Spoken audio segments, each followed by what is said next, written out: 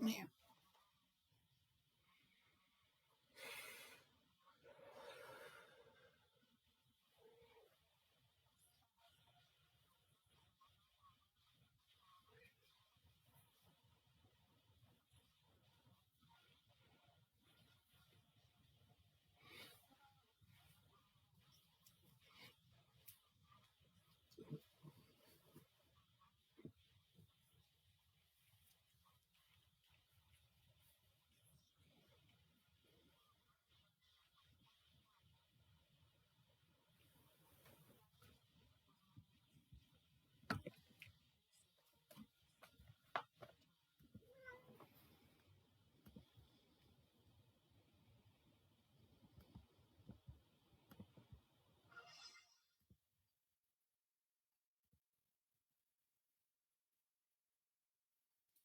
Begin by simply listening. Slow down. See just how peaceful today can be. Greetings, children. It is I, your obedient servant, Sebastian St. Smalls. The plan for this one is Zelda, Tears of the Kingdom, and whatever else we do. Thanks so much for swinging by. Wish us luck. Catch you guys on the flip side.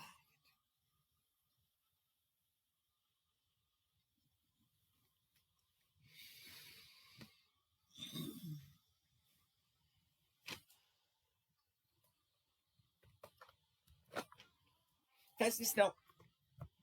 Cat.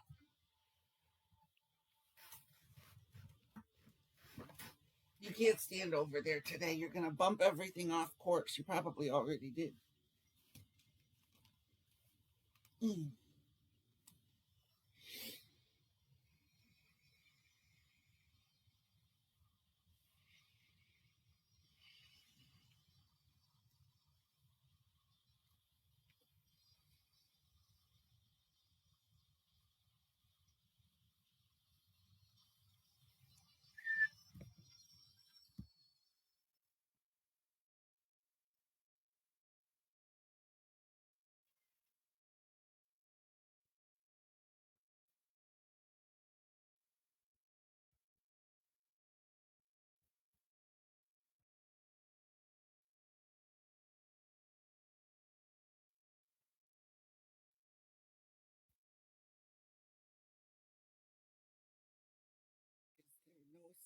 Sound? Could you not hear any sound with that? That totally defeated the purpose.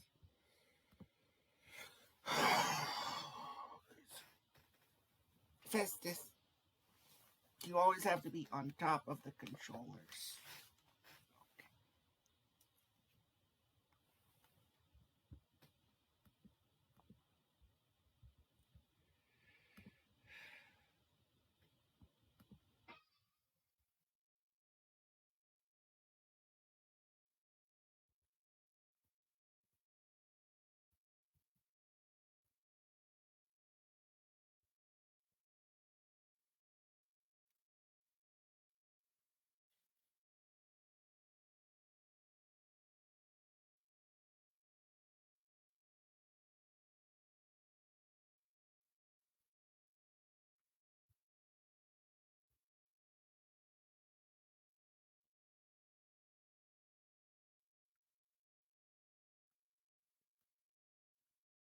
To rough it up. Okay, now, lift out the tobacco. Real careful. There, you see? Anybody can do it. Yeah, sure. But what's it prove? Here's what it proves. See how the Lucky holds together without crumbling. A perfect cylinder of fine tobacco, without loose ends that get in your mouth and spoil the taste. That's why Lucky's taste cleaner. And you'll notice there aren't any empty air spaces, hot spots that burn too fast and give you a harsh, hot taste. No, because a Lucky is fully packed. See those long strands of fresh, mild, good-tasting tobacco. That's why Lucky's taste fresher. And lastly, that fine tobacco aroma tells you Lucky Strike means fine tobacco. Fine, naturally mild tobacco that's firmly packed, but so perfectly shredded it always draws freely and smokes evenly. That's why Lucky's taste smoother. Yes, Lucky's are made better. And because they are made better, they taste better. So, friends, for a cleaner, fresher, smoother smoke, be happy. Go Lucky. Make your next carton Lucky Strike.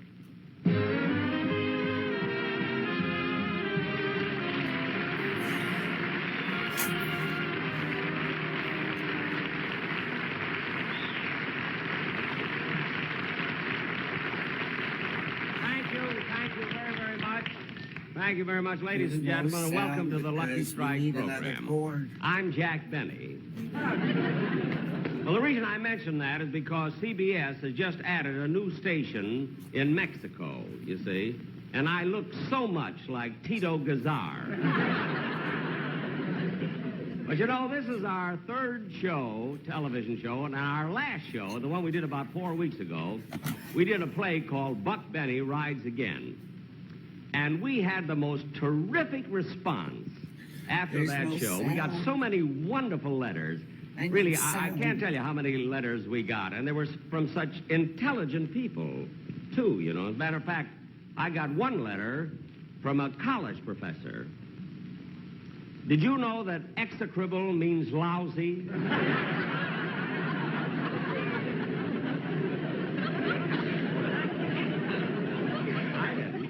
But anyway, here we are doing another show. Gosh, the way time flies, I can't get over it, you know. It just seems like, I don't know, it goes by so fast. You see, here we are already. Tomorrow, December 1st.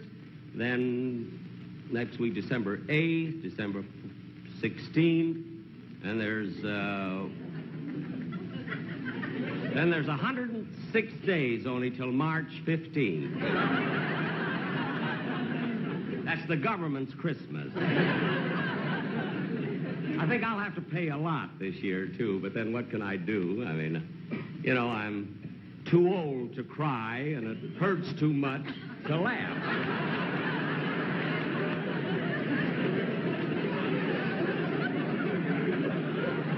I was quoting Lincoln there. Ladies and gentlemen,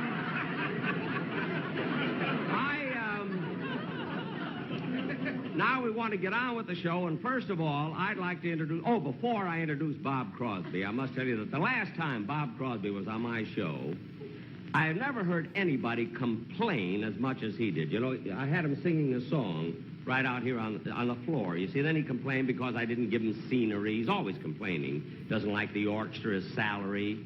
I never heard anybody complain as much as Crosby does. Really, frankly, I think his whole attitude is execrable.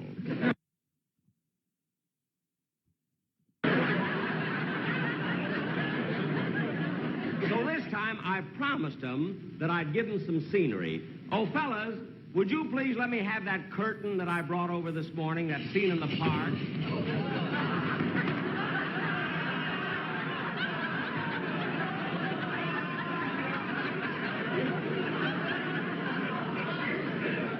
He wanted a scene in the park, you see, so I got this in a theater down the street. And listen, fellas, will you please bring me that bench that I brought from the park last night? That bench. That's it.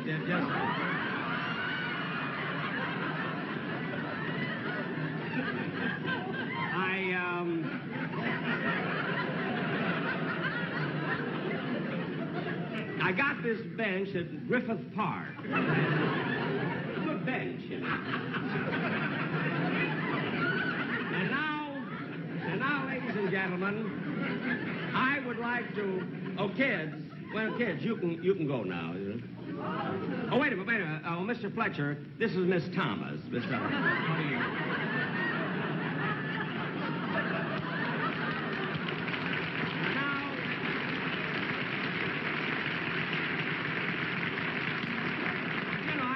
Nice if they meet, you see. And now, ladies and gentlemen, I would like to introduce the,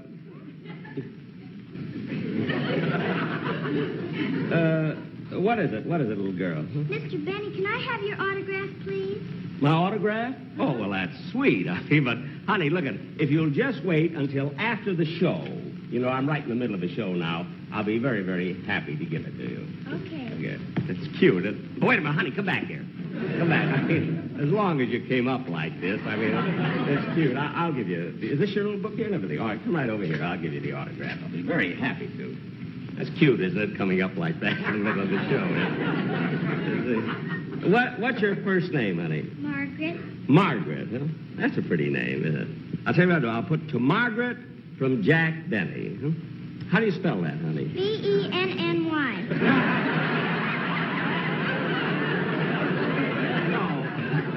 No, honey, look, I know how to spell my name. You understand what I mean? But, there are different ways of spelling Margaret. You see, 2 different ways. How do you spell yours?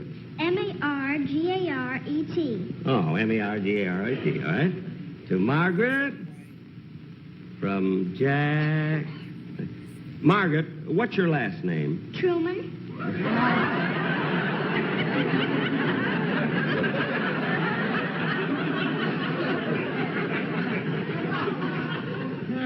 Wait a minute, honey. Your name is Margaret Truman? Uh-huh. Well, I mean, that certainly is a coincidence, isn't it? Your real name? That's your Margaret Truman? Uh-huh. Well, isn't that... Well, I mean, you're not kidding me or anything. Oh, no, Mr. Benny. You're not. That's your right name, Margaret Truman. Well, isn't that cute? Okay, well, here you are, honey. Thank you. Oh, by the way, what's your last name, isn't it? Truman. Truman, Margaret Truman. And do you live here in Los Angeles, do you? No, sir, I'm only visiting here. I live in Washington. In Seattle or Spokane or... Washington, D.C.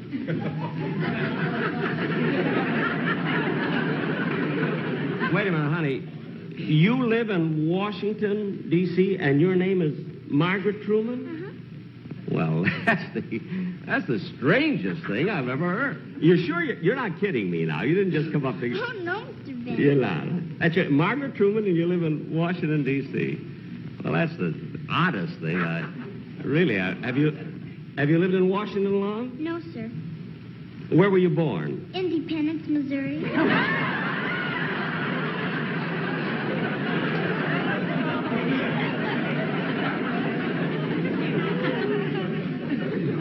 Now, wait a minute. You didn't want an autograph at all. You just came out to make fun of me. That's it. Oh, no, I didn't, Mr. Benny. Really, I didn't. Now, wait a minute. You say your name is Margaret Truman. You live in Washington, D.C. You were born in Independence.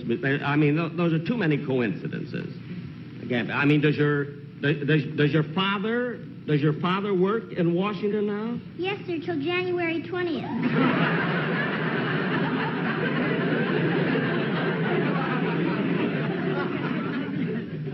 I'm sorry I gave you the... Your father's working now till January 20th. And that's no coincidence, huh? Now, wait a minute, honey. Somebody told you to say that. That's just a trick. Oh, no, Mr. Benny. Nobody put me up to it. My name is Margaret Truman. I was born in Independence, Missouri. And the only reason we live in Washington, D.C., because my father works there. Oh. Your father works there in Washington. What does he do? He's a piano player.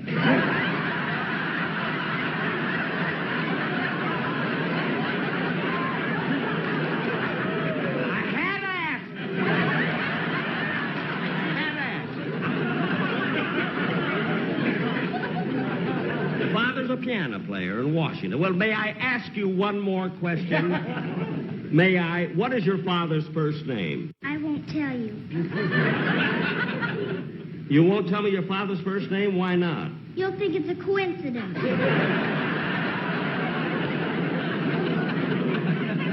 Well, I'm not going to get involved in this anymore. Hello, Bob.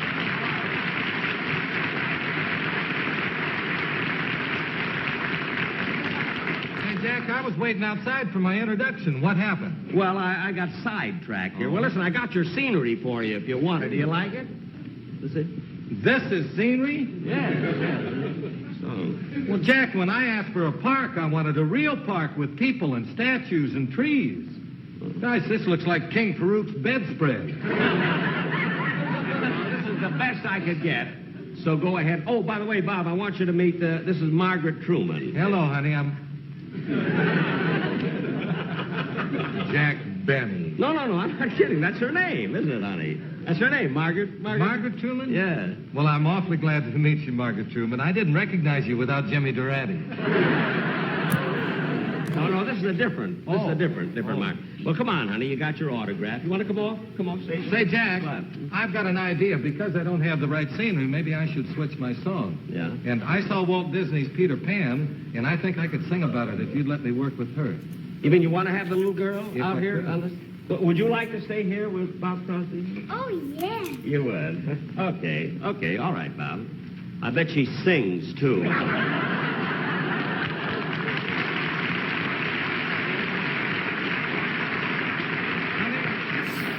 Have you ever heard of Peter Pan? Yes, I heard that story a long time ago. Isn't he the little boy who wouldn't grow up? That's right.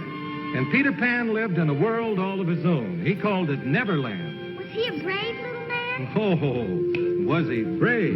You just listen. Peter Pan. Peter Pan. He's up, he's down, he's flying all around a busy little man. When there's danger and the battle is thick, he's there in the nick of time. Are there pirates to fight? Are there Indians in sight? Peter Pan will have a plan to fight the crime. Did he ever take little boys and girls to visit him? Oh, certainly would to Neverland, but in order to get there, they would have to fly. They couldn't fly. Oh, yes, they could. Let me tell you all about it. You see, Peter Pan had a little pixie by the name of Tinkerbell. And she would come and she would sprinkle some pixie dust over the boys and girls, and that would give them gossamer wings. And then they could fly? Well, only if they thought of pleasant things. Think of the presents you brought, any happy little thought. Think of Christmas, Why is there no think of snow, sound? think of sleigh bells, here we go like reindeer in the sky. You can fly, you can fly, you can fly. What was that? Oh, you know who that is. Crocodile? That's right, the crocodile. Well, what makes him tick like that? Well, once upon a time, he ate an alarm clock, and that's what makes him tick. Isn't that the crocodile that took a big bite out of Captain Hook? Yes, and he liked the taste of Captain Hook so much that ever after he went around looking for people to bite. So I've got to warn you. I think I might have fixed never, it. never, Watch never it. smile at a crocodile. No, you can't get friendly with the crocodile. That's called Don't be troubleshooting. taken in by his welcome grin. He's imagining how nice you'd fit within his skin. Now sing me more about Peter Pan. Peter Pan. Peter Pan. He's in, he's out, he's zooming all about as only Peter can. He's the best little boy, the worst little boy, since first little boys began. Let him have his scheme. Let him hold his dream. Peter Pan, stay a little boy, my little man, my Peter Pan.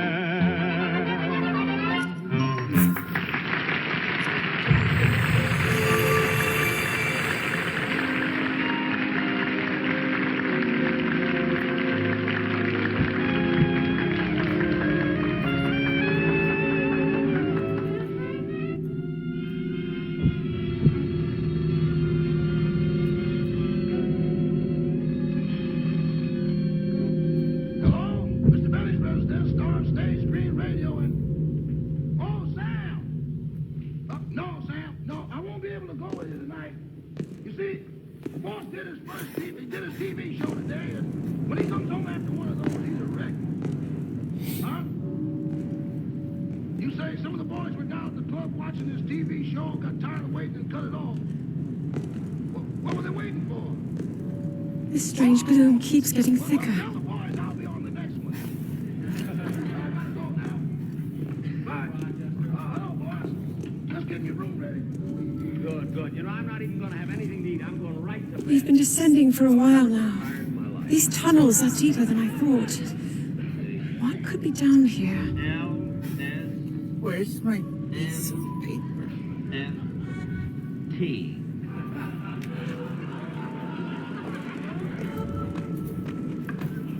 Oh, boy. I think it's easy. Do one show a month.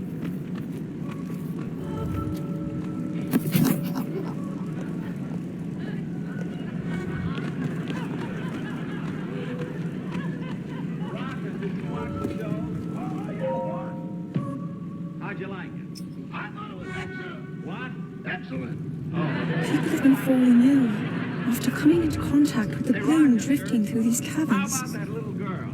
You know, the Though one that here came it out of seems that for a long almost time. Her misty name was and Margaret, not concentrated enough to harm us. Wasn't that a coincidence? Oh, I don't know. We'll keep What do you going. mean you don't know? Show me your father. Coming up from was a beneath piano Hyrule player. She Castle. lived in Independence, Missouri, and her father was going to work until the 20th of January. We do not know what waits below, so we need to be ready for anything. But I know I'll be okay with you, Link. Let's go solve this mystery. My name is Rochester, and I was born in Rochester, New York. I know. Now, I got a brother named Toledo. He was born in Ohio. Oh, good old Toledo, yes, I know.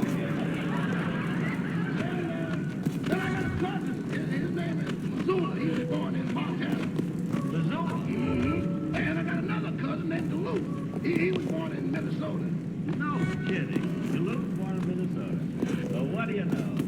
I'm just going and brush my teeth. I'll be right back. I want to get right to bed.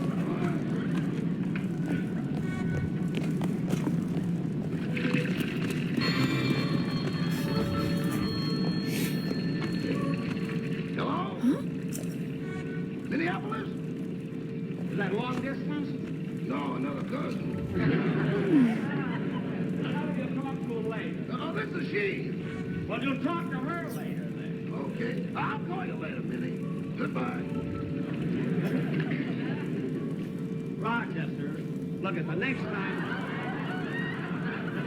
I ask you to buy me some pajamas, for heaven's sake, will you do me a favor? It's Sting. I think they're beautiful. Well, beautiful. But beautiful. Oh, fine. I'm going right to bed. Boy, I'll be asleep before I hit that pillow. Okay, I'll turn off the light. Okay. Good night, boss. Good night, Rochester. Oh, boy, am I tired. Bye. Oh, boy, it feels good these days. I wonder what Minneapolis' last name is. Well, I'm not going to worry about it now. Let me get to bed.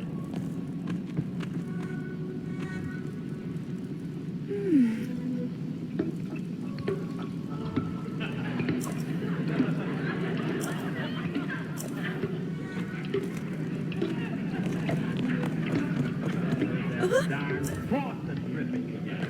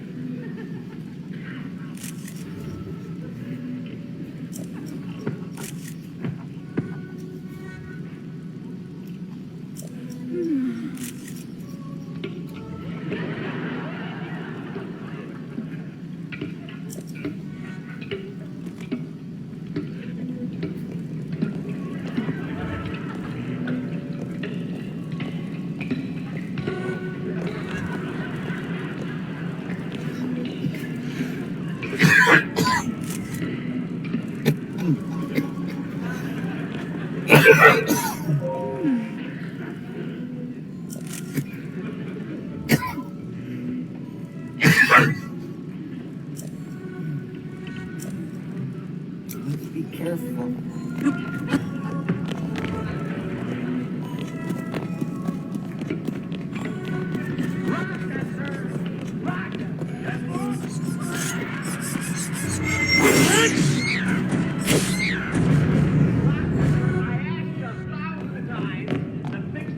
You're not hurt, are you, Link? So it stopped. You can go back to bed then. Yes. Good night, boss. Good night, Rochester. Look at these murals. Rochester! Yes, boss. The written histories of the royal family Hey, wait a minute, I got include stories of a great war fought long ago. It was a conflict between allied tribes and someone only ever referred to as the Demon King. Is it possible? Do these murals depict the same?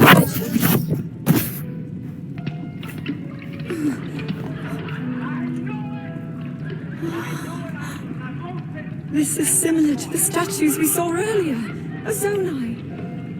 And these figures look like Hylians. This depiction certainly suggests that the Zonai descended from the heavens. Go down wide awake. The only way I'll fall asleep, Roger, we'll have to do what we all It is said that my ancestors, the first of Hyrule's royal family, were born from a union with gods who had descended from the heavens.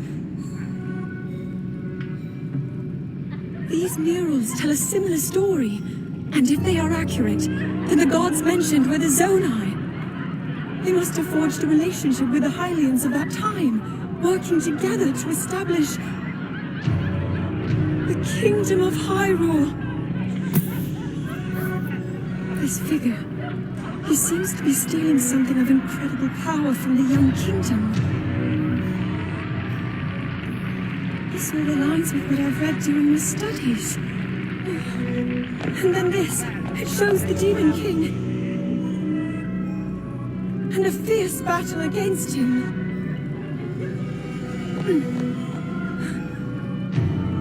If the creature depicted here really does represent the Demon King, then...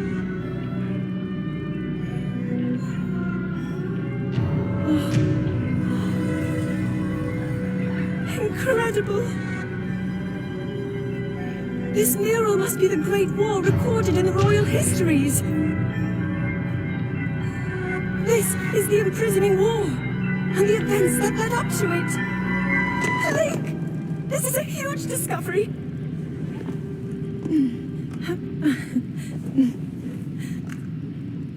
All right then, now to use this invention of Pura's. I'm glad I didn't leave it behind. It's so easy to record. You point it and click. Oh, it looks like the rest of the murals are obscured.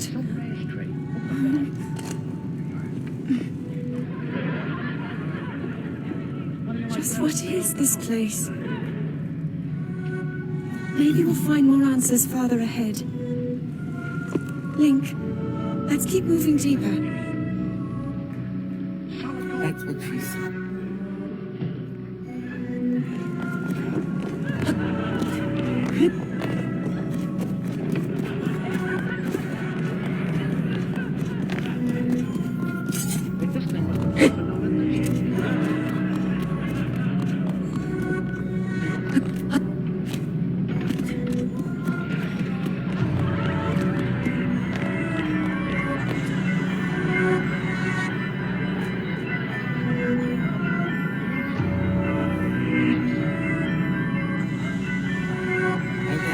Feeling about this.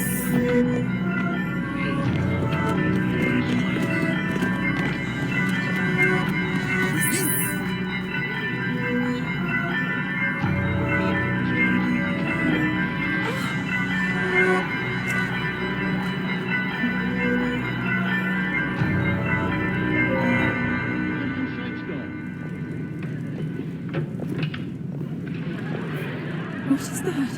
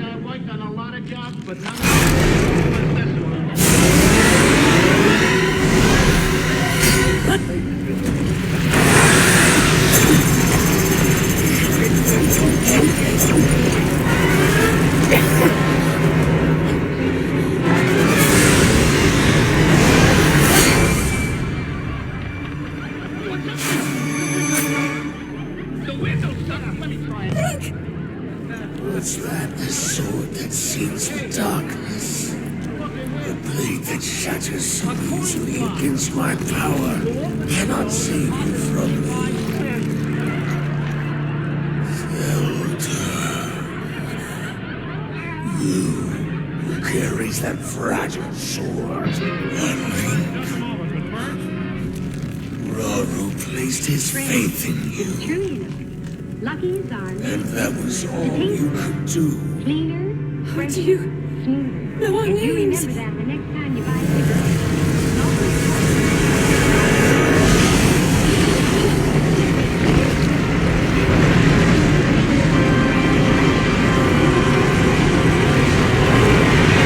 you make your next carton Lucky Strike.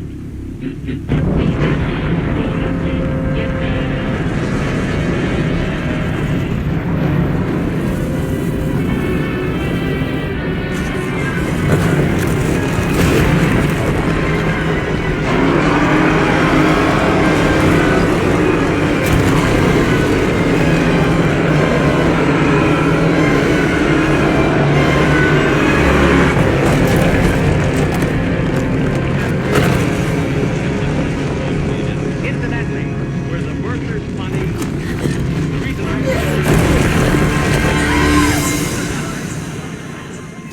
Anyway, ladies and gentlemen, I do hope you like the show, and we'll be back again 4 weeks from today. Is my time up? No? But I like...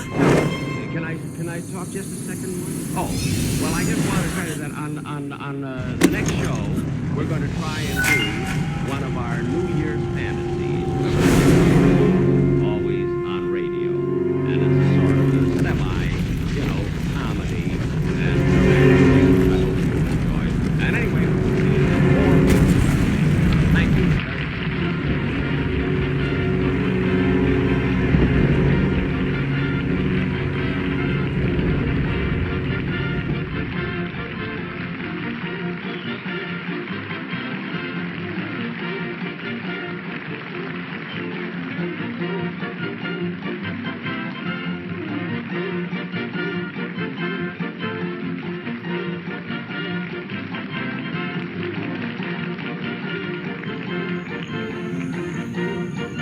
This is the CBS Television Network.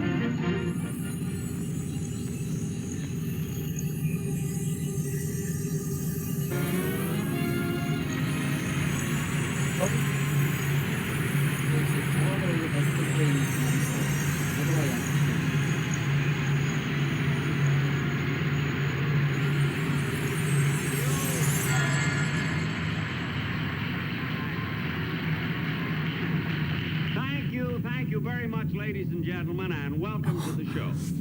Now, before we get on with the program, I must tell you that a few days ago, I saw an article in a paper written by a critic who said that I thought that Jack Benny's television show last week was very funny. But apparently, Link, the studio finally audience awake. didn't, because Jack wasn't getting many laughs.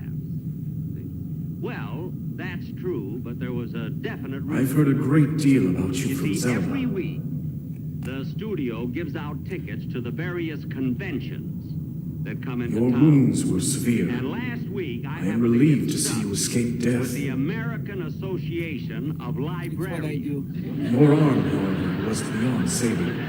I had to replace it, lest the injury endanger you Now further. imagine doing a show to 400 librarians. You know, it's pretty tough to tell a joke when one person laughs and the other 399 go shh.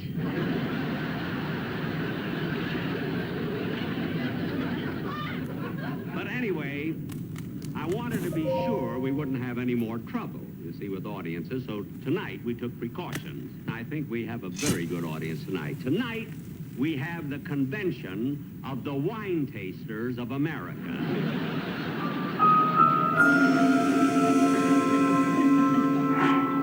I may get laughs, but if anybody lights a match, the whole studio goes. Including the little old joke maker, me. But anyway, to get on with the program, ladies and gentlemen, I'd like to present my guest star now, one of our most talented actresses. And recently, she won an Academy Award for her role in West Side Story. And here she is, Miss Rita Moreno.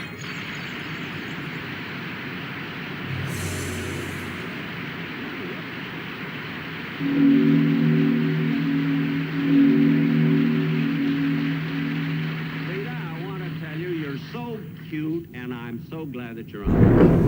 Thank you, Dad. You know, ladies and gentlemen, I must say that when West Side Story opened, when the play opened in New York, I happened to be there that opening night, and when she walked out on that stage, I want to tell you that she gave a performance. Well, I couldn't wait till I asked her to be a guest on my... Jack.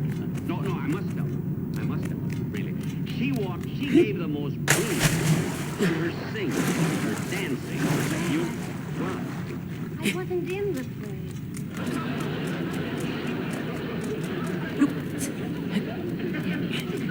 You wasn't? You weren't? Jack, I was only in the picture. Say, I'm so embarrassed. I thought surely you were in the play. Well, thank you, Jack. I don't see how anyone could make it like that. Well, Rita, when you only, in New York, you see, when you only pay $1.10 for a seat, you don't see too well. I'm beginning to wonder if you even saw the picture. Oh, I saw the picture. I saw, you know, Harold Mirish, the producer, he gave me the passes. I asked his barber, he's sitting right next to me. And I love the picture. The only thing I thought there was just too much singing. Well, Jack, a musical's supposed to have a lot of singing. Well, I know, but take that last scene when the boy gets shot. There's this girl standing there singing. Here's a fella lying dead, practically dying, and she's standing there singing. I mean, the least she could have done was send for a doctor. Well, they tried that Oh, scene that's with the doctor, but interesting. he The couldn't one sing, wall so in they the cut it game out. you can't find. Oh. Well, anyway, who am I to criticize, you know? Especially when you came in on a pass.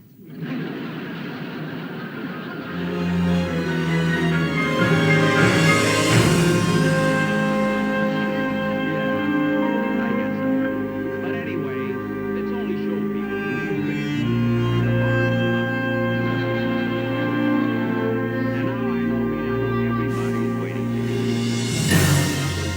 Okay, you go back on your set and get ready, huh?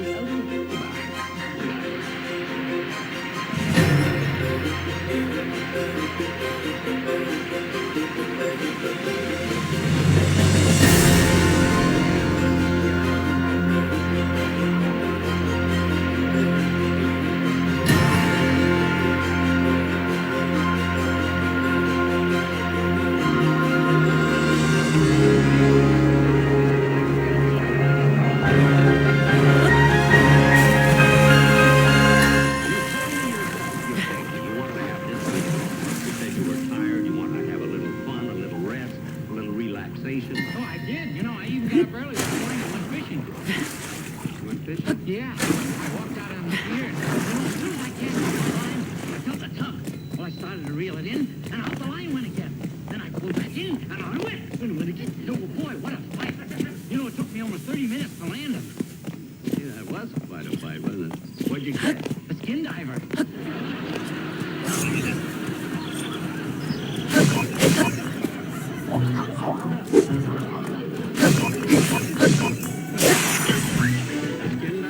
Yeah, he flopped around so much I could hardly get my hook out of his nose.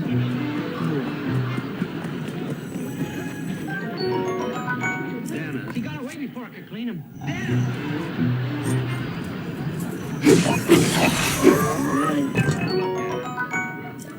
Hey, minute, Dennis. You know that I like you. Yeah. And you know I wouldn't want anything to happen. So, before I bash your head in, why don't you get off? I'd sure like to get a hook into his nose. The best way to make sure... Now, ladies and gentlemen, before I have any other problems, Miss Rita Moreno will sing Hard-Hearted Hannah.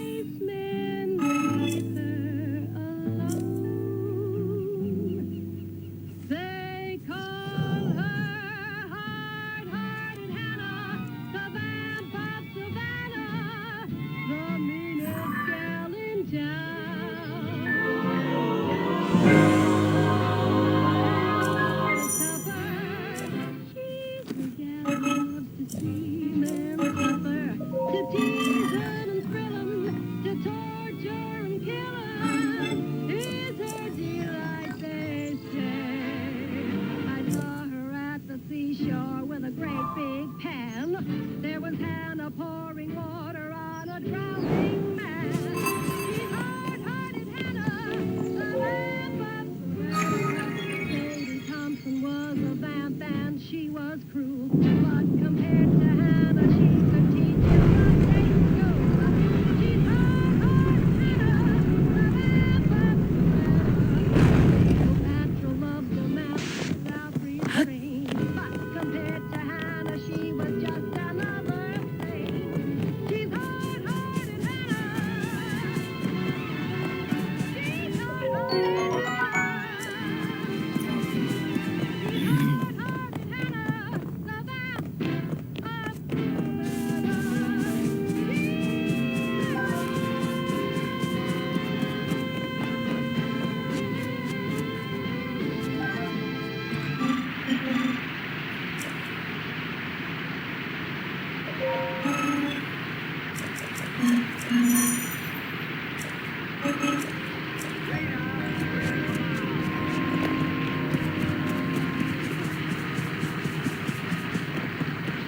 Rita, you sang beautifully. You know, it's so unusual for a dramatic actress to have such a lovely voice. And you're a fine dancer. Yes, you are. You know, now that you've won an Academy Award, I imagine you're sort of to do more pictures. Well, yes, there's several I'm considering, but I have to be careful to find the right part. Oh, I know what you mean. I have the same problem.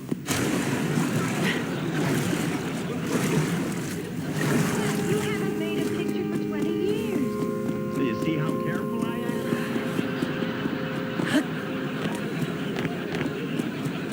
You know,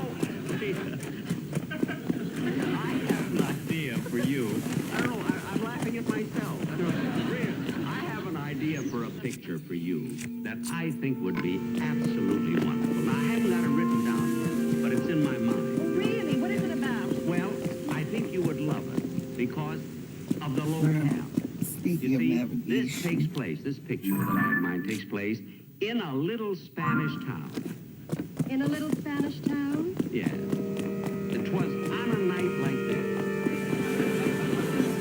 In fact, the stars were peekabooing down. It was on a night like this.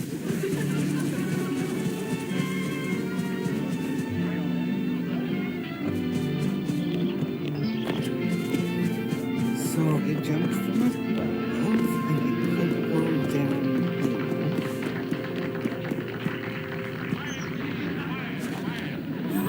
Señoras y señoritas, I invited you to my cafe to eat, drink, and be merry.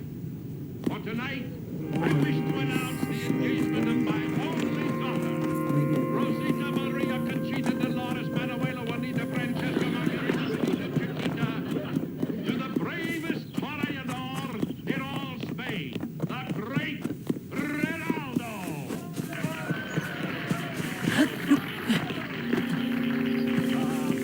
Daughter, you must be very happy tonight. Oh, I am, Papa. I am the happiest girl in all of Spain. You have been so The bullfight, she is over. My Rinaldo will soon be here. Oh, I can hardly believe that I am to be the bride of the greatest matador in all of Spain. Here he comes now. One guy.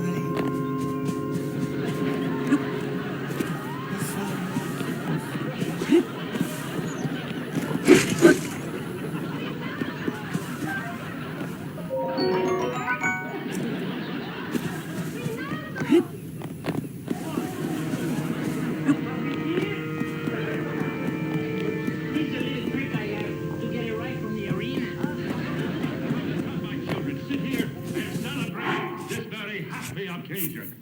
Oh, Rinaldo, I love you so much. Oh, and I love you too, my Rosita Maria, Conchita Dolores, Manuela, Juanita, Francisca, Margarita, Juanita, Chiquita.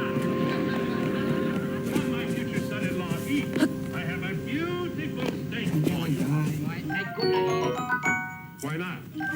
Only yesterday I worked with him. And now, my children, I have a wonderful surprise. Señoras, señoritas, señoritas, to celebrate this happy occasion, I have hired the great flamenco dance troupe direct from Madrid. And here they are.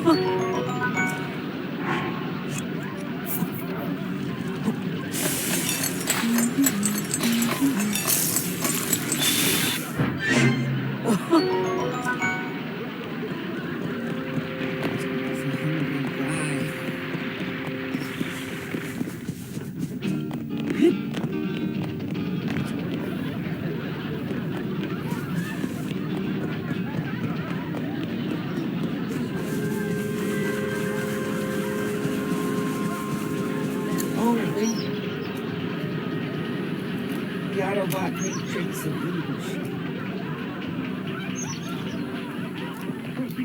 Rosita, the way you are staring at Jose Zecco, you are making a fool of yourself. I cannot help myself, Papa. When I look at him, my heart bounds faster than his feet. I am in love with him. But what about Rinaldo? Don't tell me he is finished. I am finished. I have my dessert now.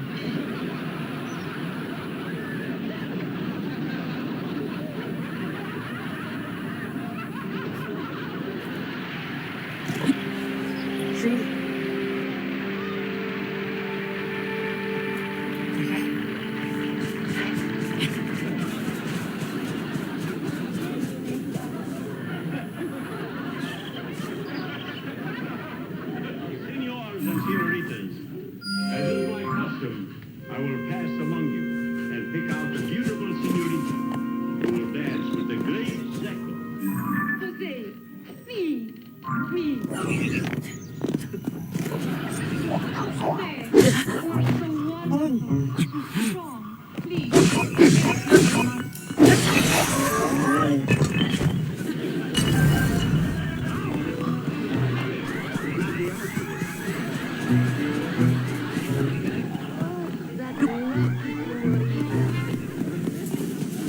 Now, where will I find the senorita to dance with? Oh, Senor Zecco, would you give my cousin your autograph, please?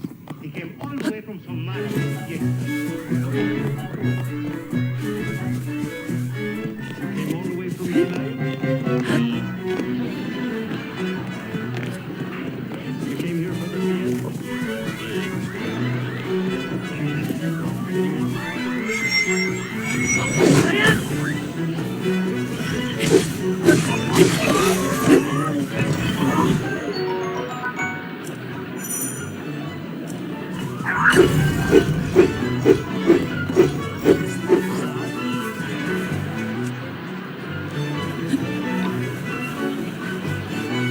Senor Zecco, you would give me an autograph for his sister,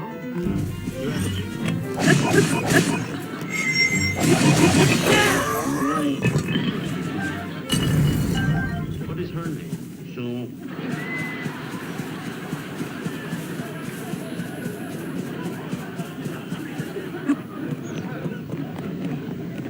Sue?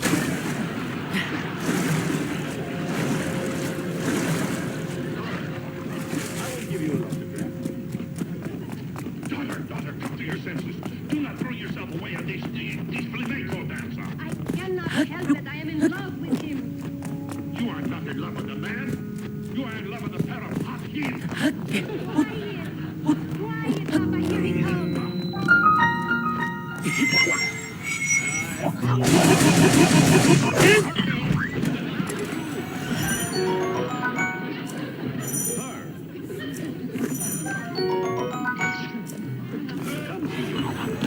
We will dance the tango.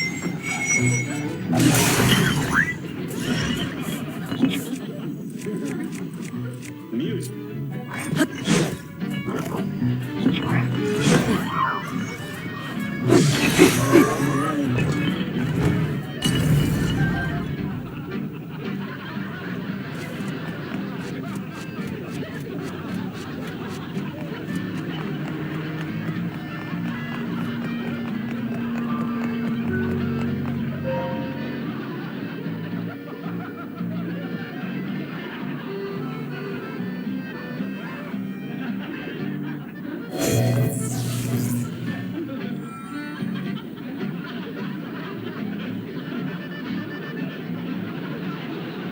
That door will open only to those with sufficient power.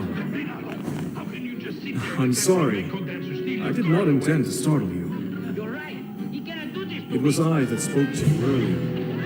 That arm originally belonged to me. I am wrong.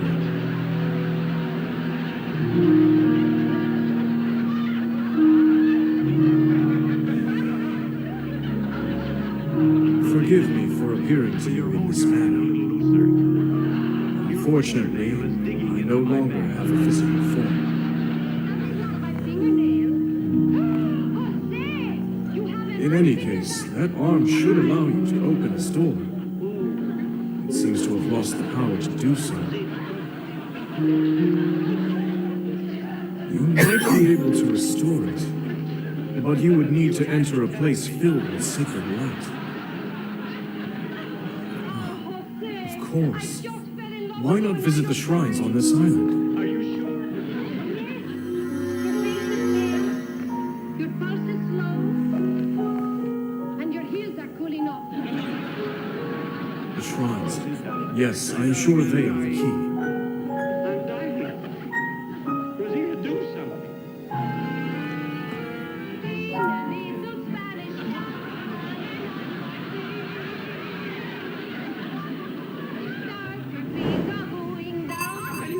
How can you sing when I'm dying? If it was good enough for West Side Story, it's good enough for you.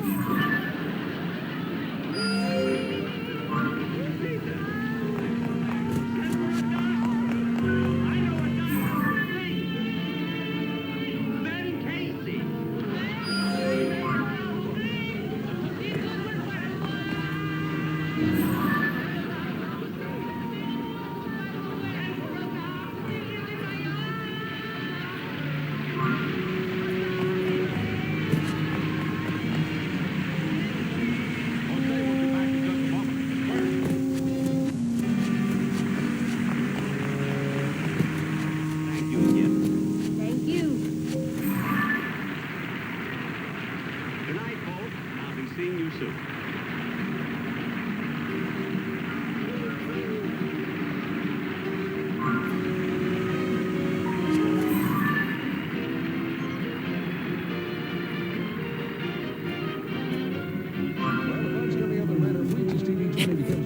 Get rid of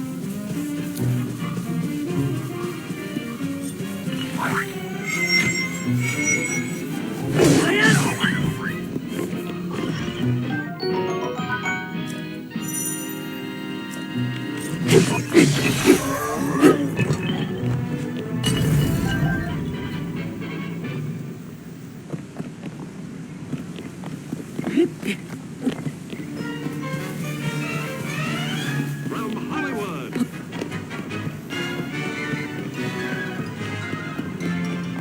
the Jack Benny Program. With Jack's special guest, Jane Mansfield.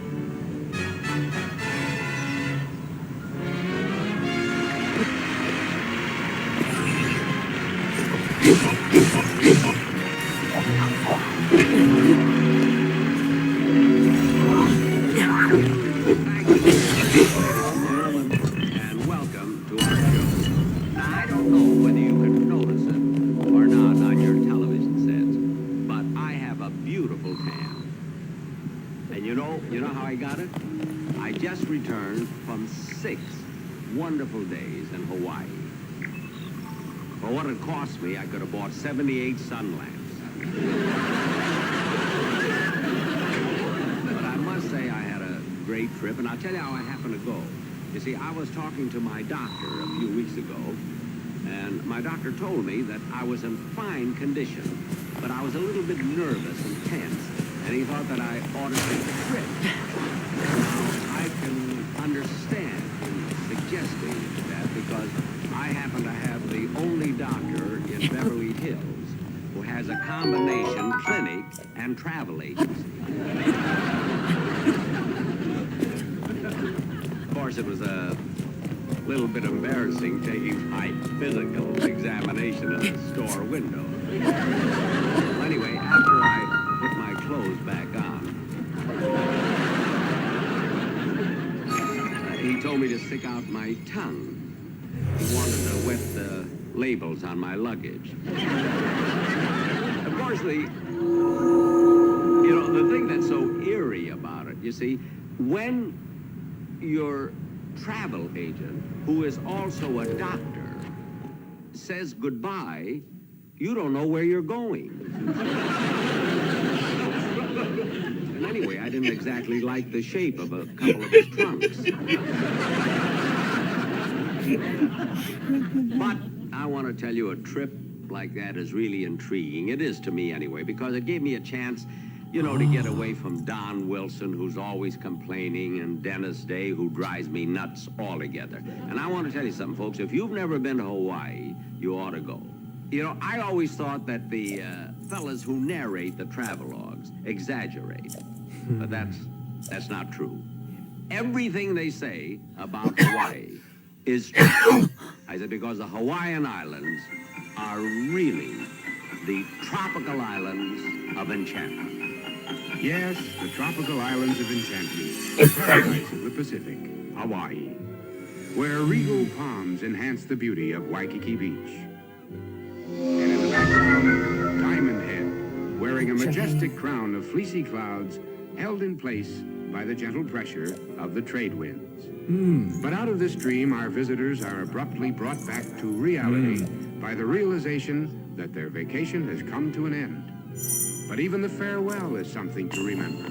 Hawaii's heartwarming aloha. As the luxurious queen of the Pacific prepares to sail, there is music, flowers, and gaiety. And here on the dock is where one of the most colorful ceremonies of the island takes place. Presentation of the lake. And this is an old custom by which the natives express their feeling toward the departing visitors. First is the orchid lay. Those who have made friends on the island. Next comes the plumeria blossom. This token, when presented to a traveler, expresses the sincere wish that soon they will return again. Yes, nobody leaves the island without at least one flowery memento, for even the lei made of the common, ordinary ginger blossom is presented by the native shopkeepers to all those who have come into their stores and spent money. Is one of our departing visitors being neglected? Can it be possible that of all those people with whom he frolicked away those carefree hours at Waikiki, not one of them remembered to present one of the island's most treasured? Ah, here comes someone to correct this oversight.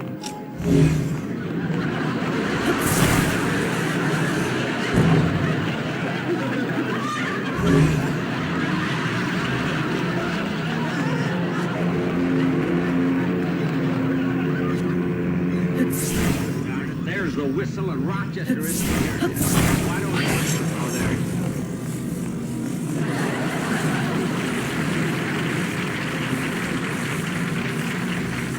Well, it's about time you got here.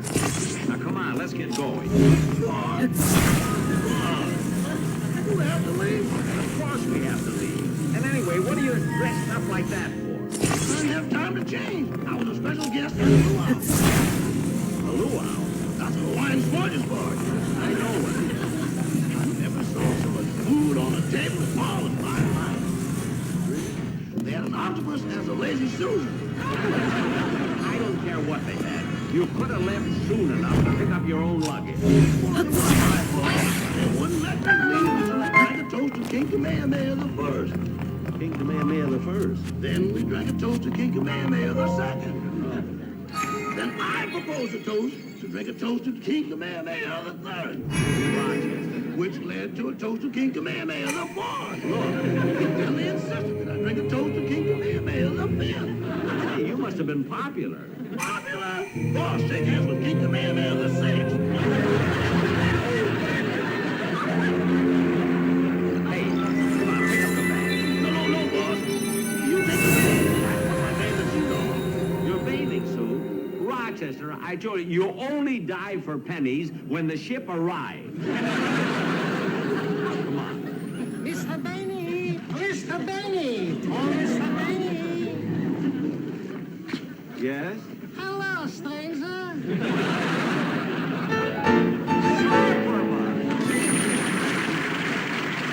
for heaven's sakes, I haven't seen you in your... have you been all these years? Right here in Honolulu. I'm a native. God, what are you doing here? What am I doing here? I'm the owner of the Haikalini Delicatessen. I ate there nearly every one of my meals. This I know. And to show you mine appreciation, I'm going to make you a present from this. Oh, well, thank you, Schleberman. Thank you very much. See, I noticed that the leis that the other people got were made of ginger and orchids. What's this one made of? Chicken livers.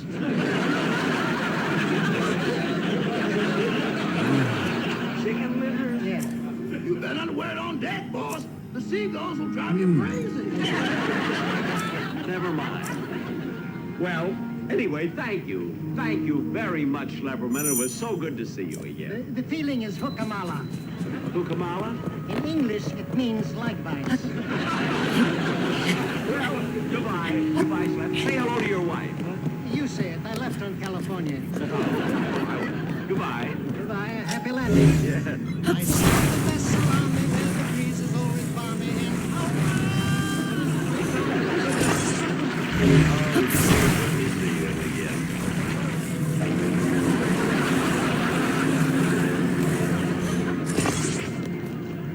What a show.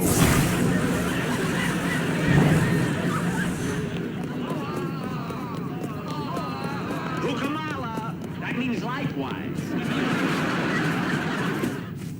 And so, with her bow majestically pointed into the trade winds, the luxurious Queen of the Pacific reluctantly sails from Honolulu Harbor. And as the Aloha Tower sinks behind the horizon, we bid fond farewell to Hawaii. However, our vacation has not come to an end, for we still have the luxurious voyage homeward.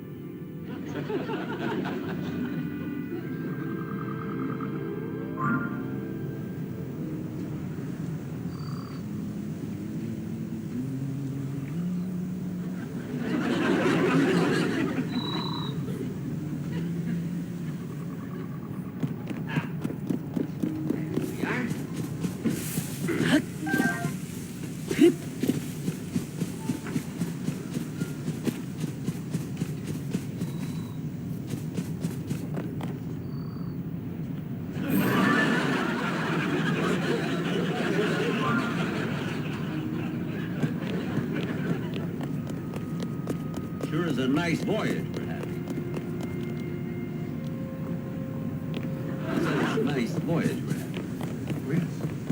Yes, it certainly is. You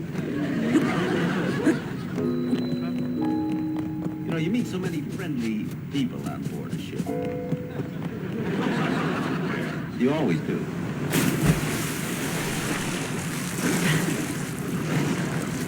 Right now, our position is latitude 145 and longitude 21. The wind is coming from the southwest at 8 knots an hour. Are you the navigator? No. You see, the reason I know is that you learn this by sticking your finger in your mouth and then holding it up like this. And then the cool side is the wind is coming from. I learned that when I was in the Navy during the war. When I got out of the Navy, I didn't know what to do at first, so then I said, well, I like shoulders. I went into vaudeville, shows, radio, and now I'm on television. Yes, sir. TV, every week. Well, I don't think I'll go to my stateroom.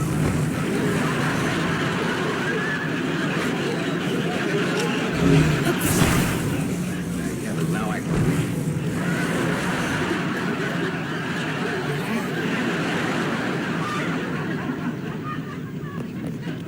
Why doesn't he take those things off? Kamehameha the Sixth. Cablegram, King Kamehameha the Sixth. Over here, boys. Are you... No, I know His Majesty first.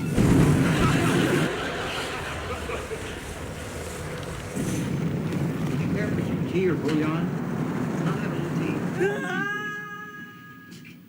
That wasn't smart.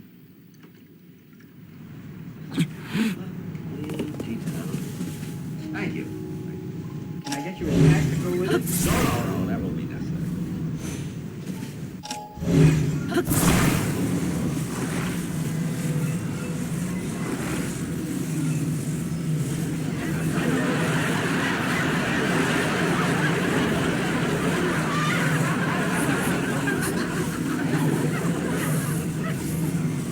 Yes, there's nothing like a trip on an ocean liner, where a voyage at sea is synonymous with romance. On shipboard, many a casual acquaintance has blossomed into true love.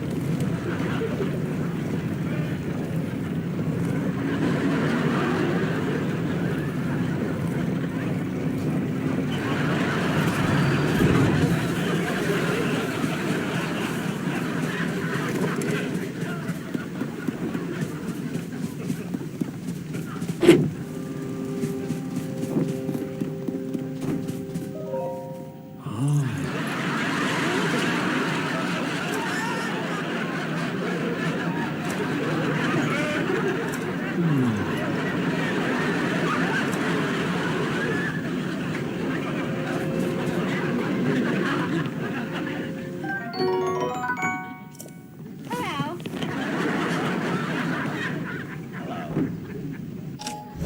Play a game of shuffleboard?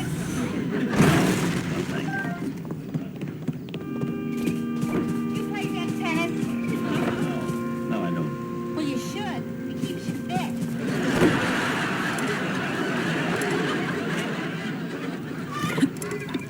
What are you reading? It's a book called Calories Don't Count. I read it. It's nothing.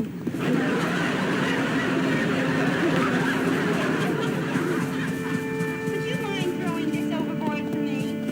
No, I'll be glad to.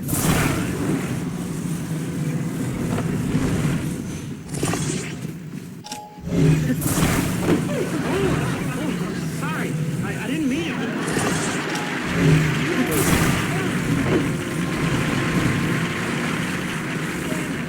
What are you doing on this ship? Well, I'm on my way home. You mean to tell me you were in Honolulu when I was there?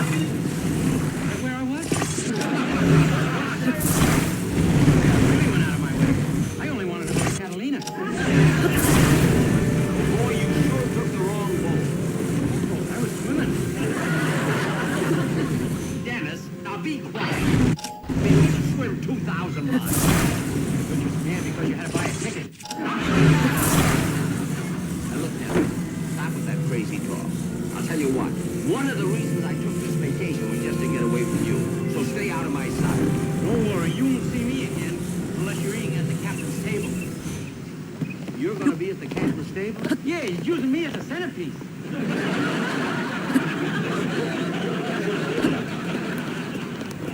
Kid, I didn't know you swam to Honolulu. Now what? How long does it take to get to Los Angeles? About 3 more days. That's too slow for me.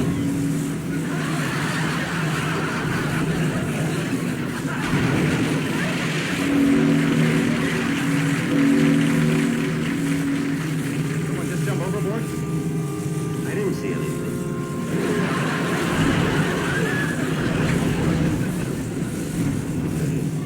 Maybe he did.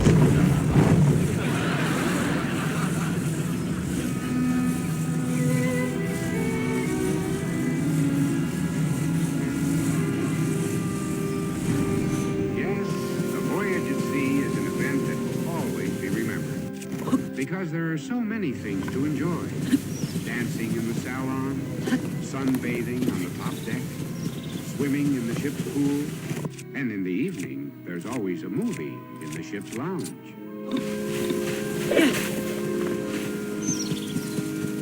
Gosh, those were good pictures they showed on the ship. Bridget Bardot, Tim Novak. That picture last night with Jane Mansfield. Boy, she's pretty. What a figure. Why couldn't I have run into someone like her on this trip? Here I am alone in a romantic mood. Jane Mansfield. Jane Mansfield. Jane Mansfield. Jane? Jane? Please don't go. Jane. Jane,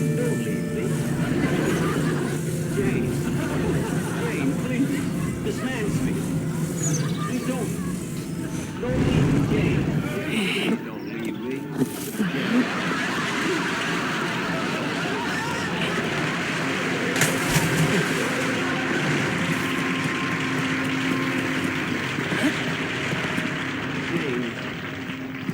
Jane, why did you leave me? I mean, why did you walk away? Because I can't trust myself.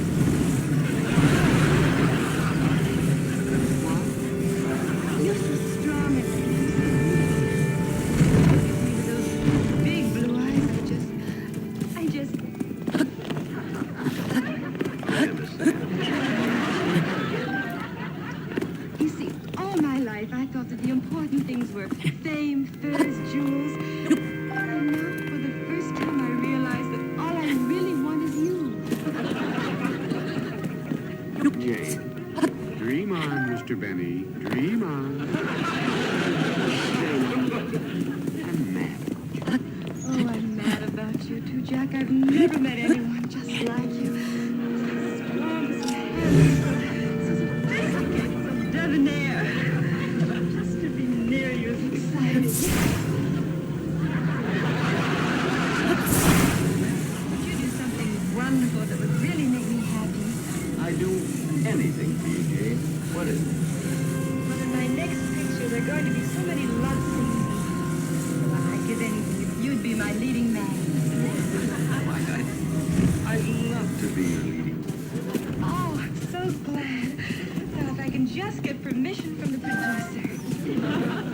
Why, who did he have in mind? Himself.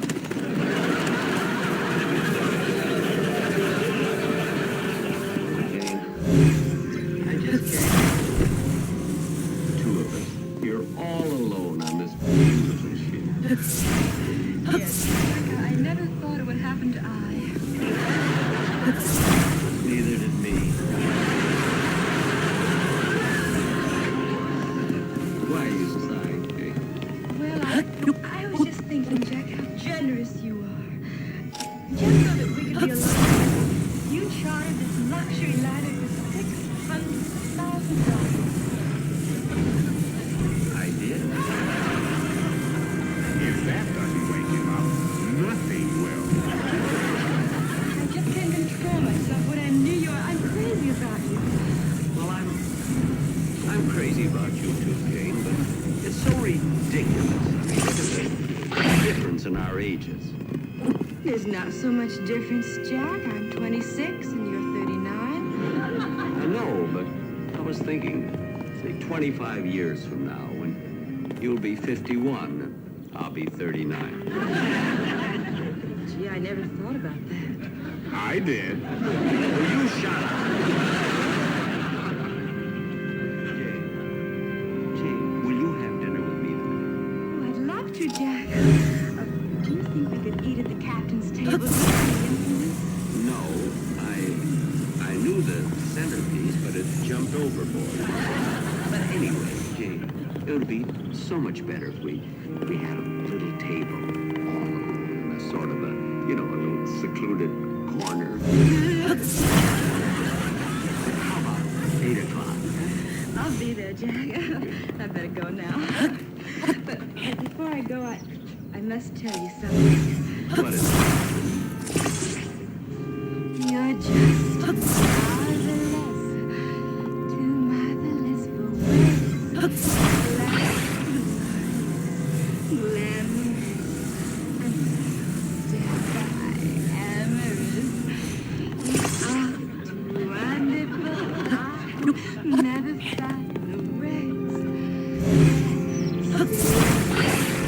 Telling love, I just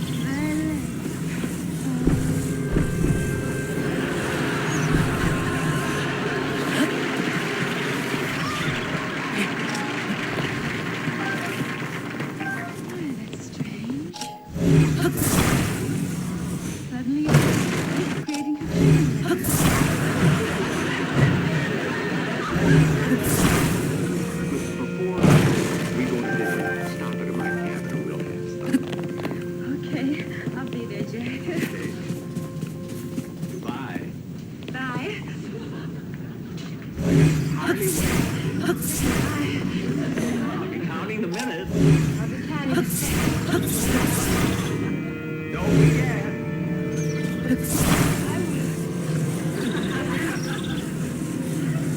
8 o'clock. I'll remember. Come back, give me one more kiss.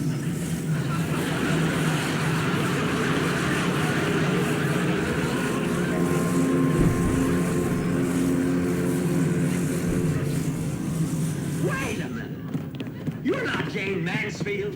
Don't fight it. This could be the start of something big.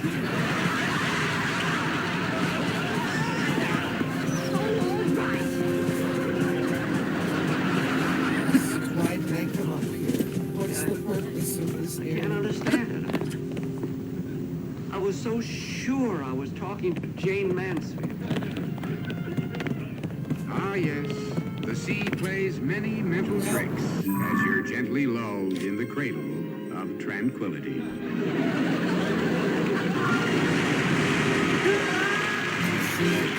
Jack will be back in just a moment, but first... Did I climb up onto a dead end? Just to get a bow and arrow. Thank you very much, ladies and gentlemen. And Jane, thank you for being in my dream. Oh, it's my pleasure, Jack. I'll be in your dream anytime. By the way, I have something for you. Another kiss? No, your chicken livers. You left them on the boat. I'm so glad I didn't mean to take Bye, Jack.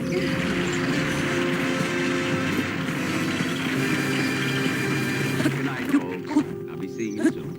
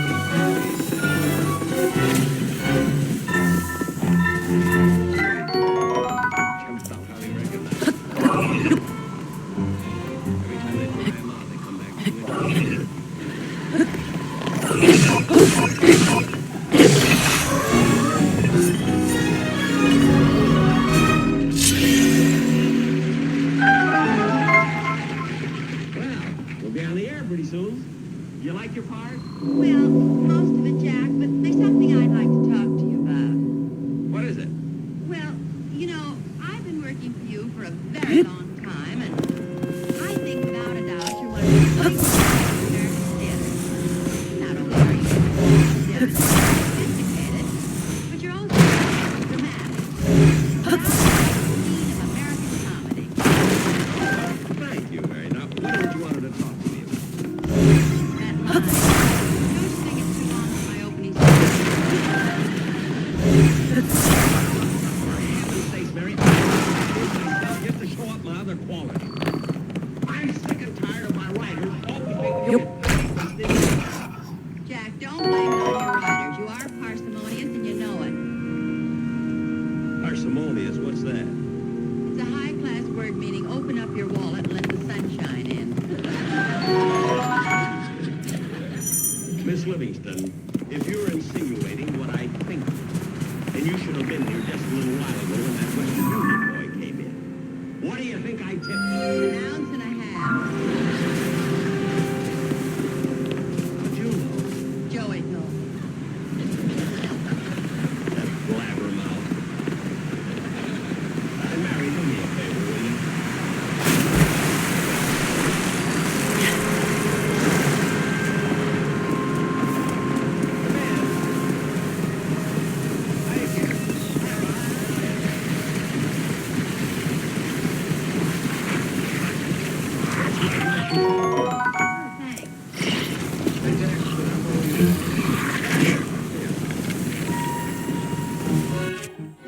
Say, Jack, about that song that Mary and I are going to do on the show.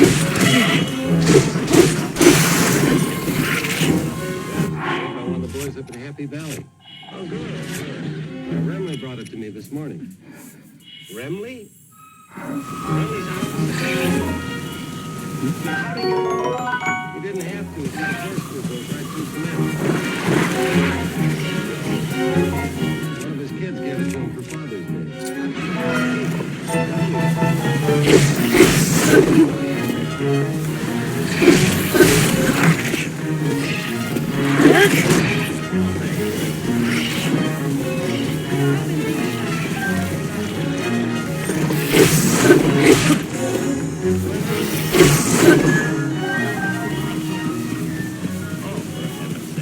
Look how many times I've walked out on the stage in front of people with my violin.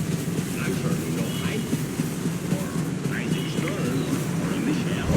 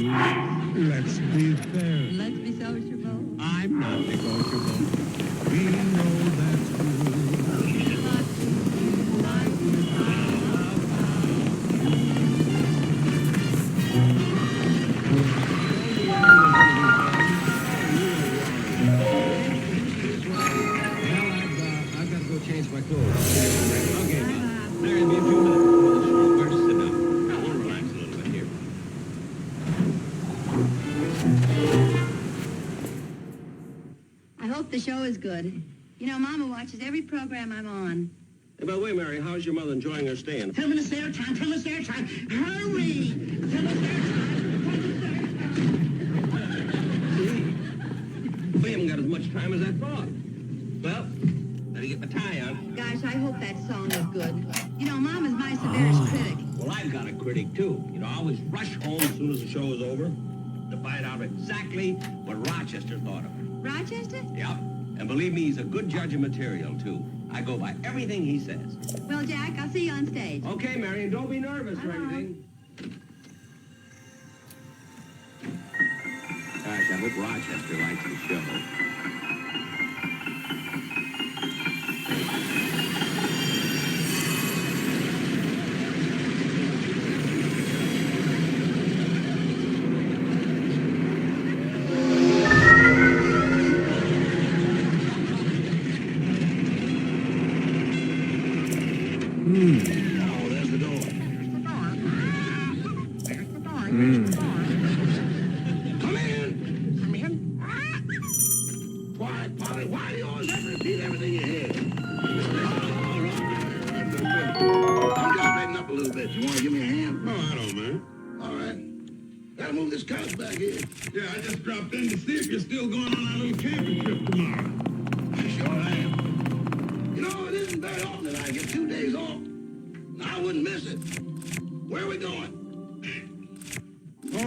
Cabin up in the high Sierras. It isn't much. We'll only have cold water.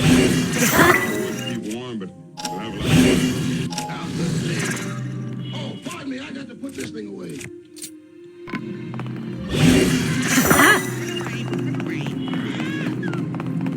Rochester, what kind of gadget is this? Little secret of mine. I had it made at Sam's bicycle shop. I can clean the whole house in 20 minutes. Only in your spare time. What did you say? I said, what do you do with your spare time? Roy, where Mr. Benny's concerned, the word spare only pertains to bowling. Well, I gotta be running along now. I'll see you in the morning. And don't be late. Oh, don't worry. I'm gonna pack Well, we're not gonna take any food. There's a lot of game up there. If we get hungry, we'll take our guns and go out and shoot something. Sure sounds exciting. Well, see you in the morning. So long, If Mr. Benny knew I could clean this house in 20 minutes, he'd really load me down with work.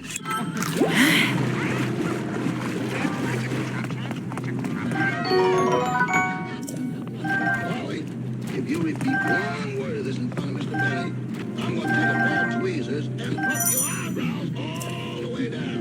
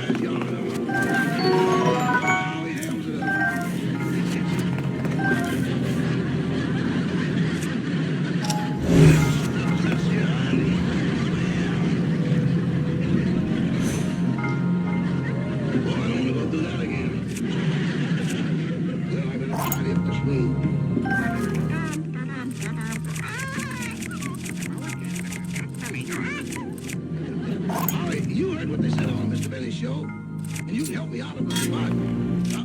Tell me, you know, you always repeat everything you hear. Tell me, what did they talk about on this radio show?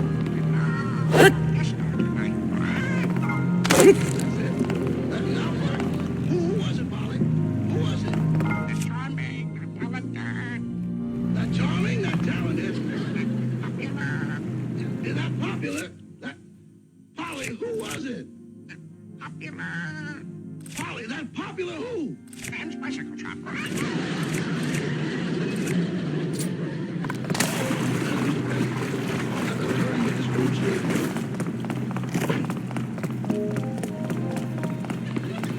Well, Rochester, what'd you think of my show? Well.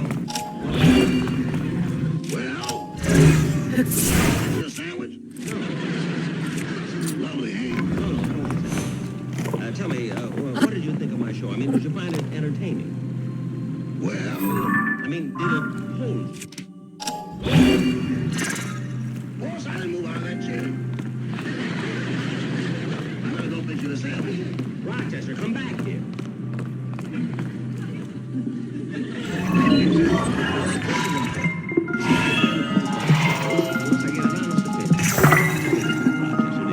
Boss, while your show was on, I didn't see anything I didn't like. That's about as honest as I can make it.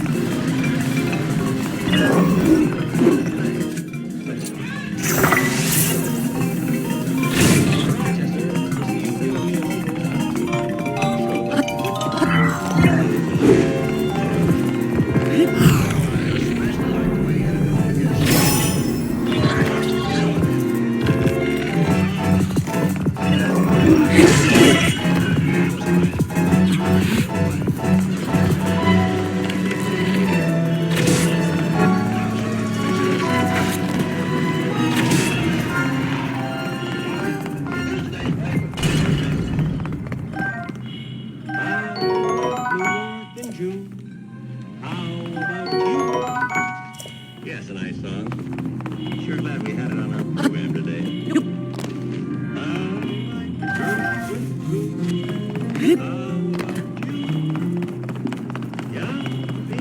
Boss, that song you're humming is one of my favorites.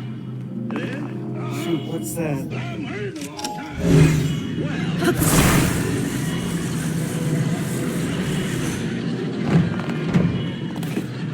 Rochester, you said you haven't heard that song in a while? Not for at least 3 or 4 weeks.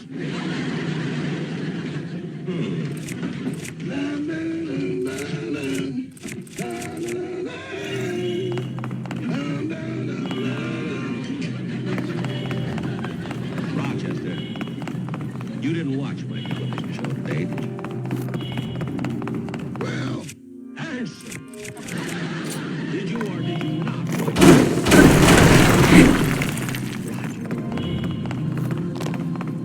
well, you see, boss, it was this I one. don't care which way. What were you doing while my show was on?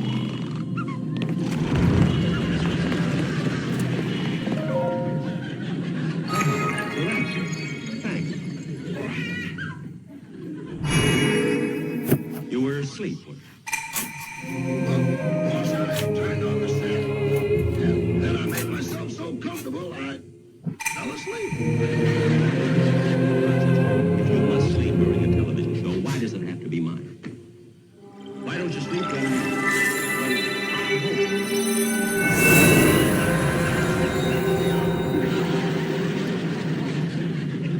Oh, the laughs kept waking you up, huh? But during my program, Slept like a baby. imagine missing my program. The one person I depend on. But, boss, Don't but boss. There's no excuse for missing my show.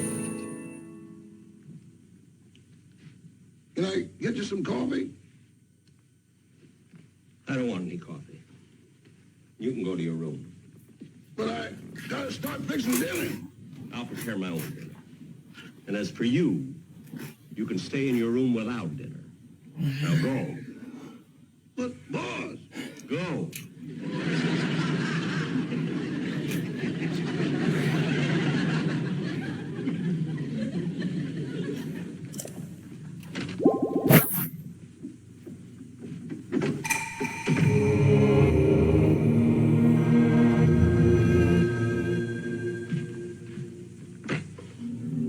Hello? Hello, Jack. This is Mary. Oh, hello, Mary. Jack, I just had to call you. You know, the funniest thing happened. What? Well, you know how anxious I was to find out how Mama liked the show? Yeah? But when I got home, I found she fell fast asleep and missed the whole thing. What? Isn't that funny? Funny? I don't think it's funny. Oh, Jack, you're just an old fuddy-duddy. Writing is in the wake of the Fuddy-duddy? That's the point when Hitler doesn't just take a territory. You mean your mother missed the program and you're not sending her to her room without her dinner? Starts to annex But I gotta go outside. Goodbye. That's where that this man's shopping is just continues and you're on it. the arguments that change with time is not subject by the facts.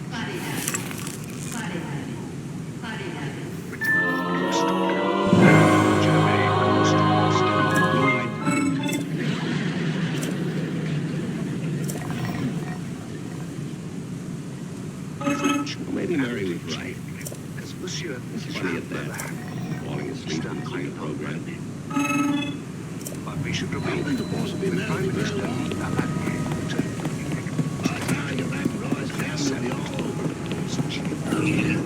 don't know why I got this. I'm going to tell her forget.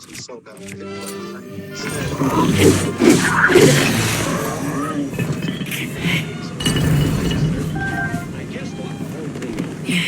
And it comes up and says, Rochester, what are you doing?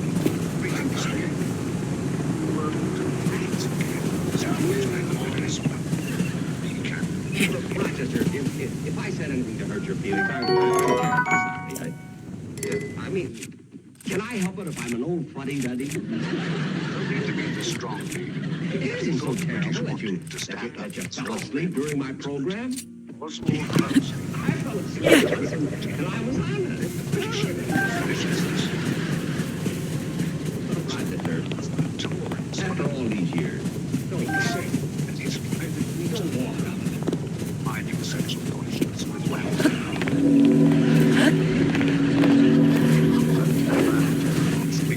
If anything had happened to me, I never forgive myself. I mean, Peace in Germany was shattered. This night, months after you arrived. Still, I have tried to peace in Britain. Want to guarantee peace.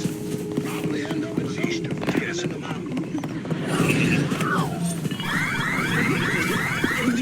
there might even be snow. I know.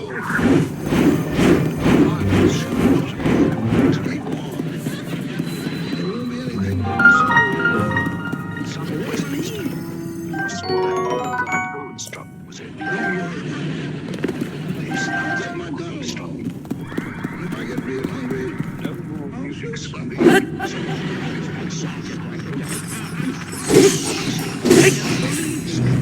I'll make the persecution. I'll give you extra vacation. I'll give you a Labor Day off. It wasn't With pay. expected. Sleep in the window in your room. And Rochester, you know what I'm going to do? You know what I'm going right in the kitchen now and make you up. What would you like? On that date, where my daughter called A nice big steak, you know, with mashed potatoes and gravy and biscuits and everything. And you just wait right here. I'll be right back. Necessary question. And why do you choose that steak? From the start, I did not see that as part of my job. Upcoming sporting events. There were non-controversial issues. We have first on the Fox Food Techniques and the other newsroom companies. I'll take a message. They covered Kristallnacht. Yes, Roy. Some in America did follow and respond to a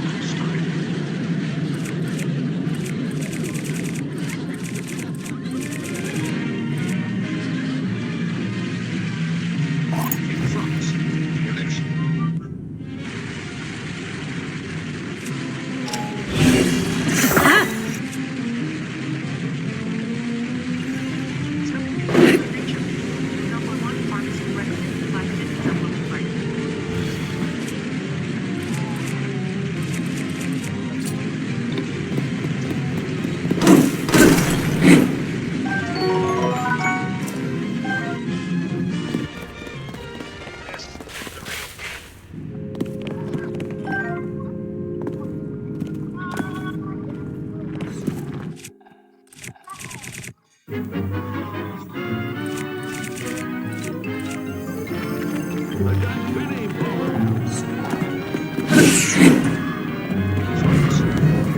our special guest, Carol Burnett.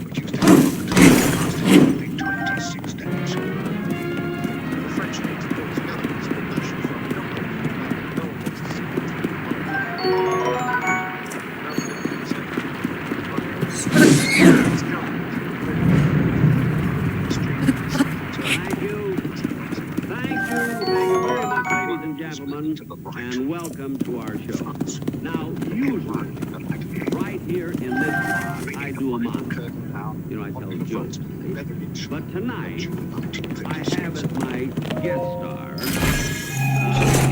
someone who is so expensive, I mean so talented. Really, I didn't mean that. That I have to bring her out right away. I want her to be all through the show. And she's really one of the most dynamic, versatile comedians in show business. Miss Carol Burnett.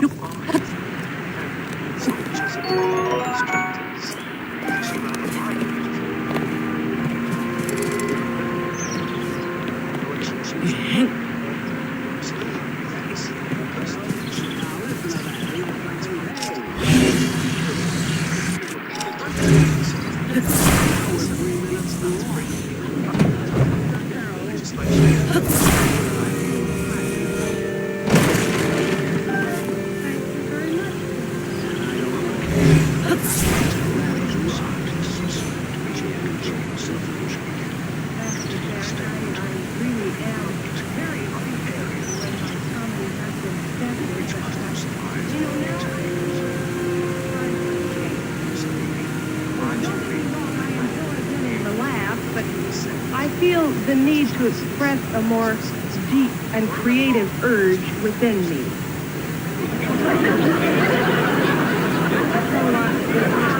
With your permission, I would like to do a number I've worked out with your orchestra now, if that's all right. Oh, that's fine with me. Certainly go right ahead, thank you. Mr. Merrick, if you please.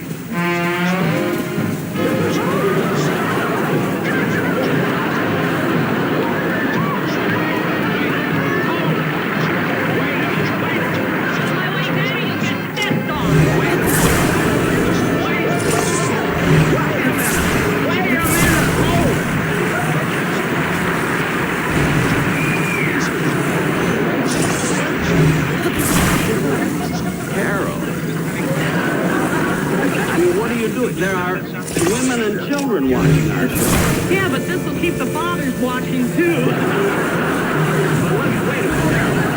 Now, control yourself, because there's some questions I want to ask you that I'm sure our audience, certain things they'd like to know about you. Like what? Well, like, for instance, what are your plans for the future? I'm going to do some spectaculars, and I hope to do a motion picture. And I'm also planning to go back to Las Vegas and work there. Oh, you are going back to Las Vegas? I don't know what hotel yet. You know, well, I imagine with you now it'll be probably the best one on the Strip.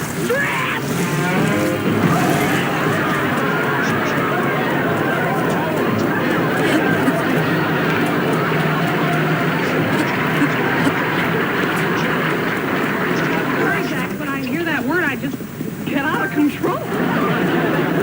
I'm not worried about your control, or about yours either. It's fine, it's fine. Let's stop playing. Now, I know you have a lovely singing. Everybody knows. So how about singing a song? I'd love to. All right, ladies and gentlemen, Miss Carol Burnett will now sing the Trolley Song.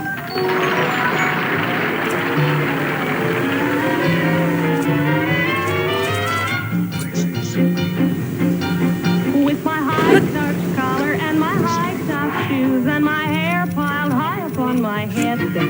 I went to lose a jolly hour on the trolley and lost my heart instead. With his white brown derby and a slight green tie, he was quite the handsomest of men. I started the end, so I counted to 10, then I counted to 10 again.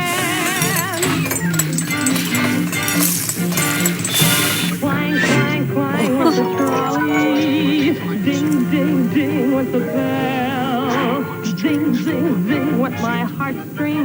for the moment I saw him, I fell. Chug, chug, chug went the motor. Bump, bump, bump with the brake. Bump, bump, bump with my heartstrings. When he smiled, I could feel the car shake. He tipped his hat and took a seat. He said he hoped he hadn't stepped upon my feet. He asked my name, I held my breath. I couldn't speak because he scared me half to death. Buzz, buzz, buzz was the buzzer. Wop, wop, wop was the wheel.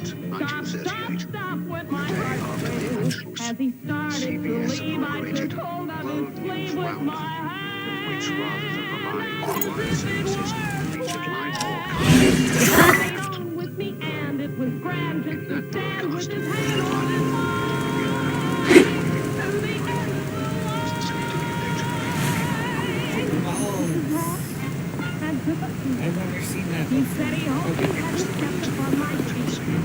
He asked my name, I held my breath. I couldn't speak because he scared me half to death. Buzz, buzz, buzz with the buzzer. Wop, wop, wop with the wheel. Stop, stop, stop with my heartstrings. Starting to leave, I took hold of his sleeve with my hand. What's a water wall? Maybe I tried to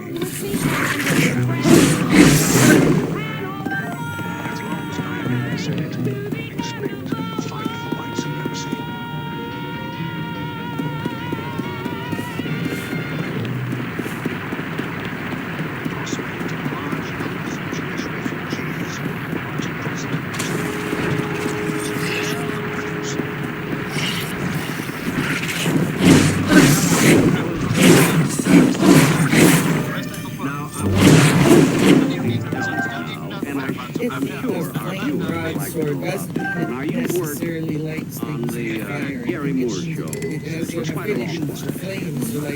Well, tell me, what's the lowdown on this Gary Moore guy? What do you mean? Well, I know he looks like such a nice fella, you know, on the surface.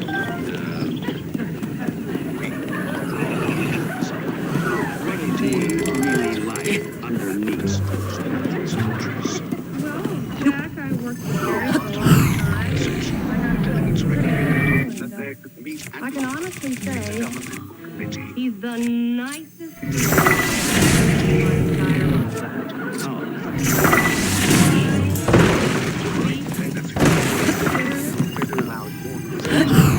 And there's no one who's more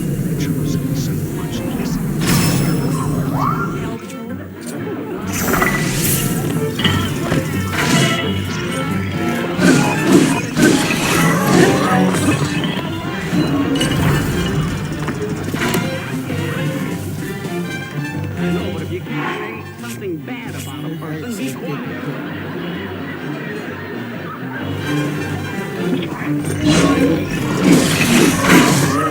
Gary Moore is a very good friend. He is short, you'll admit that. I think he is. But you know one thing. One thing about him. When it comes to your supplements, you just never know. See, me, I just don't know. Jack, my son Harlow would like very much to meet Miss Burnett. Hello, Mr. Benny. Hello. Carol, this is my son Harlow.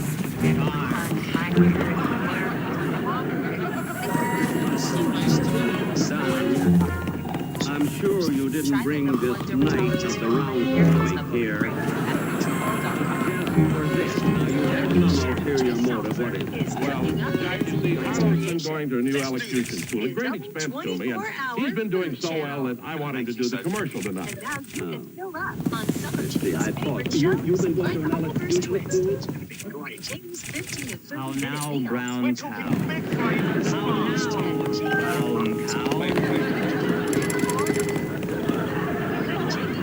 John, unfortunately, we're not selling brown cows. So take your bull and get out of here. But Jack, look it down. Will you please go? Jack, you're the most inconsiderate person I've ever known. Come on, stand. The boss at the front now ceased to exist.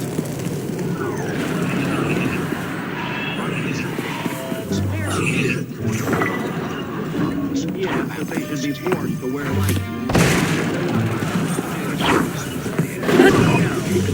There was one more thing I wanted to ask you. Oh.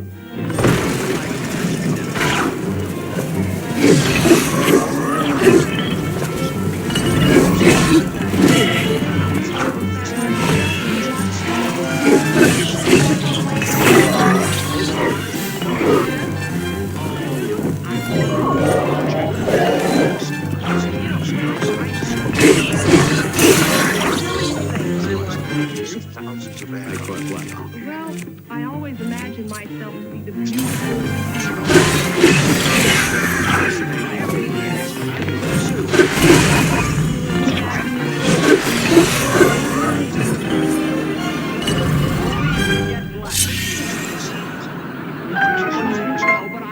I picture myself as the leading man, but I thought that Tarzan picture was just great, didn't you? Yeah, you remember that first scene when the safari was just breaking camp? Left Spain with shit and was able to 26. The final instrument has begun. Well, as soon as we get the rest of these things on the jeep, we may as well get started. It'll be so good getting back to London again. Come on, Dave, hurry up. Mother, I'm not going back to London. That's right. The National Army reached the last Fallen in love. Here, in the jungle. I met the most wonderful.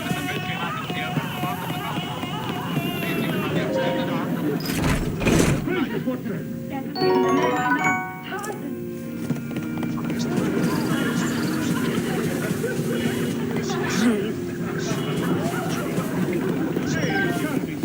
You're not staying here in the jungle in this room? I've made up my mind. I will consider nonsense. You're coming back to London with us. No, I'm not. I'm not going back to London.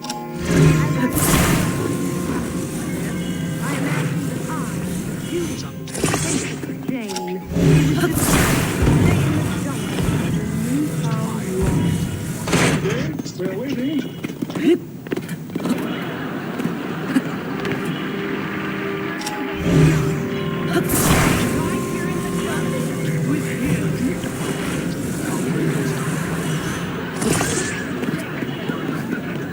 Jane, what can you do about uncommon? We have fun together, don't we, sweetheart? We play games. Come on, let's show Daddy this game we play.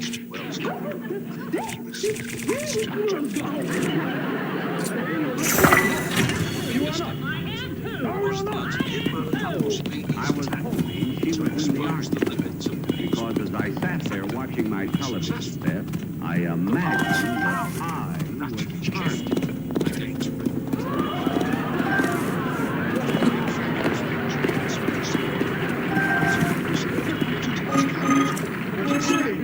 Can you stay here in the jungle with this big gun-educated beast? Can't even speak. Father, when I first met him, he was nothing but a gorgeous hunk of ignorance. But I've been teaching him. Sweetheart, show Father what I've taught you. Me, Jane. You, Tarzan. No, darling. Me, Jane. You, Tarzan. Understand? The crushing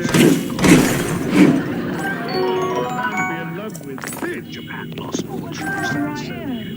All my life I've wanted a man who could crush me in his arms. Look at him, so strong.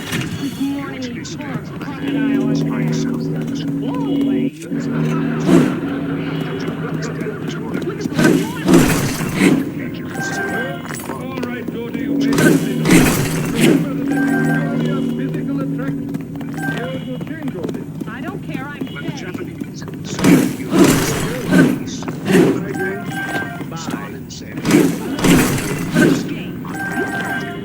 Jane, are you sure you want to do these things? Of course I am, Mother. I'm staying here in the jungle with Tarzan.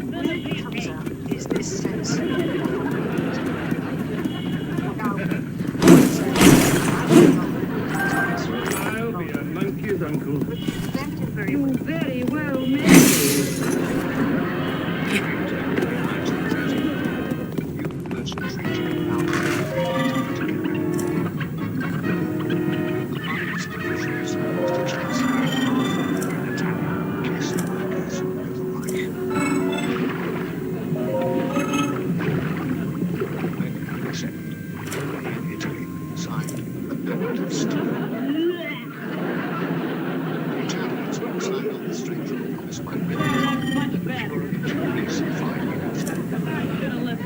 Father.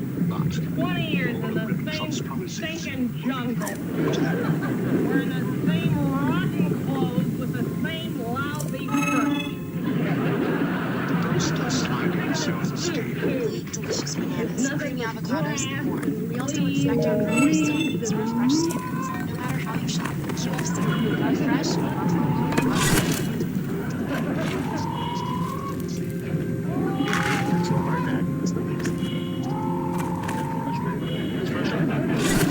What's gonna happen? What are you gonna do? Use some of that. I'll see what you do.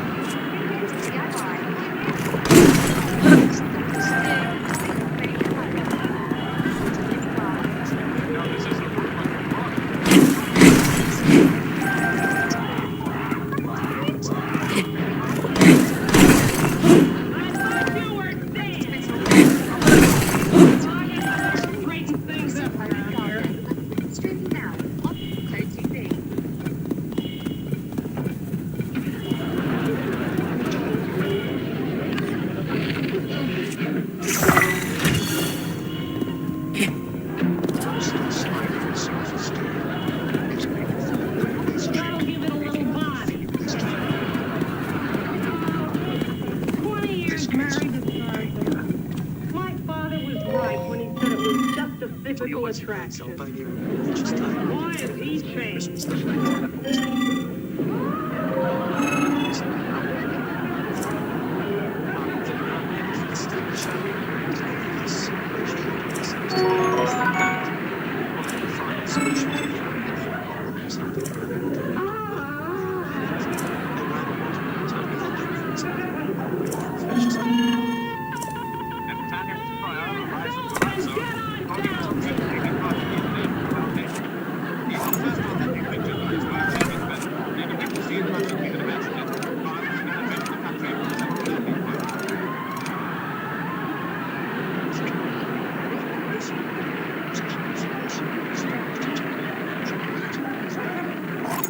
It's hard to believe that Hey! What we got for dinner, Tarzan? If I told you once, I told you 1,000 times. Me, Jane. You,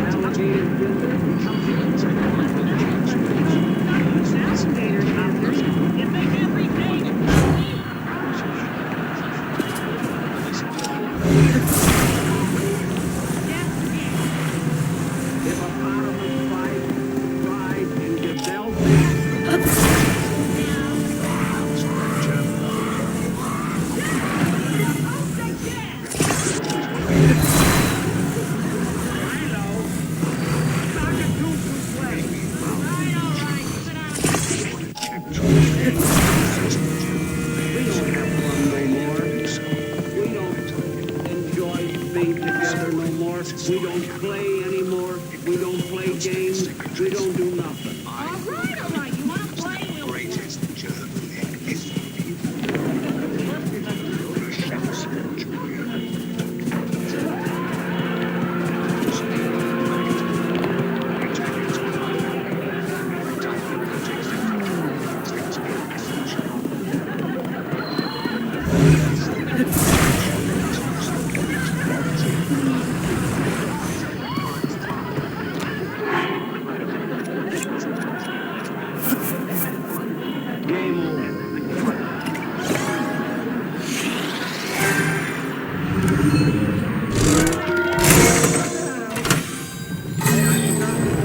I invite 3 friends. Here they come now.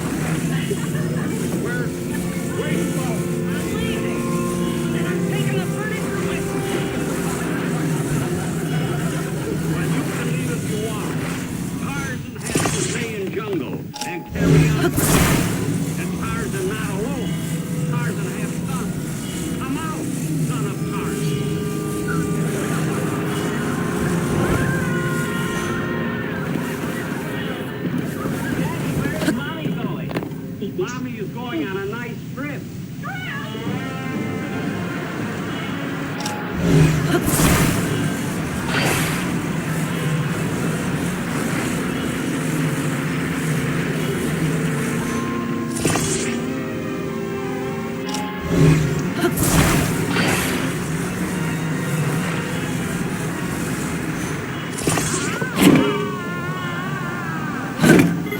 Tarzan saying he see you soon.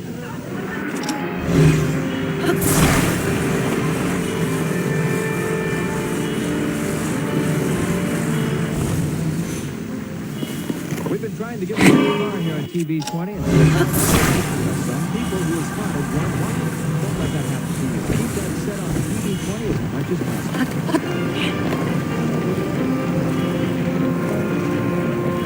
We've got it all this fall. All day, all night, every night. Perry Mason standing by. Then after an hour of courtroom drama, the TV20 late night movie.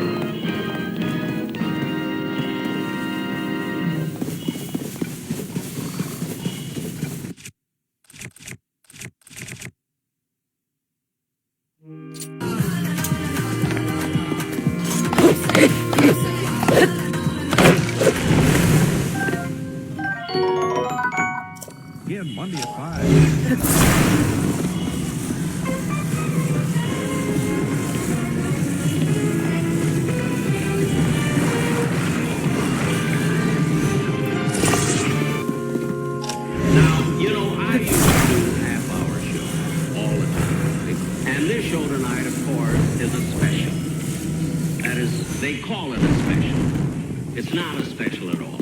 It's an hour show. They always make a big thing. That's all it is 2.5 hours put together. To me, a special is when coffee goes from 85 cents to 70 cents. A love letter to Jack Benny, sent with affection and gratitude for the many wonderful moments he gave us all. Hosted by 3 of Jack's dearest friends, George Burns, Bob Hope, and Johnny Carson.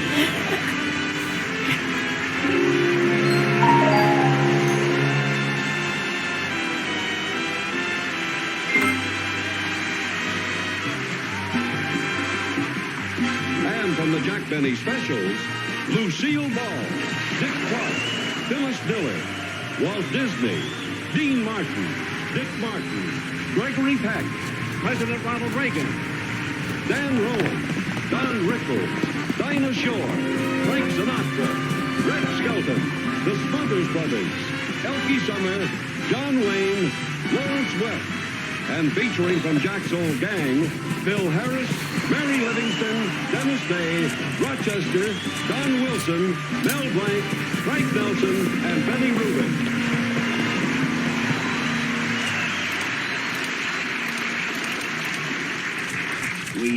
We appreciate that. But tonight, the applause is for Jack. This won't be a eulogy. We did that years ago. Now it's time to look back at Jack Benny, the performer. The comedian who made us laugh through a depression, 2 wars, and 3 Indian uprisings. With Jack, it looked easy, but he started a career for 65 years by just saying, well, and now cut that out. That only accounts for about 30 years. So in the next 2 hours, we'll be talking a lot about Jack Benny and be watching loads of hilarious clips and those wonderful specials he did. We're really looking forward to it because there's no one we loved more than Jack, no one we admired more. And no one knows so many straight lines about it. Okay, so what about the comedy of Jack Benny? When you hear those 2 words, Jack Benny, the first thing you think of is cheap. The second thing you think of is cheap. He wasn't just cheap, he was the cheapest. That's because Jack knew that extremes are funny. As they say, McDonald's is funny. But an underground vault with squeaky iron doors and a moat full of hungry alligators. That's funny. Driving a 10-year-old car, not funny. But a Maxwell with petunias growing through the hood. Jack's eyes, they weren't just blue, they had to be bluer than the thumb of a cross-eyed carpenter or the thumb of an Eskimo hitchhiker. I love that one. You'd love it better if you could say it. Over the years, Jack established that... Don't like my timing. Over the years, Jack established that stingy character so solidly that any reference to it was good for a laugh. And the references were frequent. Take you, Jack. Did you have complete communication with your parents? Well, come to think of it, there was a lack of communication between my parents and me. Not that I didn't love them. You know, it was a toll call. I seem to recall that when Disneyland first opened, I gave you a 14-karat solid gold pass lifetime pass. Yes, you did give me a solid gold pass. Well, where is it? Here. I had another.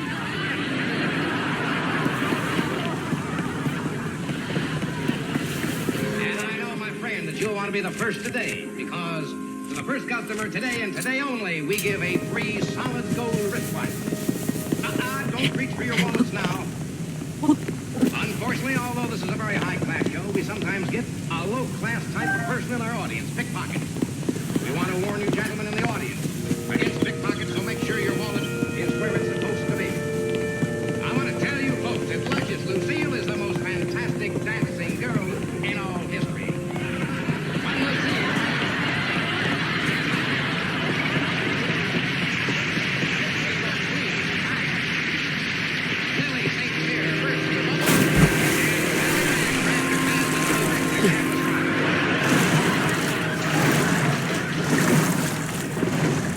the Parker looks familiar. And, of course, there were the gags about Jack's age.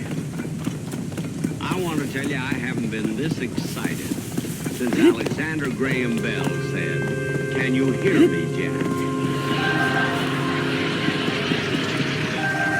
See, we call you Mr. Benny, both my brother and myself, out of respect. After all, you are a bit older than we are. A little older. Well, how old would you think I am? Yeah, I don't know. Well, guess. Go ahead. I mean, I promise you I won't be offended. Just guess. Guess how old. He always says Just he's... look at you. He always says he's 39, right? So he's got to be at least 44? At least 40. He couldn't be 44 because he wasn't in the war. Maybe he was a coward? Could be something else. Yeah, did you ever notice the way he walks?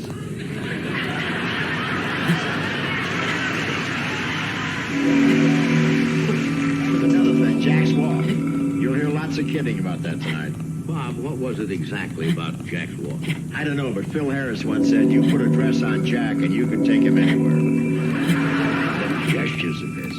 As a vaudeville monologist, Jack carried a book. In radio, he held a script. But in TV, he didn't know what to do with his hands. He felt awkward. So he turned a weakness into a strength and developed all those gestures that became his trademark.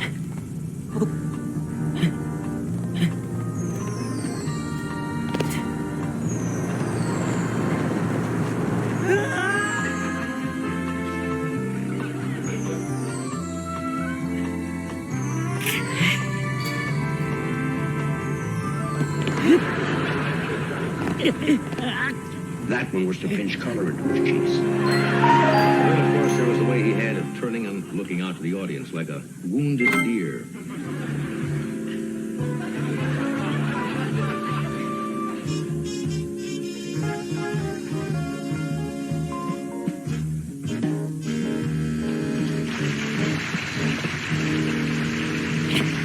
It was a reaction, but it was also Jack's way of getting a laugh. He looked at them till they laughed. And if he had to, Jack would outwait them. The audience knew either they laughed or it was the end of the show. And that was Jack's style. He looked, he stared, he waited. I think he learned it from a turtle. I once told him he should team up with Perry Como and make still pictures. But Jack had a routine with Mel Blanc that he used to switch around and it never missed. Watch this. It's not only a comedy classic,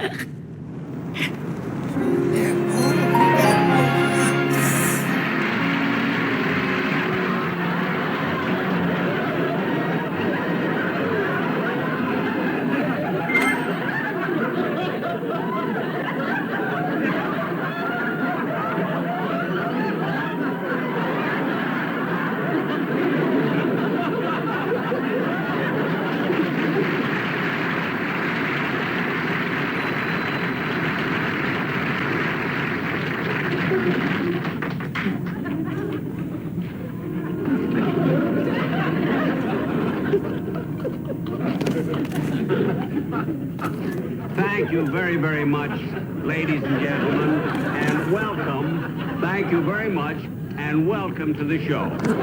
Now, get on with, I know that for those of you who are a little bit, I must explain this elephant. I won her at a raffle. That's right, in a raffle. Other people win automobiles, television sets, diamond wristwatches, rings. I had to win an elephant. Now I'm sorry, I found the picture.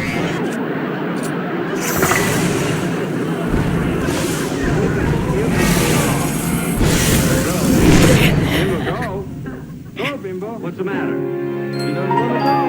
He doesn't want to go. We had that same trouble all through rehearsal. Don Wilson, come out here, will you please?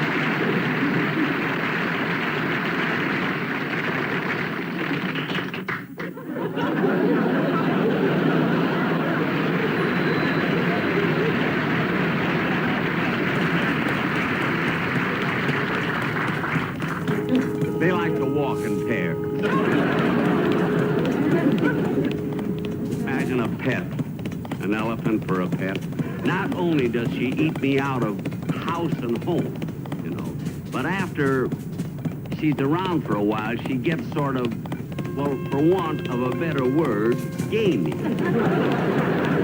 And what are you going to do? I can't put her in the shower. I wouldn't know where to roll on the deodorant.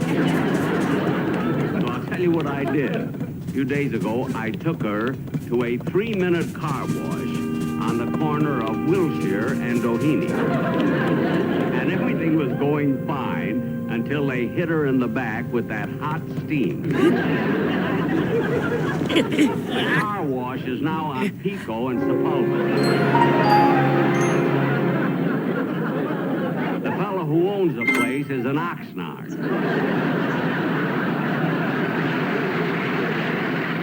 And now to get on with the show, ladies and gentlemen.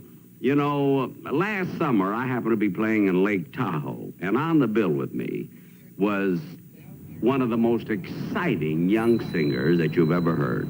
In fact, his recording of Dankeschön, remember that wonderful song, Dankeschön? His recording of that sold over 2 million copies. And I'm very fortunate in having him on the show with me here tonight as my guest. Here he is, ladies and gentlemen, Wayne Newton.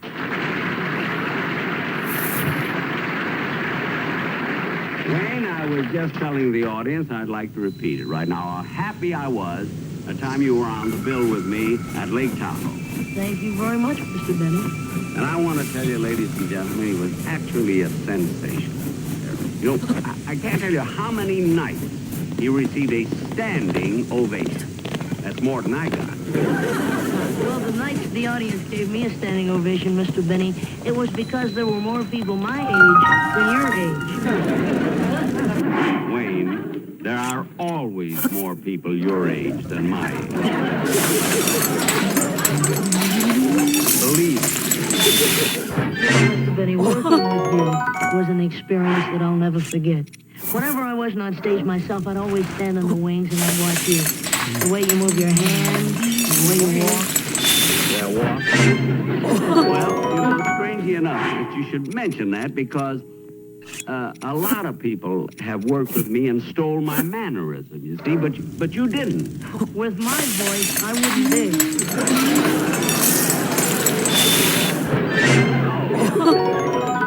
Let's see. Now, Wayne, why don't you run along and get ready for your song? Huh? Yes, sir. By the way, Mr. Benny, I don't like to complain, sir, but, well, I'm not very happy with the dressing room arrangements you made for me. The volumes. Well, Wayne, I'm sure that sometime, somewhere in your career, you must have shared a dressing room. Not with an elephant. All right, so it's a little bit crowded. I don't know what happens to these young fellas now in show business.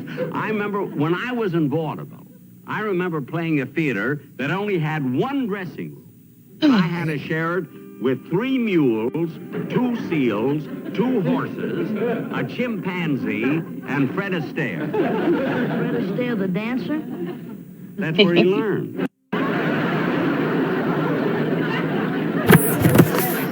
Now, Wayne, what are you going to sing for us tonight? Well, anything you want to hear, Mr. Benny, because I owe you so much. Oh, stop. You don't owe me anything. No, really, I mean it.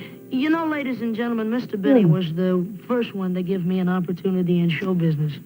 Look, they don't want to hear about that. But I want to tell them exactly how it happened. You see, folks, it happened a few years ago at a big charity garden party.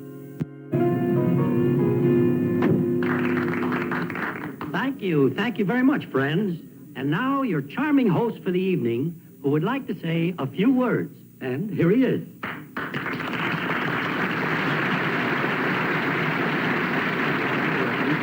Good evening, everyone. I want to thank all of you for turning out for this wonderful charity. Are you having fun? Oh, come on, you can do better than that. Are you having fun? Now, look at here. I'm not going to stand out here and take a lot of your time talking, but I do want to thank all the wonderful people who donated their services, and especially Mrs. Deborah, who, with her own little lungs, blew up each and every one of these balloons that you see. Bless you, Mrs. Deborah. What a sweet person. I'd ask her to stand up, but I know the lady is pooped. Anyway, a little later in the evening, we'll be having some entertainment. So in the meantime, have fun.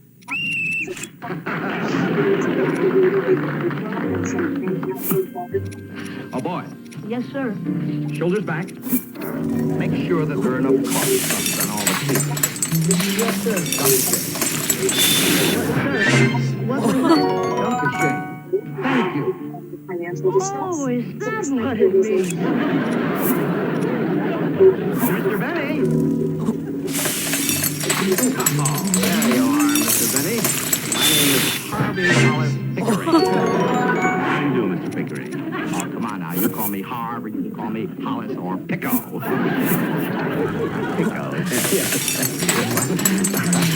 Mr. Benny, it's so nice to do this charity show. Well, I always like to do my part, of course.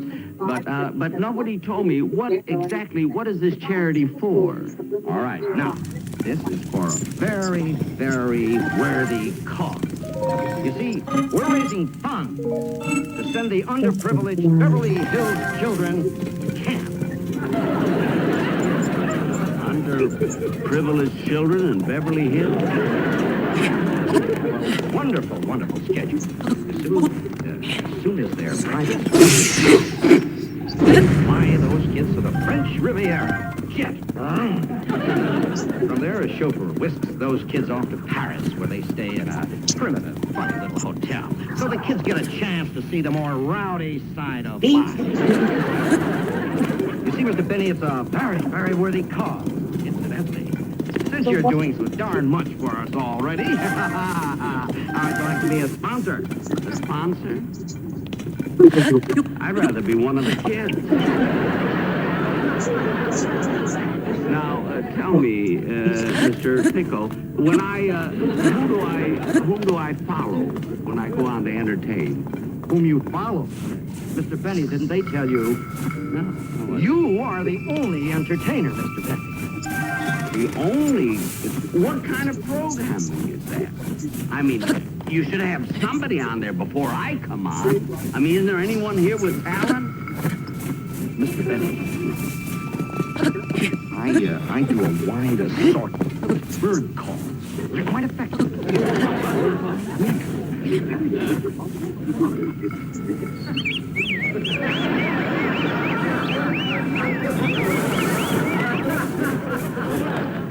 That was a red-tufted bird crane, one-legged.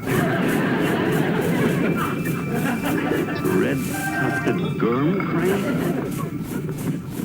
Portugal.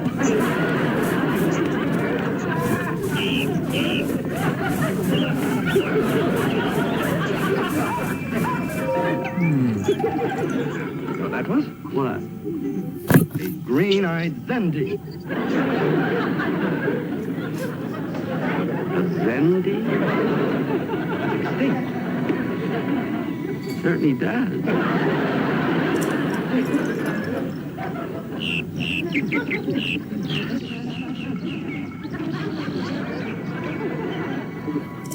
This has a strange name. It's called a Barker Death Stepper. Which one? A Barker Death Stepper. Death Stepper. Oh.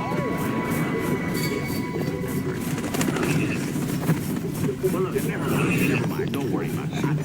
Don't do bird calls. I'll go on. I'll introduce you. Fine, thank you.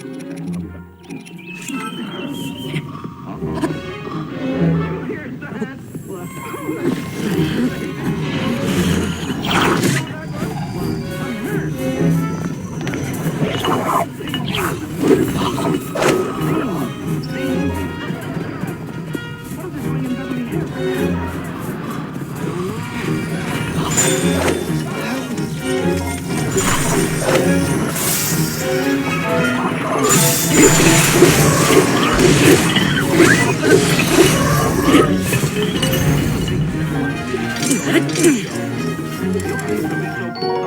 chance in the world.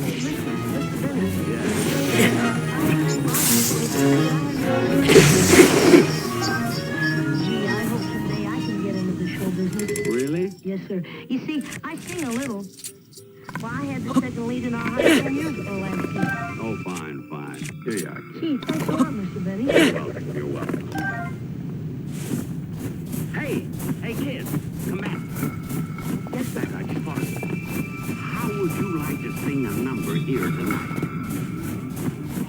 Me? In front of all those people? You said you wanted to get in the show business.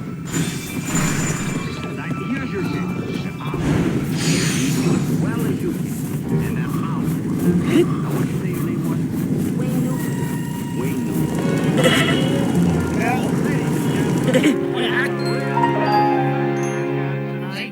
Privileged to have here tonight for your entertainment pleasure a fellow that I'd like to say is just a real nice guy. And thank you, sir, for all the happy hours. The one and only Jack Benny.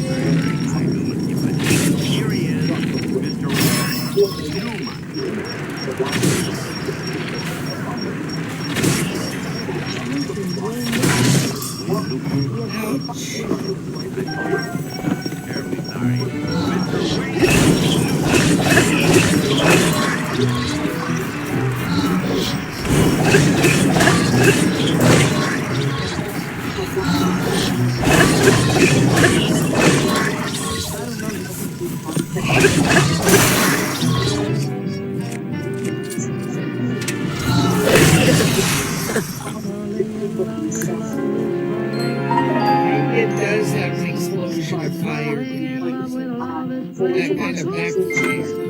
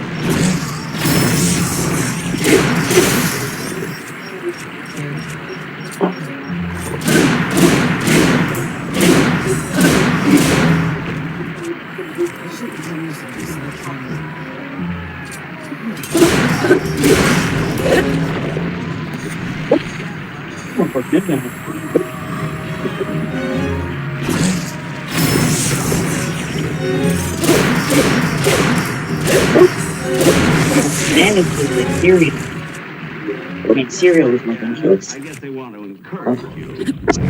Have you got another little number you can do? Yes, I Well, do it.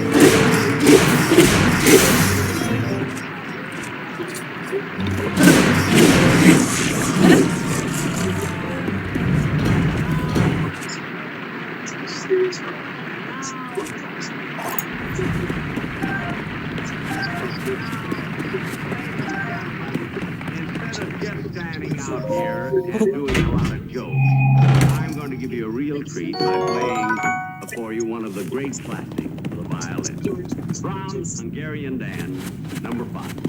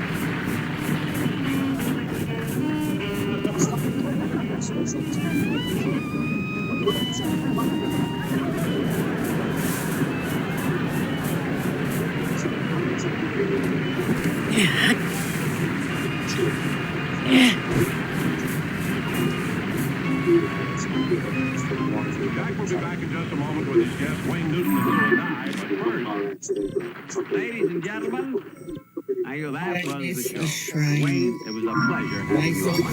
All I have to say is Duncan. know that the one who played Mr. Pickering was Louis Nye. Would you like to say goodnight to the folks? No. I'd rather say goodnight to my feathered friend. Feathered friend.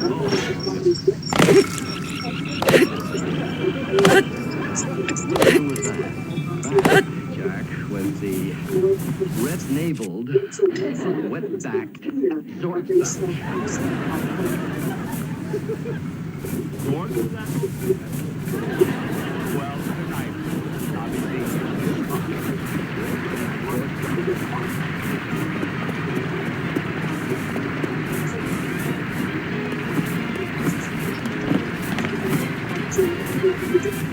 Experience the Outer Limits every Friday night at 10. 2 hours of sci-fi thrillers right here on TV20. TV20 has Last Spotted Barrel Bowl with a marvelous theater. Weekday mornings at 7:30, starting January 16th. Turn us on and we'll turn you on. We've got one of Motion Picture's finest coming up for you at 2 o'clock. First, Perry Mason and more courtroom drama here on TV20.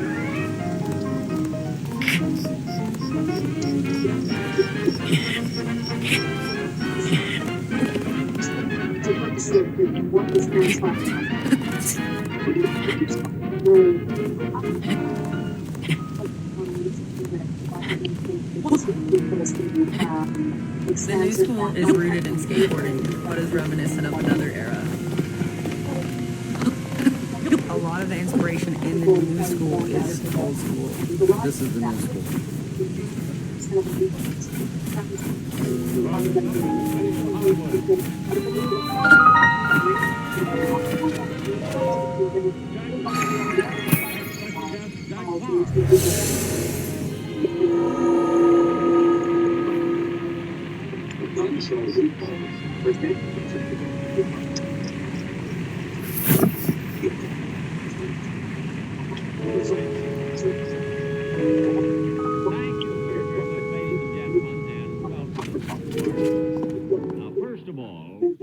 Try and be serious for just a moment, because I don't want to get involved in any of that trouble that television is now having in Washington.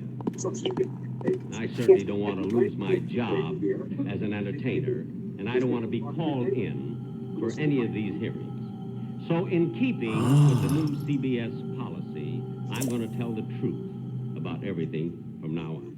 As a matter of fact, I'm going to straighten out a few things right now. I made some notes right here.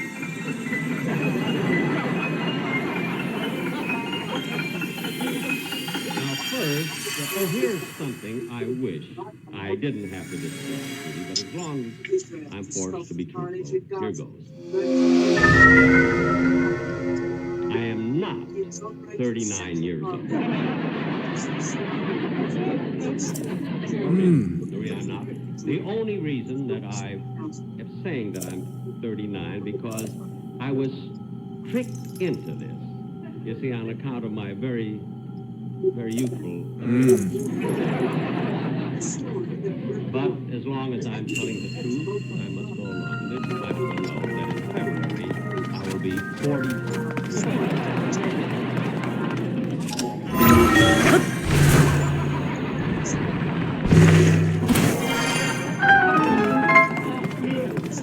And now, over the years, I have led you to believe that Rochester works for me. In real life, Rochester is a very fine actor. He has his own home. He owns and during the year, he gives about 5 to 6 classes. I know that's true because I work for him.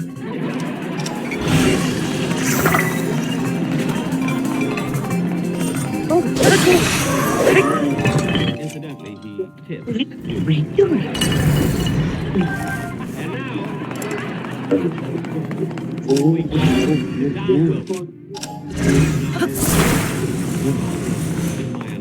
in the morning, good morning, it is not that he is a big, fat, man.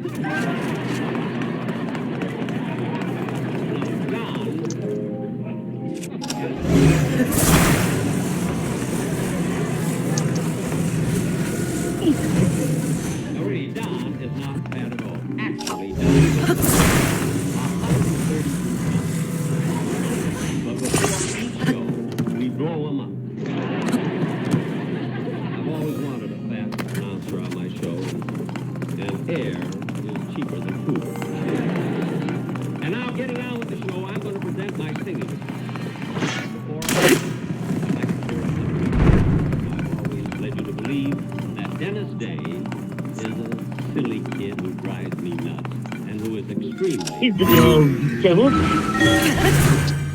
Dennis, rich, very smart, and very talented. Meet him, ladies and gentlemen, he's going to sing Dennis Day. All I got is a spinny ball of death. What about this spinny ball of death?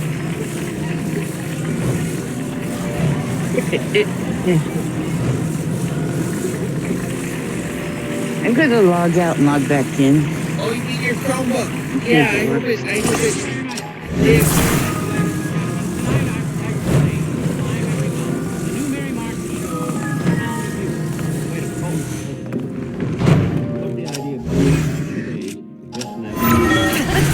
Once in 20 years, I didn't have time to change and make a big thing out of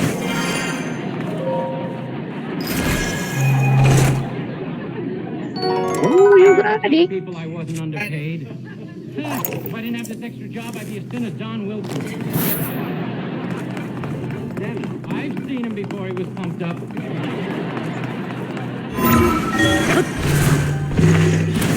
A laundry bag and a nudist can. This does?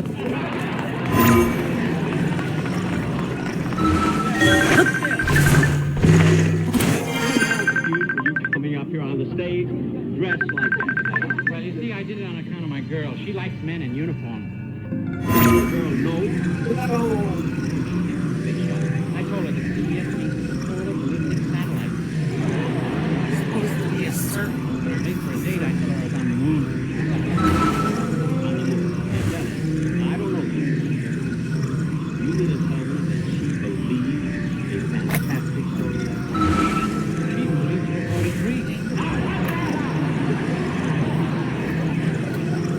Now, Dennis, get rid of that silly accent and get ready for your song.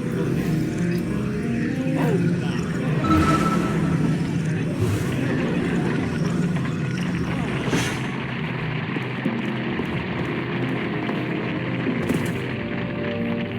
Take back what I said. What a... How would you read it? It's supposed to be a circle. Listen. Okay, I found the circle. Hey, we might be better off. Dennis, you ready for your song? Oh, well, hurry up, will you? Jack, well, Jack. Oh, Don. Hello, Don. Don Wilson and Joy. Did I just like walk through the beginning of the level?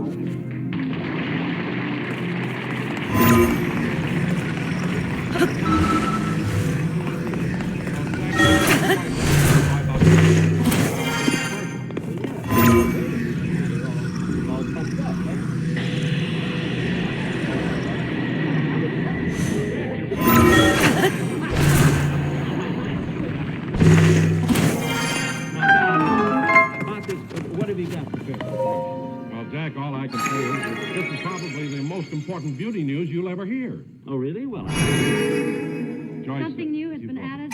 Something new. Jack, this is really exciting news. Jack, something new and wonderful has been added to Lux Beauty. I know. Well, let her tell me. The Lux that's in your store right now.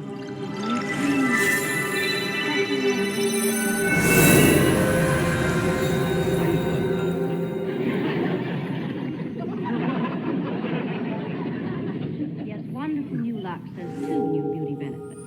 Lather that cream softens your skin and actually helps purify away complaints. If you do tourist study with us, it would simplify my screen shortage. In fact, that's why Lux has hired me, you see. Because I use it all the time, you can see. Although then you won't be able to see me. Jack will just do anything to keep the sponsor happy. If I turn off the camera and tourist. When he was with Lucky Strike, his skin looked like a tobacco leaf. You won't be able to talk to me behind your back. It did not. Anything you have to say to me, you have to say in front of tourist. I guess you could send me a text. Or you could use the tourist study chat. Go ahead, continue. There are probably We'll never get off today. Go ahead, talk now. There are probably more beautiful. I'll get off, but I'm lofting up the commercial. Well, I'm sorry.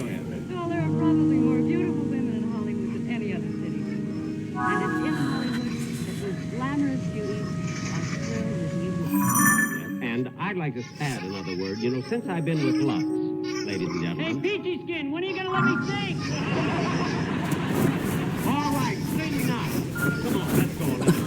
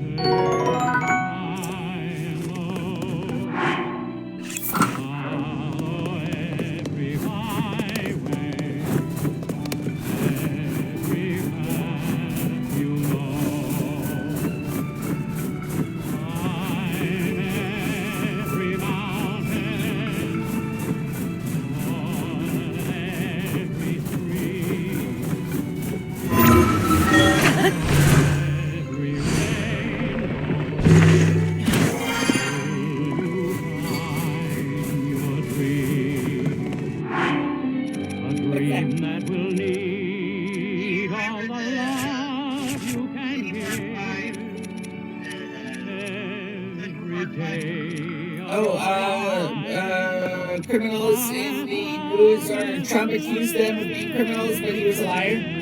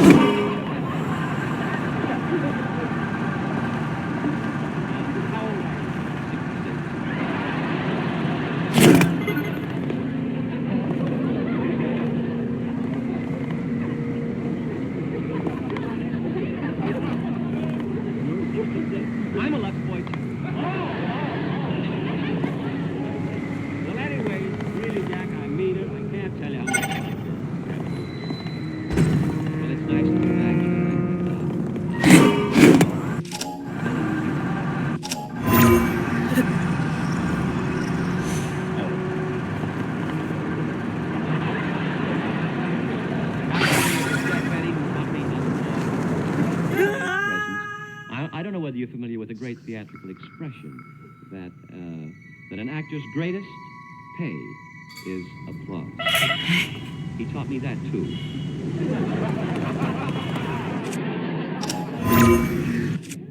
Go ahead. Every payday, I used to go to Mr. Benny's home and ask for my pay, and he'd applaud me for 15 minutes. I used to keep 2 minutes to withhold. But the reason I did that, Jack, is because I was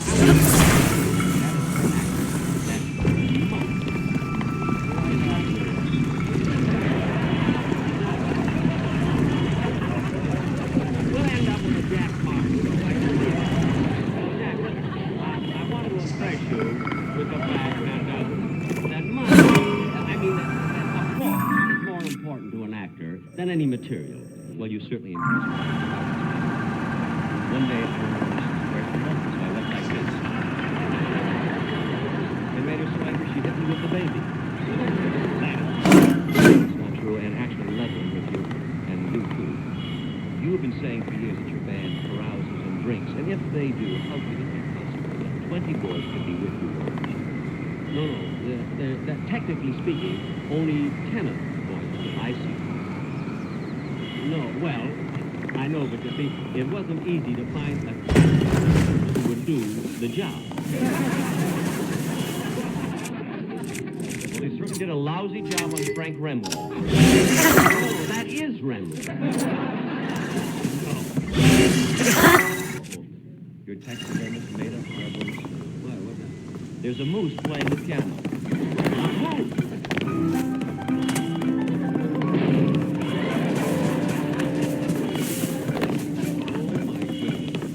Well, it's his own fault for playing in season. Let's get back to you. Now, I understand that you're going to be here for 2 weeks to do your own show. That's right. I'm going to be here for 2 weeks, but I was wondering. That would be wonderful. I don't know.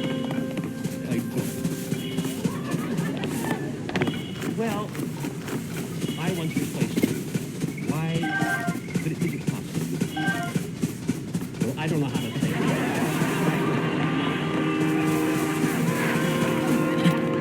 But I'll tell you something. I wouldn't do your show for anything in the world.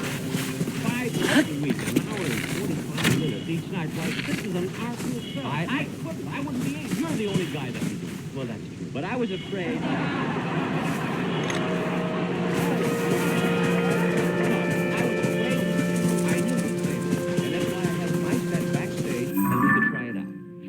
The set you usually use, you have it back there. We could try it out with your audience and we see how it goes. Here's the time. No, I wouldn't. No, I'd be afraid. But it'll be easy. No, it'll be easy for you, not for me. You've got Charlie. I've got dinner day and a grown-up announcement. I wouldn't do it. I could only do a show like yours if I could have Charlie Reed. Then maybe I could do it. Well, then I wouldn't. Well, then I would not do the show.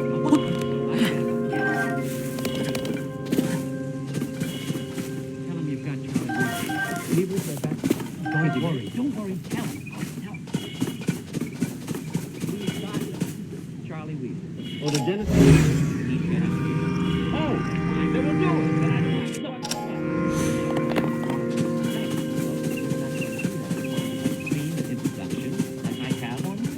Then let's do it.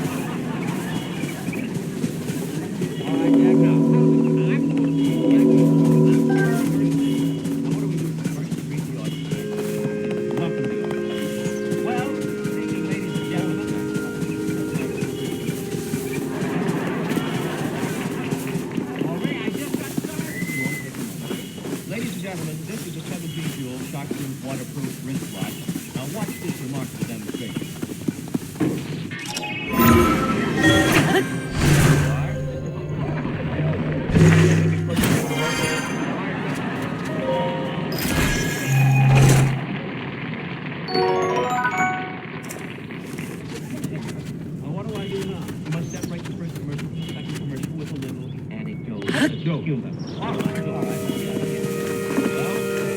here. There's a Scotsman who was walking down the street carefully, and he was holding shoes. That I told him. It's time for a second. Why do you have that? I have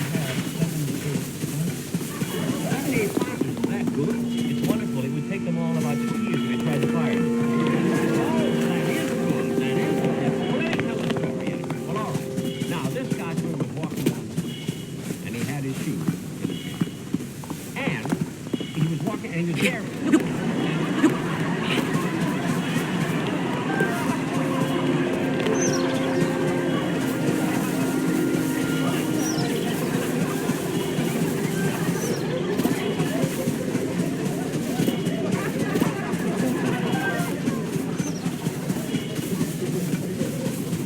Greatest piano player I've ever had. So long, Bagby. Now, what do we do next? Baby picture. I'll leave it.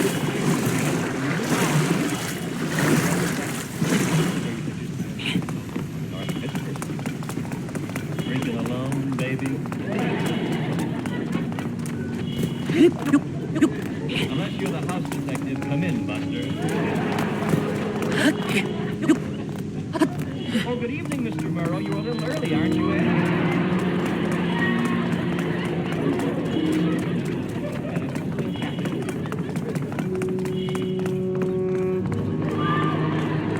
Captain Ed, Bob Hope had another great show.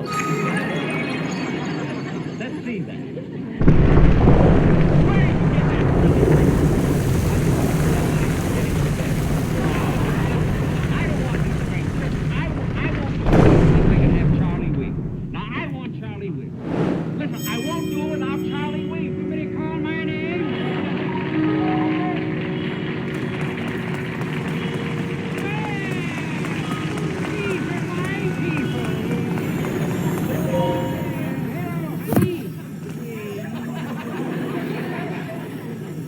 Charlie, this is Jack Benny. Oh, Jack Benny? Jack Benny, the famous comedian. Oh, yeah, well, why didn't you tell me? Well, Mama's talked about you. Yes, sir. Saw you at Mount 90 at the Crawdad Room at Snyder's Swamp.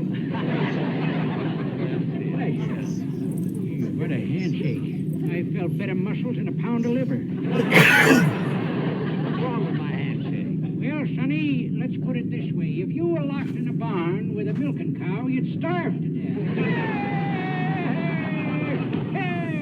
Charlie, I hear that. What'd you say? I didn't bring you here to insult Mr. Benny. Oh, well, I'm terribly sorry, Mr. Say, anybody ever tell you look like Leonard Box? Leonard Box? No. Are you sure you're not related to Leonard? No. Same hangdog eyes. What? No, I don't know. No boxes in your family? No boxes in my family. No boxes at all. Well, how do you carry out your rubbish? Oh, got a seizure. If I can have Charlie Weaver, I'll work a month on your show. There you are. Right.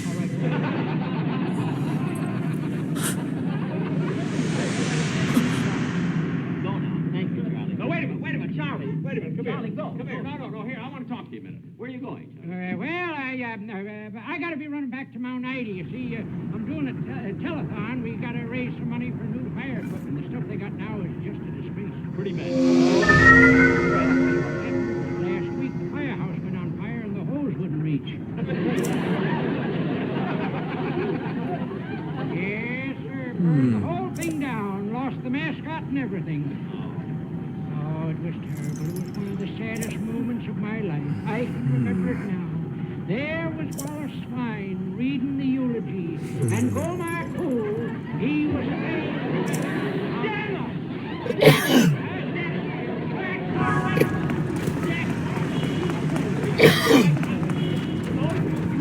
I find it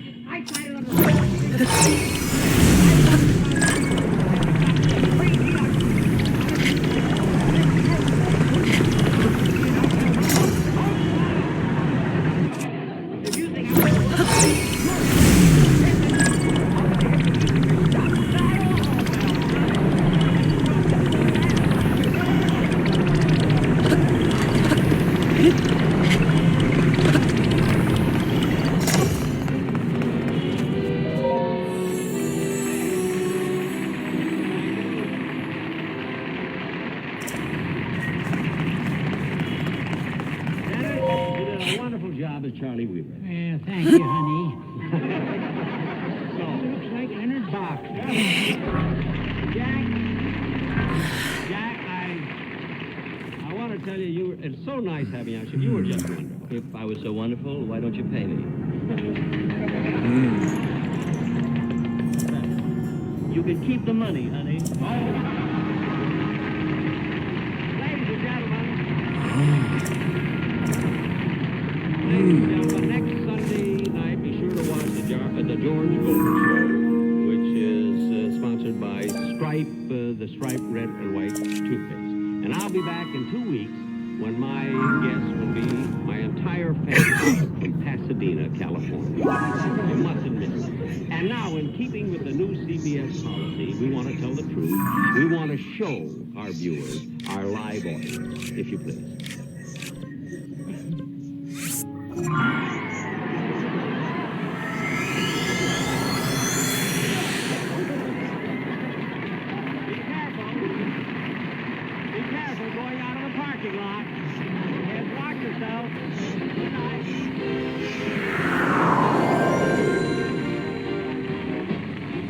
This is Jack again.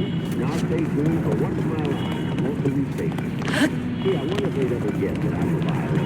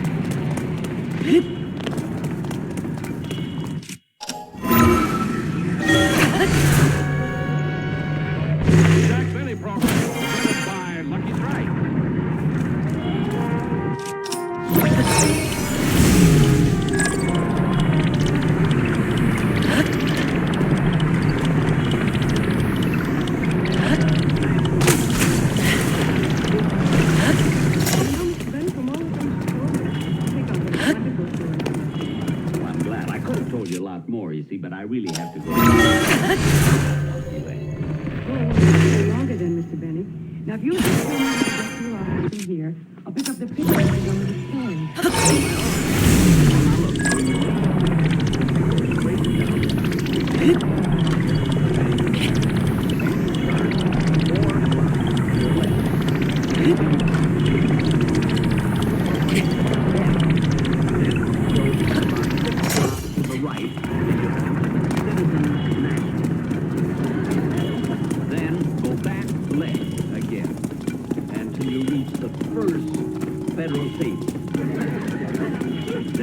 Keep going right straight on from there, and you'll come to the Security First National Bank.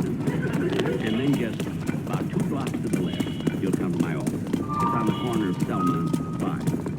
Oh, it's on the corner of Selma and Vine. Wouldn't it be easy if I just went straight down Sunset Boulevard?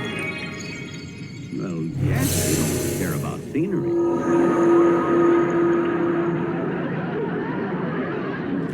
Thanks again for the interview, Mr. Benny. You're welcome. Oh, say, there is one thing I would like to clear up, if you don't mind. What's that? It's that rumor that's been going all over town about your being thrown into the swimming pool at Mervyn LeRoy's party last New Year's Eve. Well, that rumor is absolutely ridiculous. In the first place, I wasn't even at Mervyn LeRoy's house last night.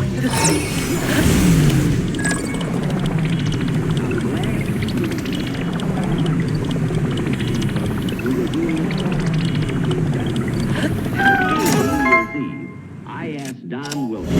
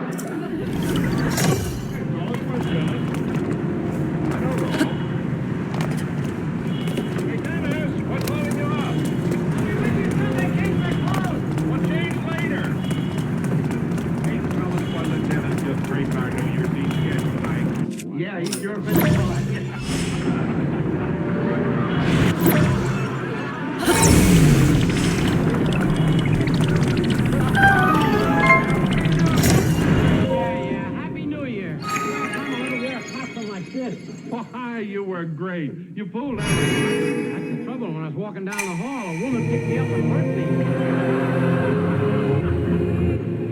I'm freezing. I'm going to go get some clothes on.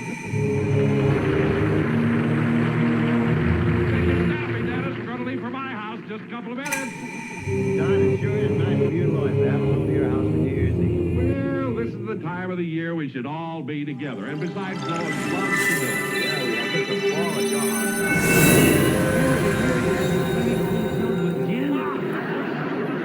Stagby stuck a toothpick in his mouth and dived for olives. Hey, Jack, what's keeping you? We're waiting. Here I come. Fellas, now let's all sing to him, huh? For he's a jolly good fellow. For he's a jolly good fellow. For he's a jolly good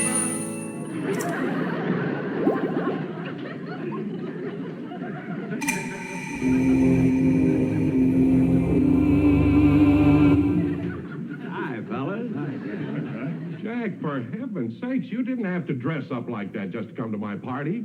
Oh, Don, I thought I told you. I'm not going to your party. You're not? No. You kids will just have to get along without little Jackie. I've got a date, and I'm going to pick her up in about a half an hour. Well, so that's why you're all dressed up, huh? Look kind of classy, don't I? Classy. You look like the head pot man in a mortuary flower shop. Flower shop. Hey, Sammy, watch it. Remember when he made a crack like that last time, what he did to you? Yeah, roots and all. Well, as long as I'm not going to be with you fellas later. Oh, Jack, look. Yes. Why don't you bring your girl over to my house? Are you kidding? Not this girl. Not Gloria. Gloria? Hey, she must be a new That's right. When did you meet her? Oh, a couple of months ago. Is she a blonde or a brunette? No more questions. I know you're all curious, but I'm not talking.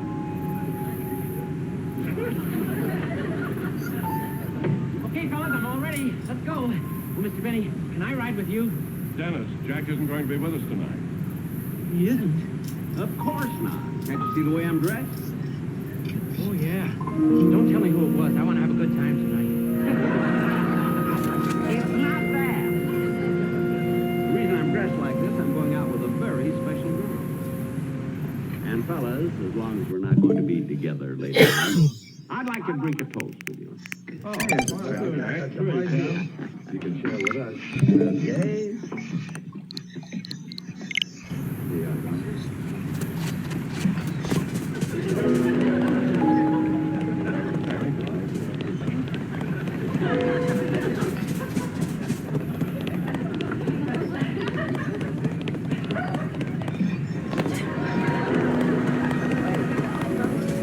What's with Ramley? Why are you drinking all that water?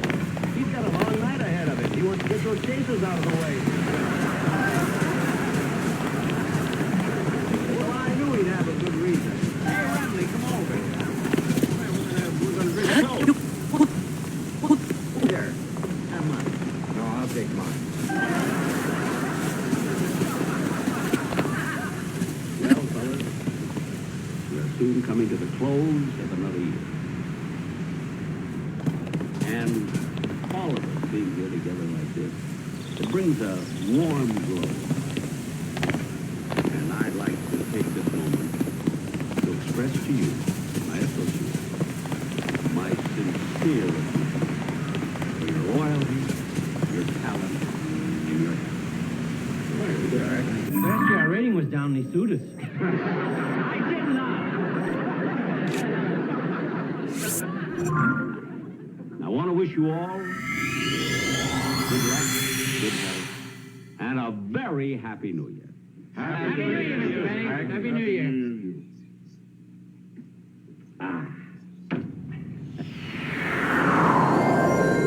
Look, Jack, why don't you change your mind and bring your girl over to my house? Don, I can't do that. We've got everything all planned. First thing, Gloria and I are going to have cocktails at those places. We're going to have dinner at the yacht. We're going to dance in the New Year in the I hope you fellas have as much fun as I do. Mr. Benny, there's a call for you, young lady. Oh, that must be Doris. I'll be right back. I don't know about you guys, but I think it's pretty rotten of Jack not to be with us on New Year's Eve. Benny's a big star. He's got something else he wants to do. That's his privilege. I'm just as glad he isn't going to be there because I always have to wake him up at midnight and wish him a happy New Year. Hey, Devin, while we're waiting, how about a song? All right. Charlie, give me an introduction, will you?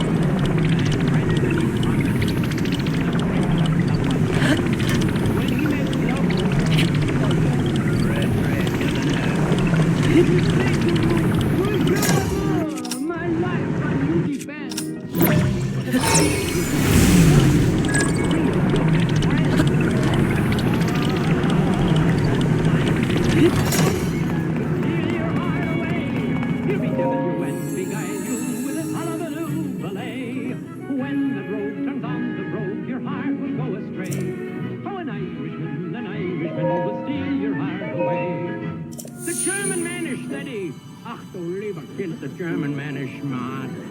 Boy, he'll come round and round again to win the Fräulein's heart. But you can lose him easily and make him hide his face. This is not a play. An Irishman, steal your heart away. Hippy devil you and beguile you with his hullabaloo ballet. When the rope comes on the road, your heart will go astray. Oh, an Irishman, steal your heart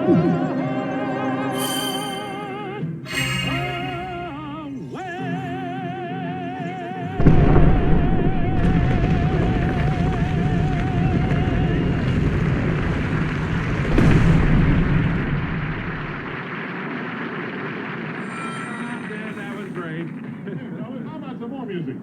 Okay, Don, why don't we practice the song we're going to do at your house tonight? You know, the one where you play the tuba. Don, you play the tuba? Oh, well, I good. kind of wanted to surprise my wife. I see you have managed to open the door. You haven't fully recovered yet, but that is to be expected. You're almost beyond saving. All right, Dad. By visiting the shrines, and receiving their blessings, you have mitigated some of the corruption's effects. Our time together has been brief. I am so happy that we finally met.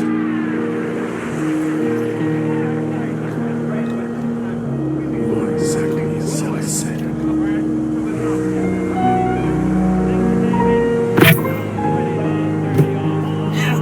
I've done everything I can for you. It's up to you.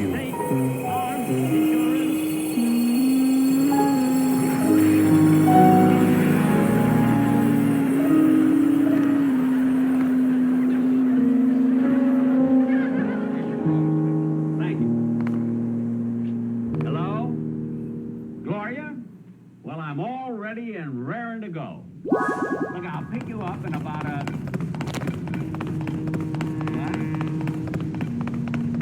What? You can't go? But Gloria, I made reservations and everything.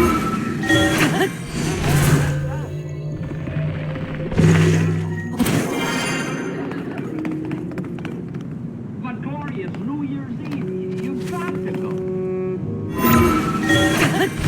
Well, isn't there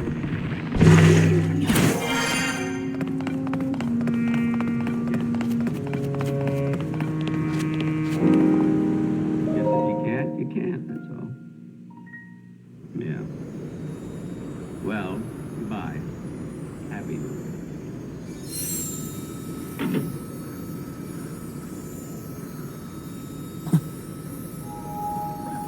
What are you staring at?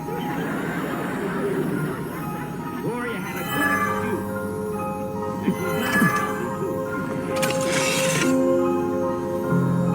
Well, she is.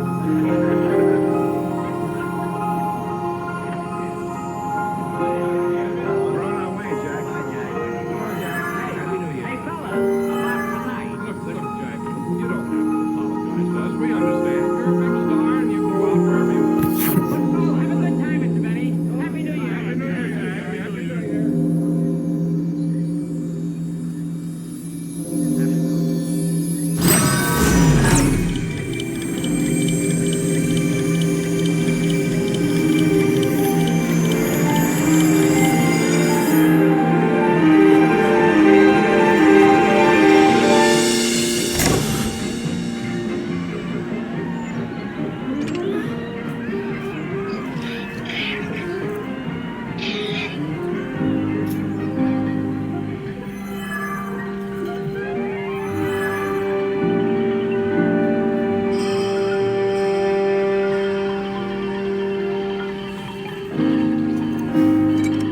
Happy New Year. Happy New Year, mister.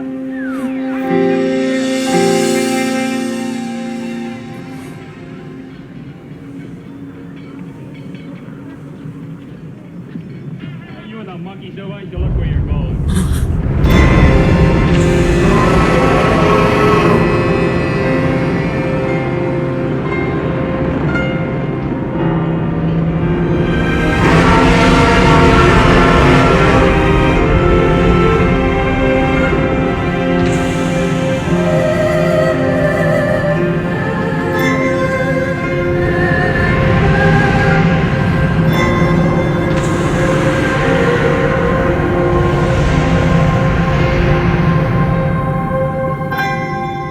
Link, Big star like that wouldn't be alone on New Year's Eve.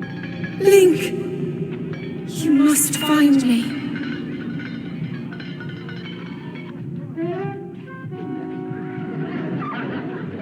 Maybe we can find a bar around the corner. I hope so. I gotta get some more scotch.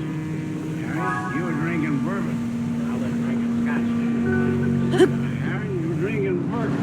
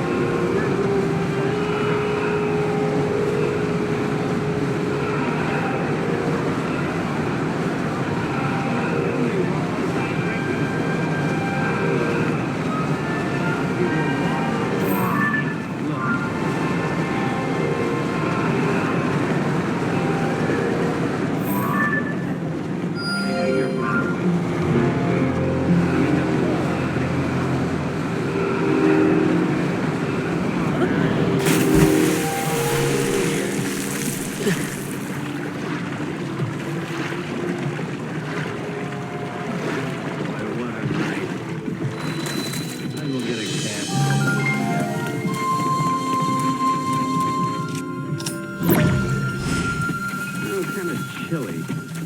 I'll get a bowl of soup.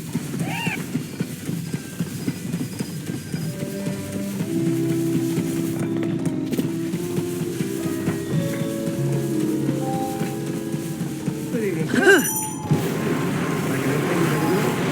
No, thank you. I'll sit over there. Oh, please sit by the window. It will help my business if everybody see how nice my customer is dressed. Well, I'm just having a bowl of soup, so I'll sit at the counter. Okay, sit by the counter. Oh, excuse me, sir.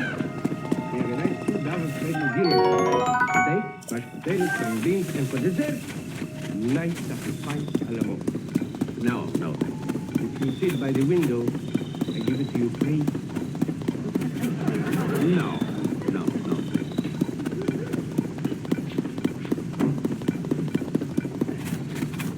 What'll it be? I'll have a bowl of soup.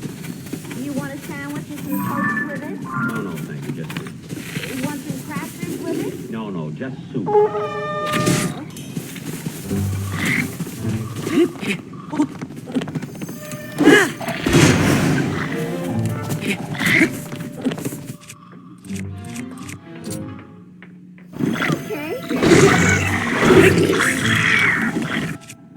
Gee, I'm sorry about that. That's all right, Gloria.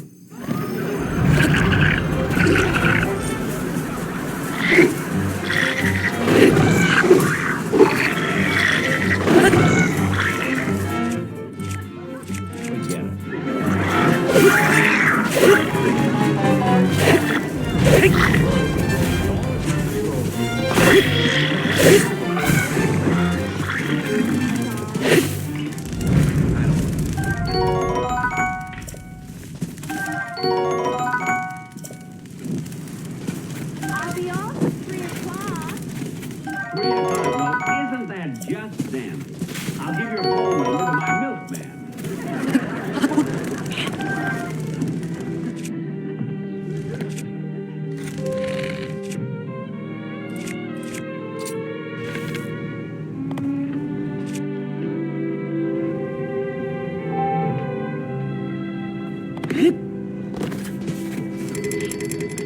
Forgot my cane.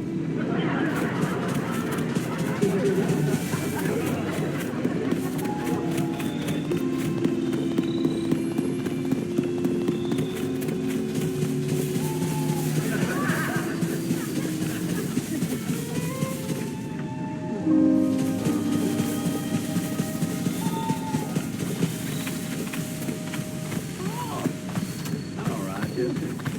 How come you're home so early? I thought you were going out and celebrate tonight.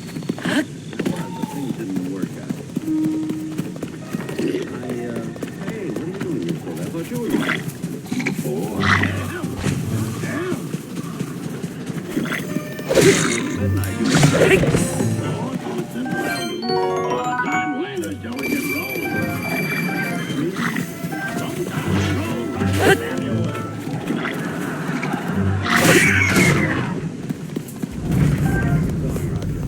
Go ahead. Have a lot of fun tonight. What are you going to do, Mr. Benny? Oh, I'll just sit here by the fireplace and read a book and go to bed. Oh, tickle it death to get to bed. Go ahead, Roger.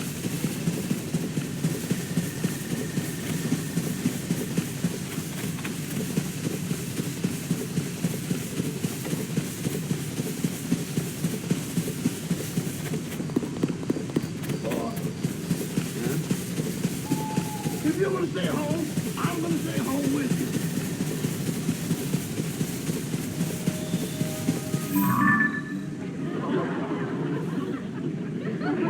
Rochester, now, I'm not going to spoil your evening. Now, you go ahead and have a lot of fun. Now, go ahead. No, I'm going to stay right here with you, and we're going to greet the new year together.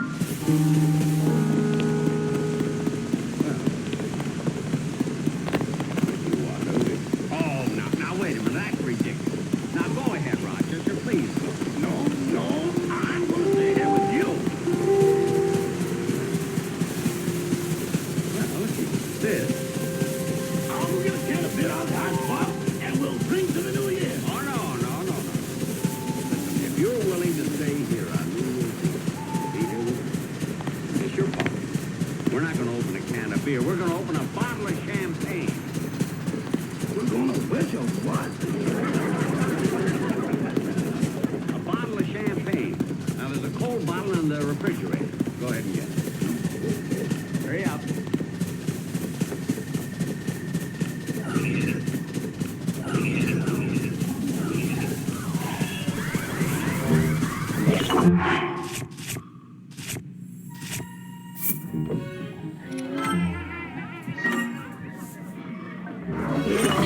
People out there. Hey, it's midnight. Rochester, hurry!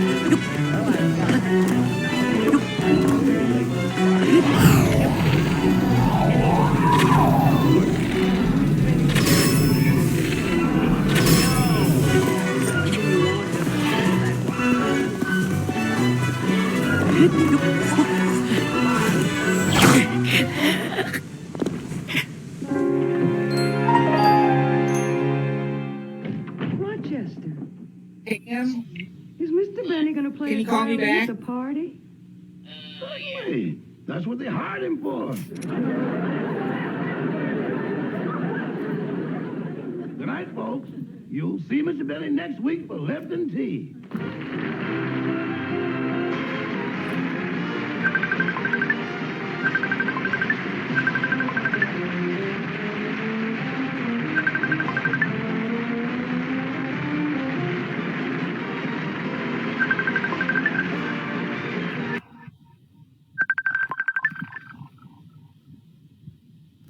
Anywhere, unless everyone's prepared to take risks for these. Then you either spend your capital or decided to spend it. And I think for those politicians in Northern Ireland, who after all are the ones that have to take the most difficult decisions, those are the people who are. The David Trimble, the obviously unionist leader at the time, his deputy said that he took this Good Friday Agreement to Ramallah, showed it to Yasser Arafat, who was the head of the Palestinian Authority, and said, this is your blueprint for success. President Clinton, right now, the people who cheered on the death of the peacemaker, Yitzhak Rabin, are in government. And there's nowhere to, it seems like there's nowhere to go. And what do you think? I mean, when you look at this blueprint, why do you think it hasn't worked elsewhere? For instance, let's just take the Middle East. Well, the difference is in the Middle East, start in the Middle East, Tony's been a year before the U.S. But they started with a different model. I mean, when we signed the Middle East peace agreement in '93, the Oslo Accords, on the south side of the White House, everyone's assumption was that they had to work for a two-state solution, and they would argue for a few years about the unresolved issues and what to do with the land going. But that the Israelis wish to remain a majority Jewish state, but to be at peace with their Palestinian neighbors who would have their own state if we could work out the myriad of questions that had to be worked out. So we started with a different model. They started with a model here that they could share the future. And that they had no land to fight on. I put my name as Brick Stevens. The question is, the Middle East is now waiting for somebody to answer the now what question. Because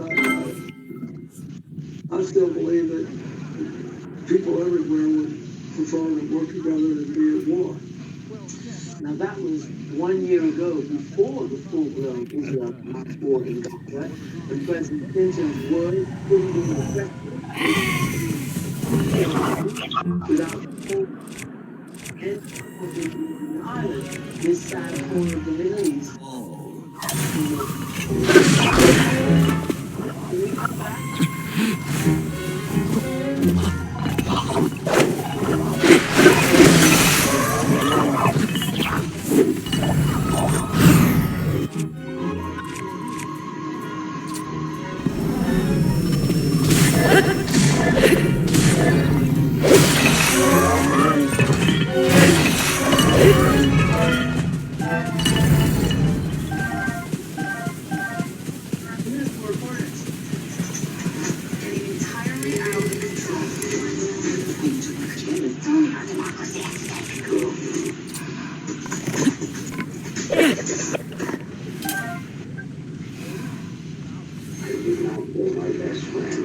this memory.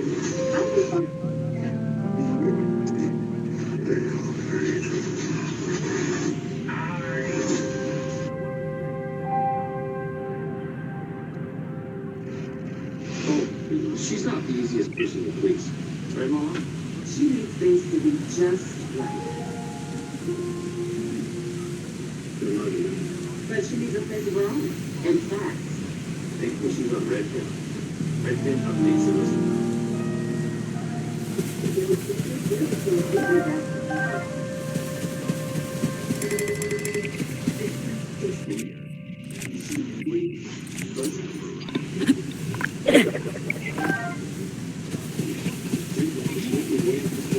Break out of the box with Club Advantage, a new healthy wellness service that fits your lifestyle and your approach to weight loss.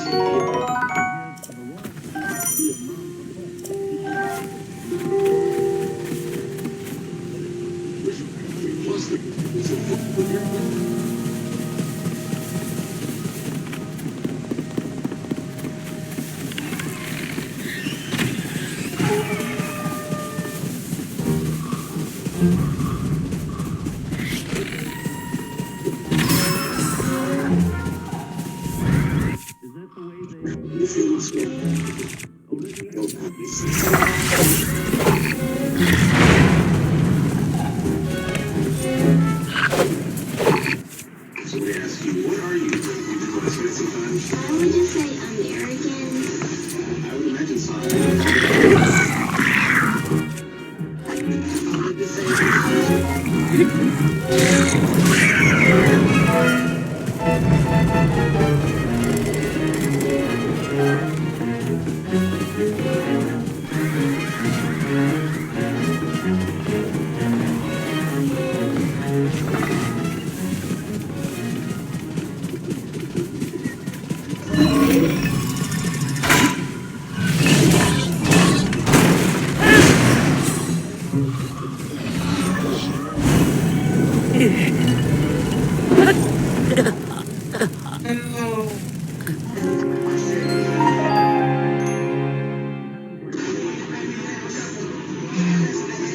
Blammo.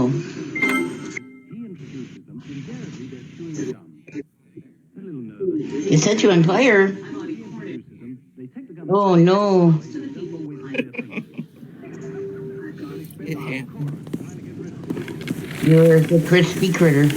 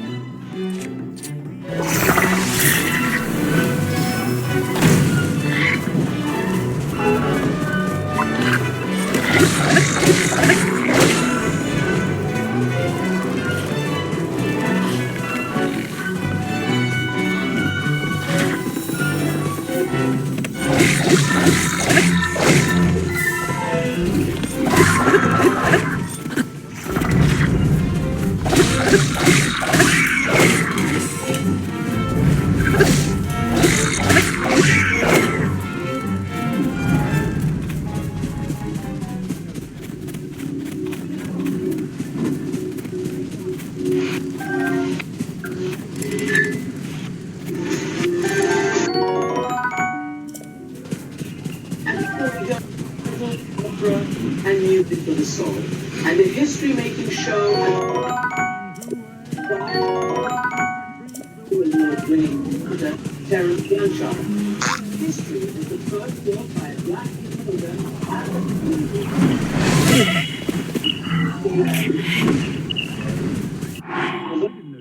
to meet it. Most people frankly do not think of black options as African American. One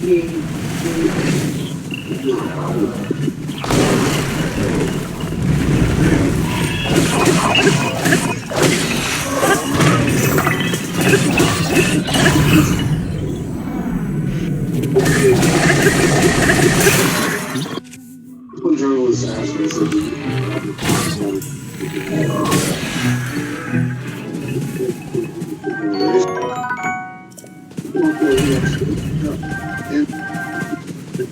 and I really mean this.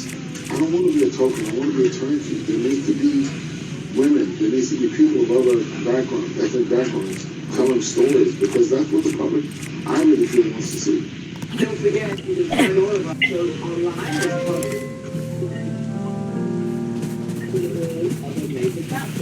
I'm just down for the real and we'll see you again. Have a good one.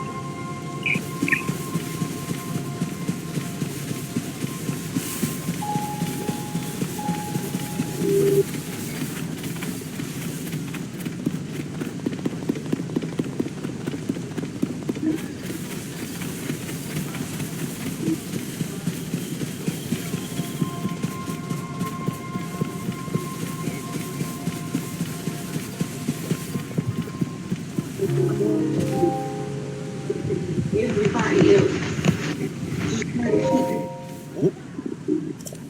It was just all permanent. I was just really totally lost who I was.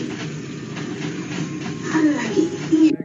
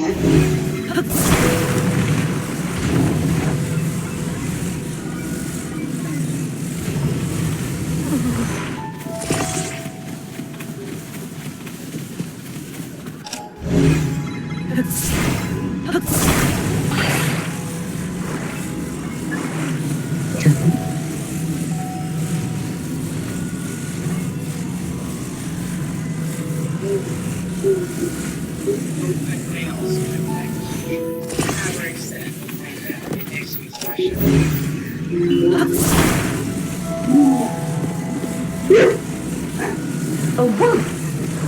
Oh, whoop, puppy! Oh, whoop!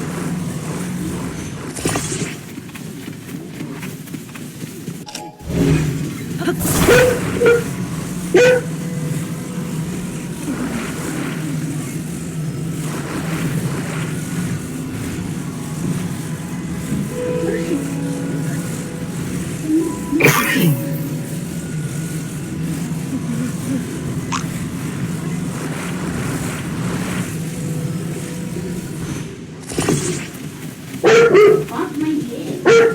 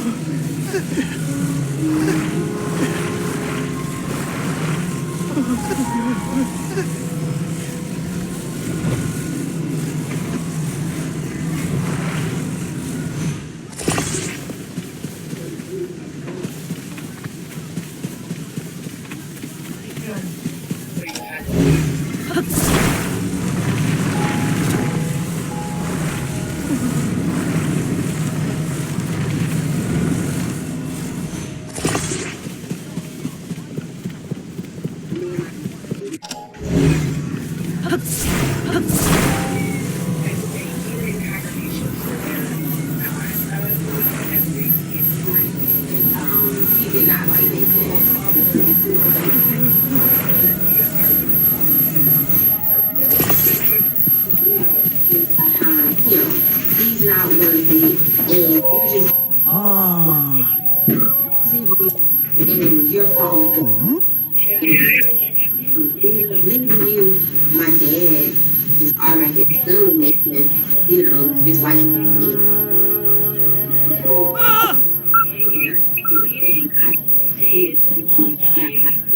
he loves me, but my dad saw the control, the element of changing.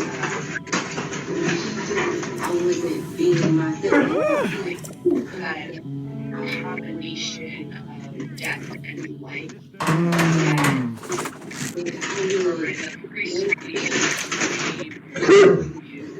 Everything needs to fit into its box.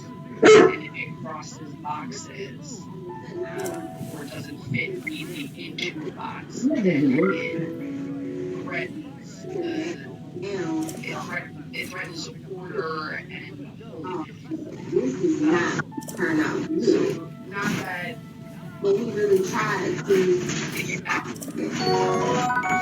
don't remember all of the places, like which place I said certain things, but there are certain things that are about sin, impurity, because of the box crossing,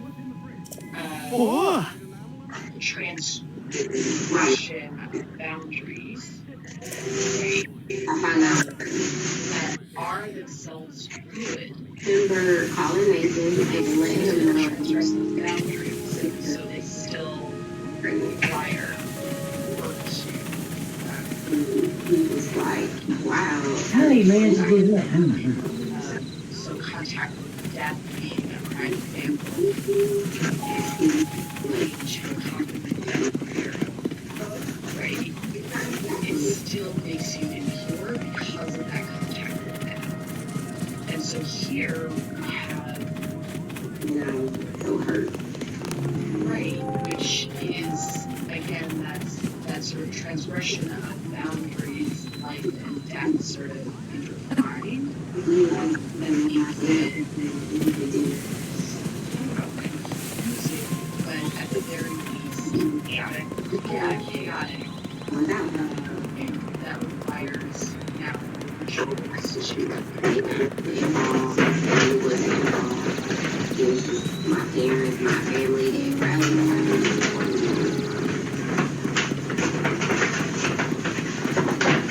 I always say that childbirth is a bad thing. We're not supposed to do it. It's just like one that like when it's happening. It takes a while for a family to like find it after having given birth.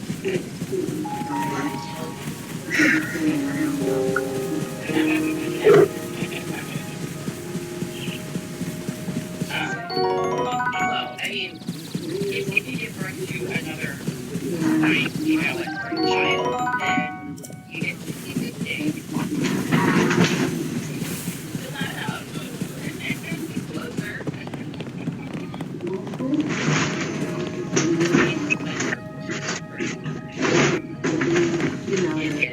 It's much more normalized and much period of postpartum. Which approaches it now economic status, right? That you have like a whole year and 8 weeks to be able to save a child.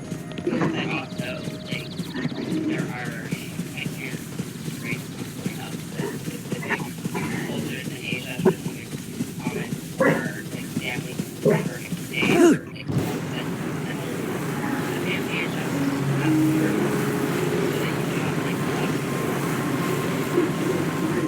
Intangible ways. So like I've also heard parents touch the ground. That sounds amazing. Sure. Because at some point, like you want to be it.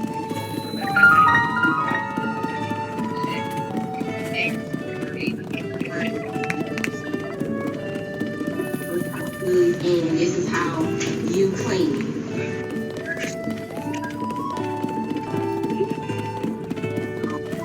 I will take what. Got it?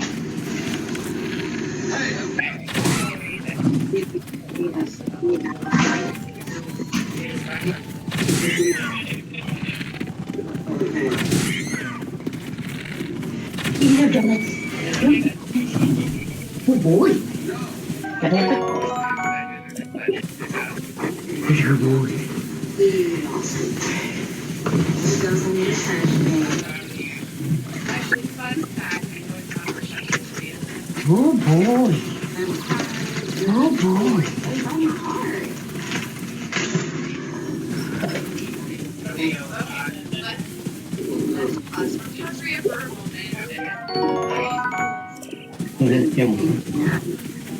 It was his way.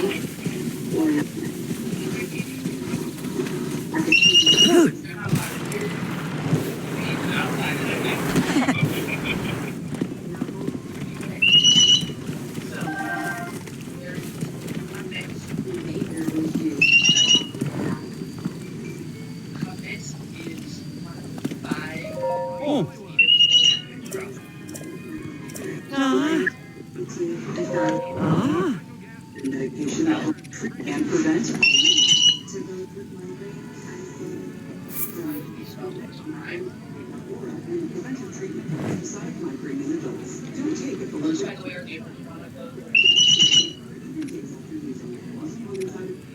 if it's been processed, you're gluten-free, so like.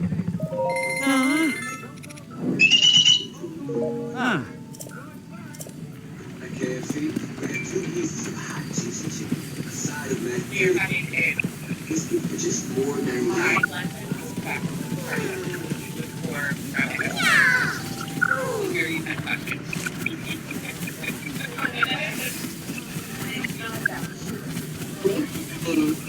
Anything with you now, every kind of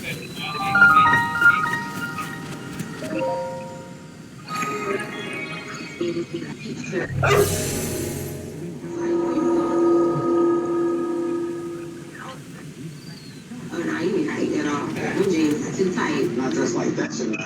You felt like I get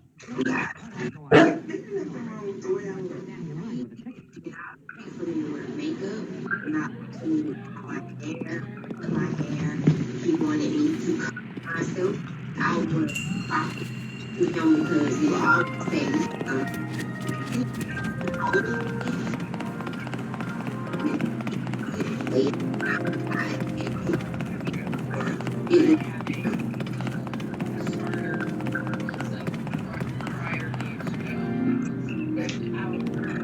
why do you have what's going on for you to start scared for kids that want them to see it, you know, when I heard Nathan's point and making sure that I knew that gun was scared to keep me in line. I point out that the source of the yeast from the original sourdough starter. Gun, I'm fucking kick you in the ass, motherfucking shithead.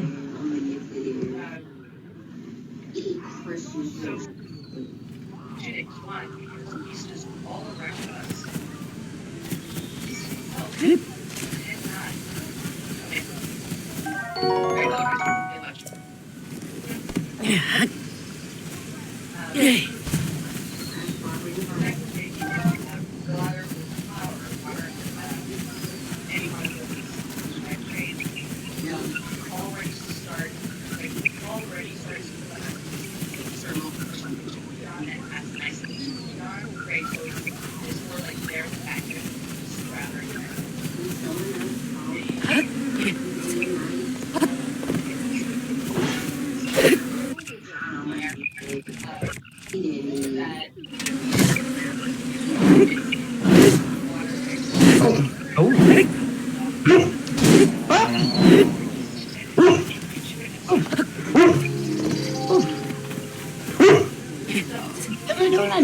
Yes, there is one.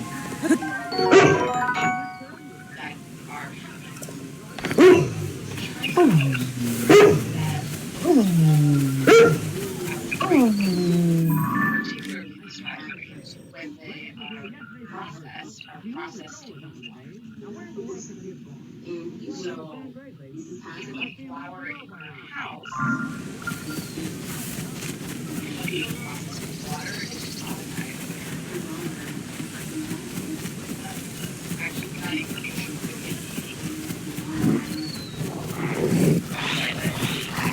sugar possible on the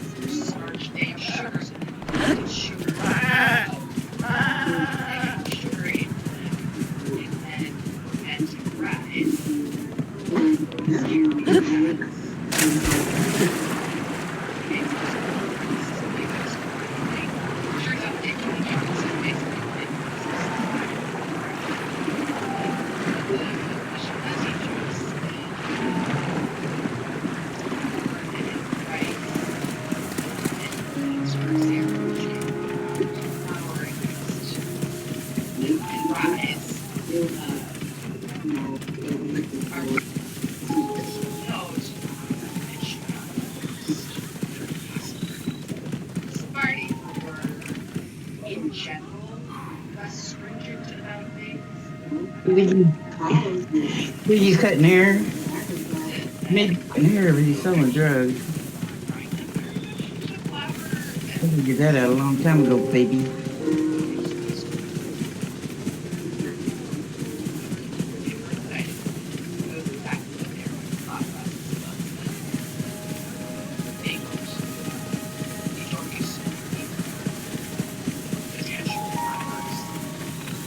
So they still would make things with flowers being from both great area possible.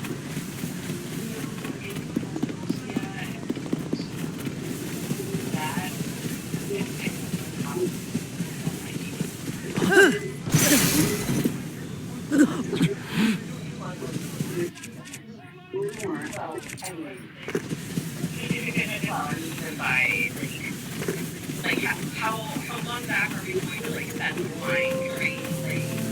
Considering how lost the Americans probably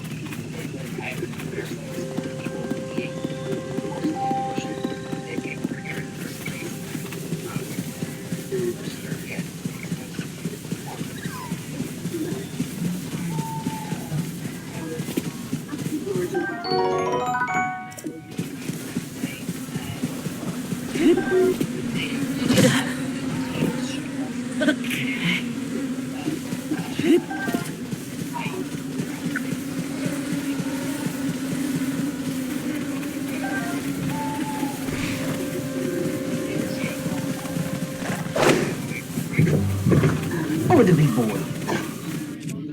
You big boy.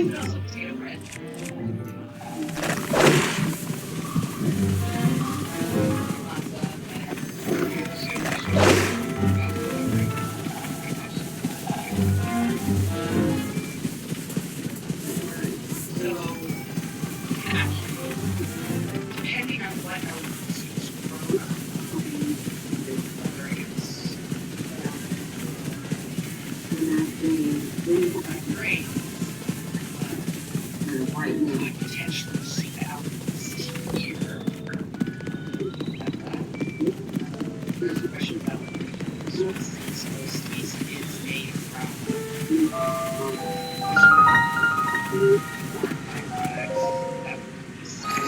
the commercial piece is sure for Passover. Just can't produce the yeast. Okay, but like whether or not you have to get rid of it, or if it's later come home because you don't know what it was you have to assume that it don't know how to follow direction. This is what I wonder or just use just rely on shopping at like exclusively kosher stores or things that are clearly labeling on them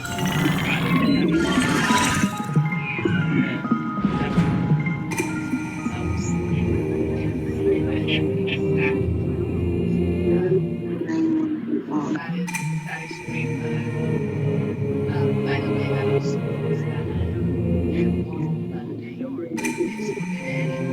and extract, which is often used for vegan and vegetarian product stocks. Not just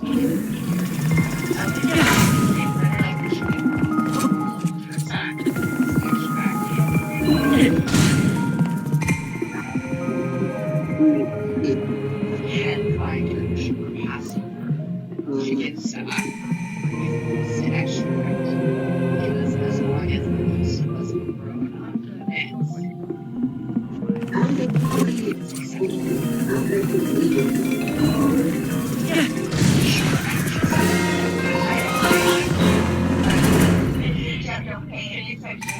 Not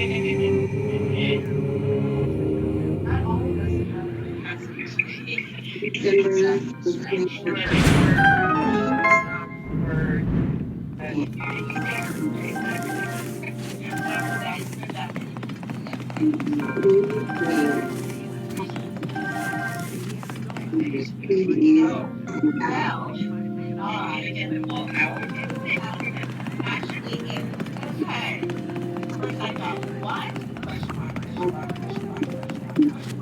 Was that for the very first part of the parsha?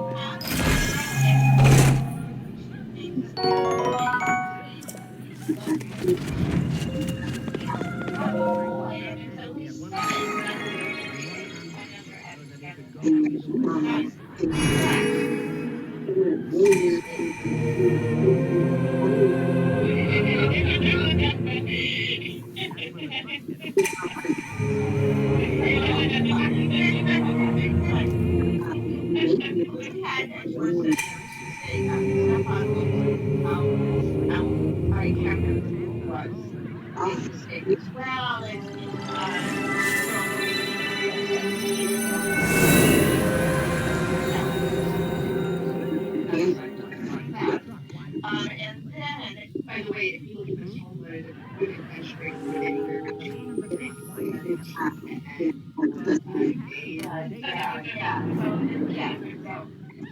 and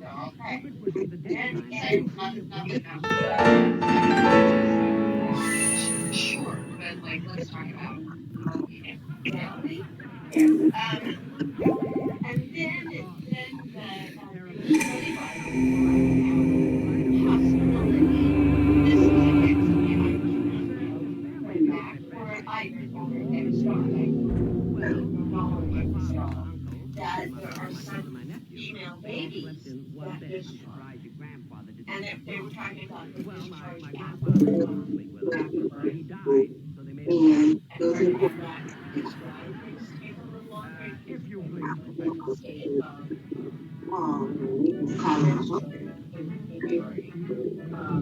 That seems a more plausible response, but again, it's like, okay, I need to learn about this because I didn't have that going on, but outside of boys that but I didn't have 14 days in hello. So I'm just, but also, what would make it, and even beyond the science, why would they think that a woman is impure longer because of a child? Doesn't make any sense at all, other than how they're then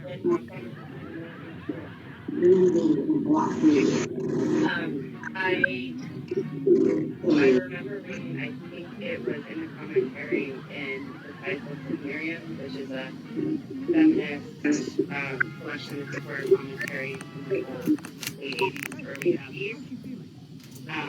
One of the suggestions around this particular issue was that it's in part because, I mean, the experience of childbirth is a very powerful thing. Like that women can, to this day, can create a baby through life. Like it's super powerful, right? Think about how like blood and things that are associated with life are super, super holy, right? Like the spirit, the deity.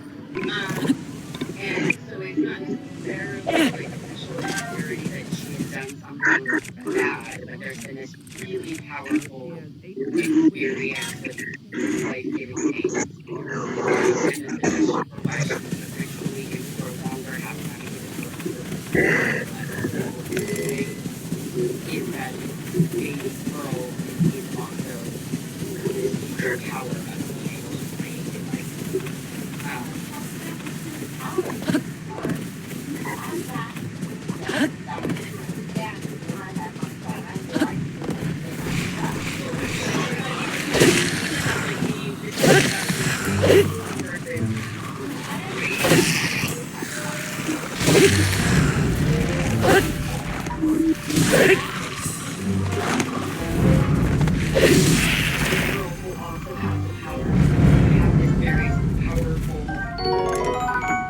She's got a superpower, right? The boy doesn't have the superpower. please, let's do Something that's radioactive, you're going to be radioactive for a period of time afterwards. And then he agreed. All I knew was that I needed to get to a place where it was like,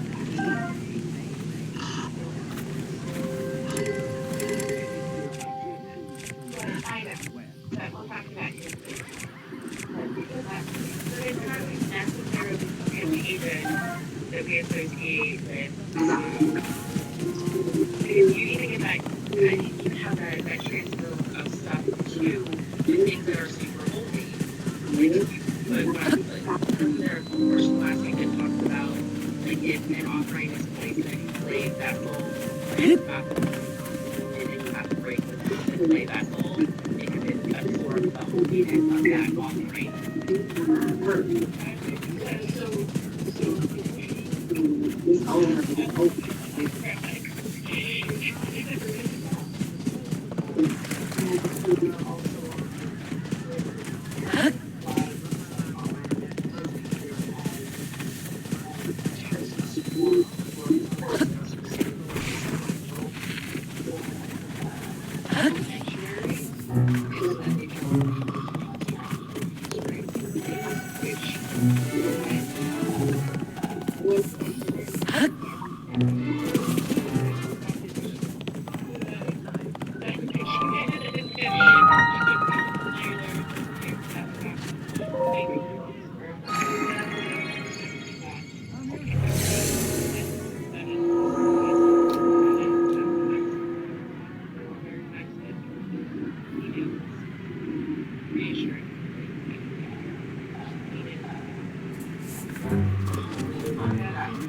That makes that we're starting to go through sociological issues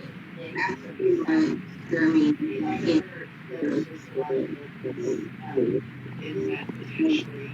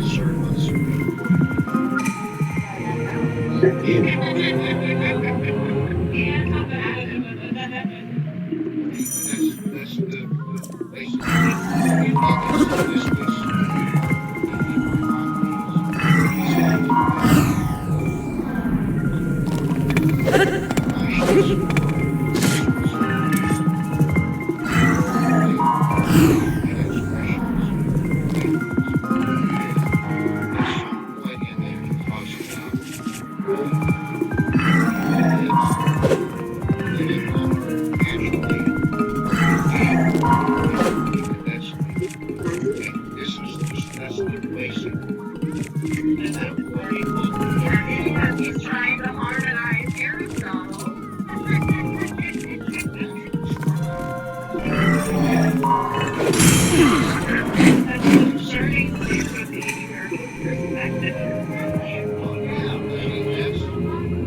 That's why it's not surprising that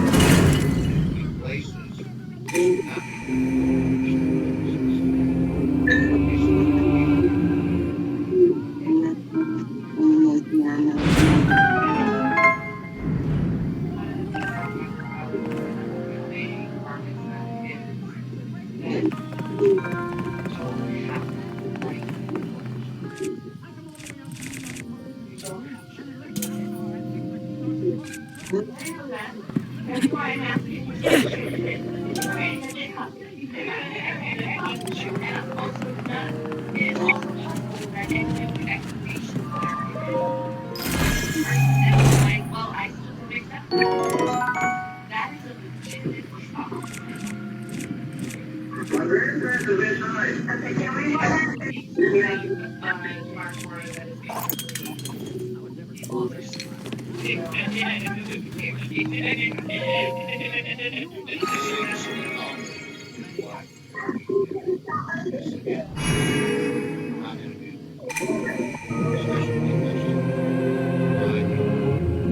Killing people for certain things that they say, yeah, that's where the law says.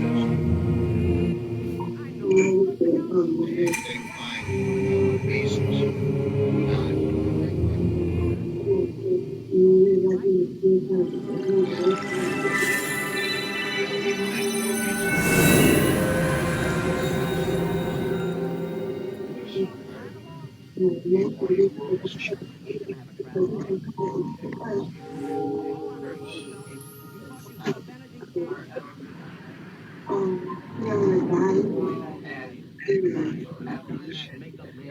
Stay the way we were.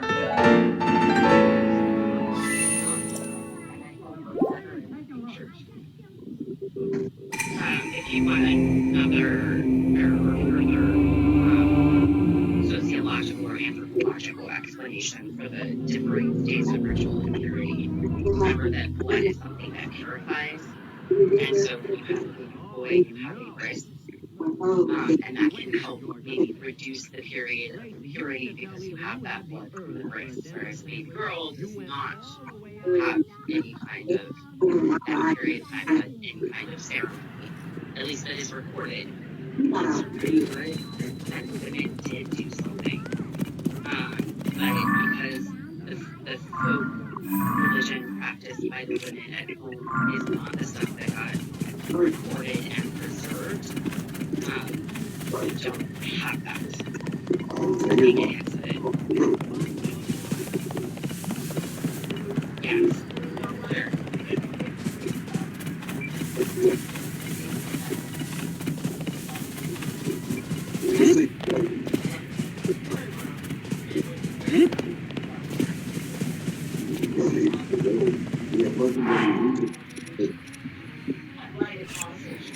Women talking to the interviewer was that, oh, yeah, we have to do those things. We need them. We don't really need them. Our bodies tell us. We indulge them. That was really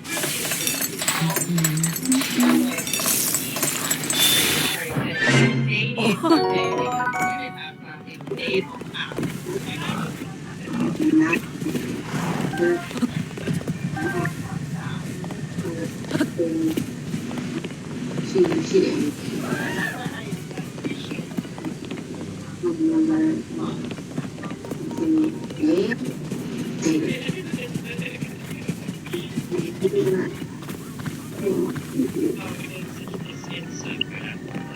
Yeah, the skin slash wall.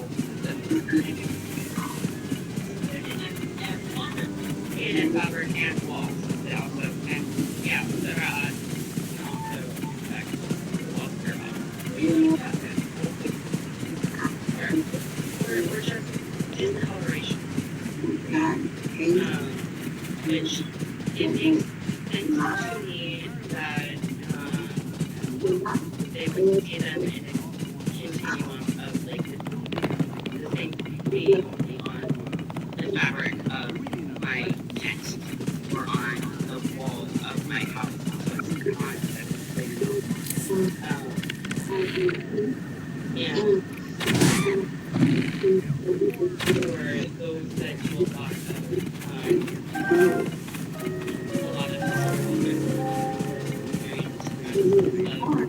the cultures around the age there was a lot of stuff, a lot of divination, and that was tedious for these same practices. They got the beauty for having religion, still comfortable getting involved with culturally.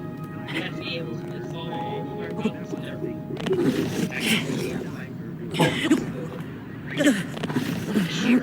Good baby boy.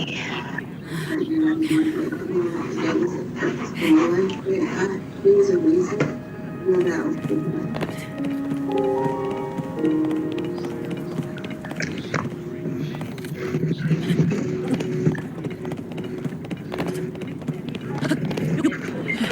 Necessarily even wave transition. And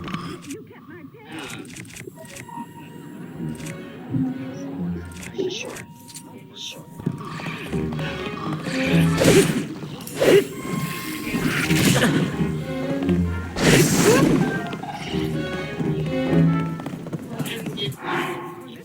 Priest's role isn't actually to heal the skin issue or yeah, like it's like the priest's role isn't to heal the person. The priest's role is to heal the body, address the emotional, spiritual,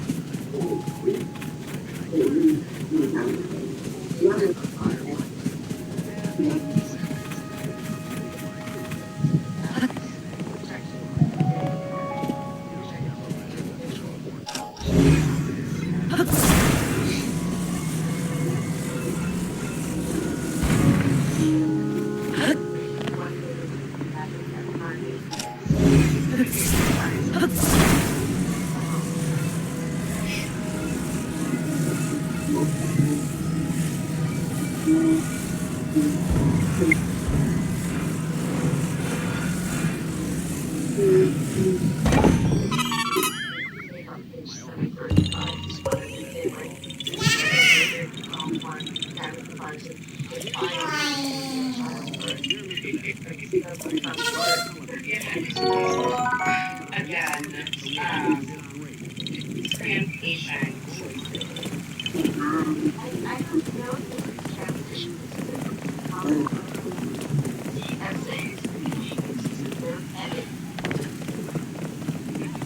Sure, again, but like, even if it doesn't say defilement right there in the forward section, a lot of commentary is like how can with the word in there help with this subject role, right? So like it's not like we translate or talk about a section in it's not like we approach it without further baggage or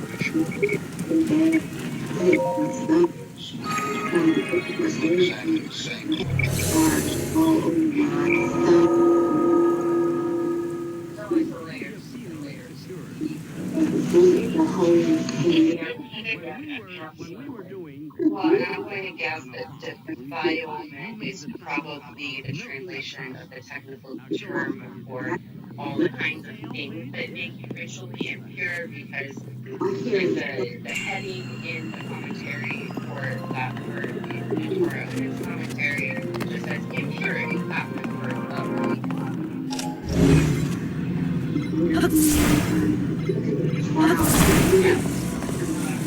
Sure. But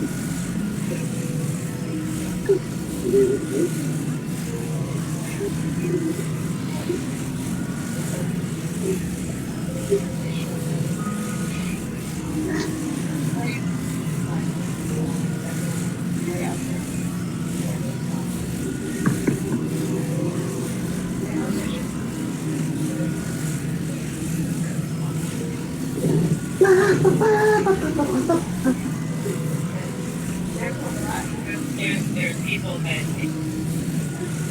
they're like super Western culture or poverty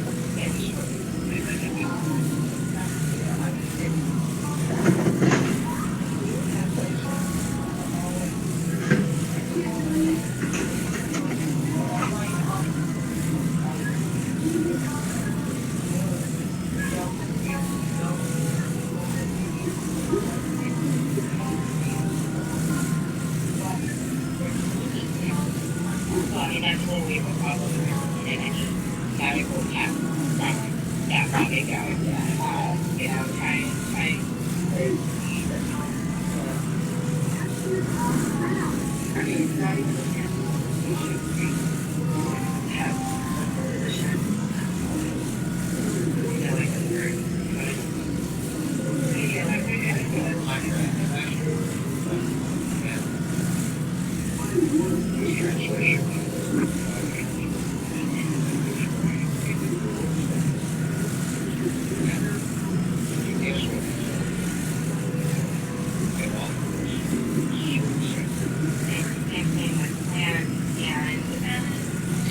even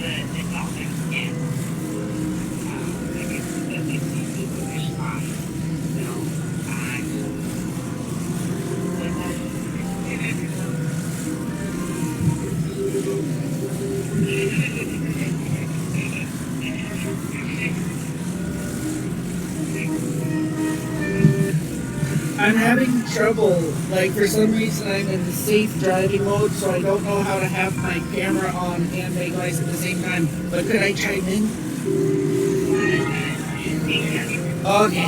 So, I don't know if anyone will see it the same way or agree with this one, but I was kind of thinking that this topic is a little bit of a mind bender, because sometimes in religion, we have this dichotomy between like faith and works, where you have like a rule for how you're supposed to be, but then you have all these rules for what you're supposed to do, and it's like, well, do you believe it? And if you believe it, you would have done the stuff.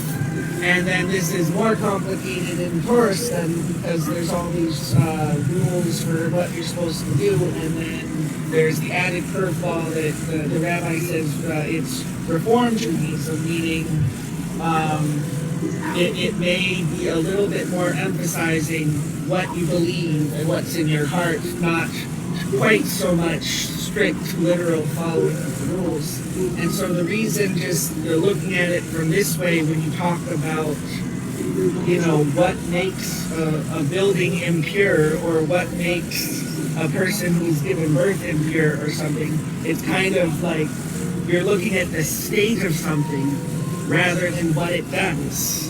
And that's why it's tricky to use the word like impure or infectious or whatever, because it's like, well, what is a ritual impurity? Is it what you're doing or what it is? And if something is, and like, what is the functionality of something that's impure? Like, if the person just gave birth, in what ways are they not up and running the same way a pure person is, in like a real world sense, but also like a religious. Anyway, thanks for letting me chime in. Shabbat shalom, everybody, and yeah, I'm glad everyone's looking happy.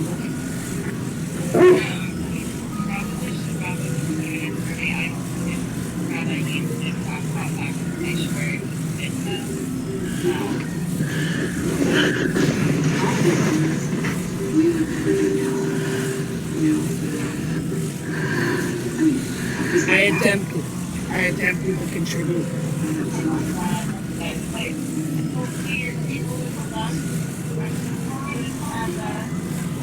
Okay. So what's going on over here?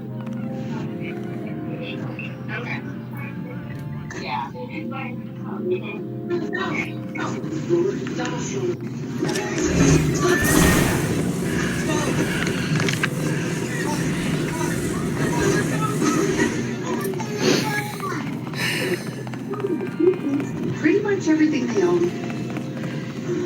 Hi guys. They ended 5 minutes early.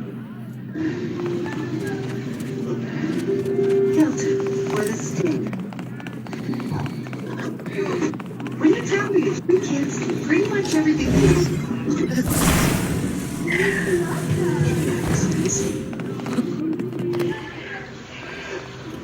Hilton or the Sting.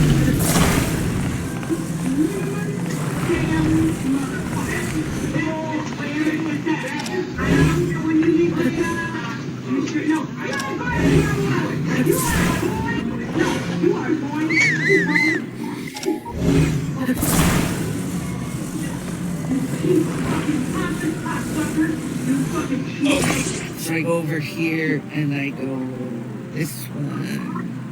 And on, and that's what it's all about. I have made so many mistakes, Jen and I, and maybe it's just a Pollyanna bunch of bullshit. But I say there is something worthwhile in this experience. Won't really go all the way through it.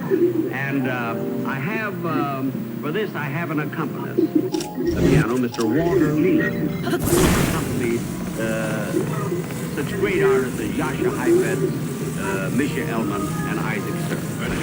Jack, Mr. Leland called just about an hour ago to say he wouldn't be able to make it. Oh, for heaven's sake, I want to play my violin. Yes, I know, Jack, and I knew you'd be terribly disappointed, so I'll tell you what I did. I took the liberty of calling 6 students, and they're sending over a piano accompanist. Oh, good. Is he here? Yes, he's right in the way. Mr. Massey, will you come in, please?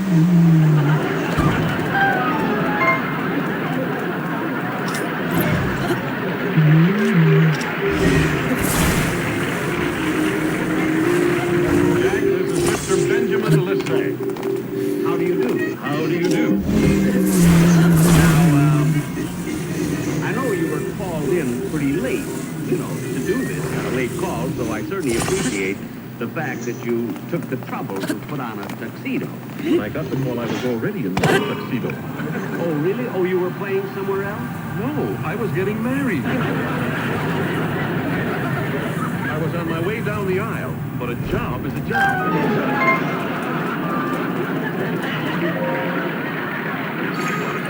Well, I mean, how did you have the nerve to leave your bride? But when you've got my looks, you can afford to be a...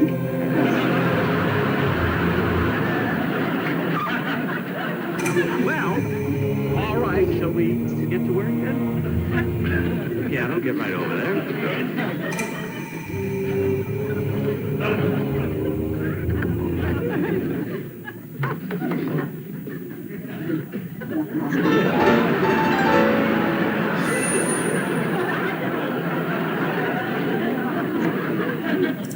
All right. Give me A, will you please?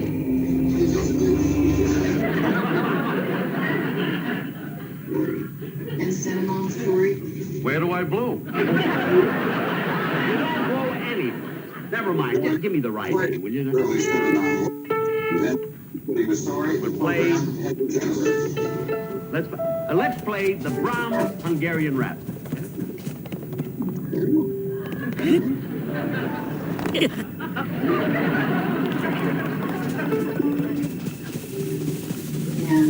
I don't know that one.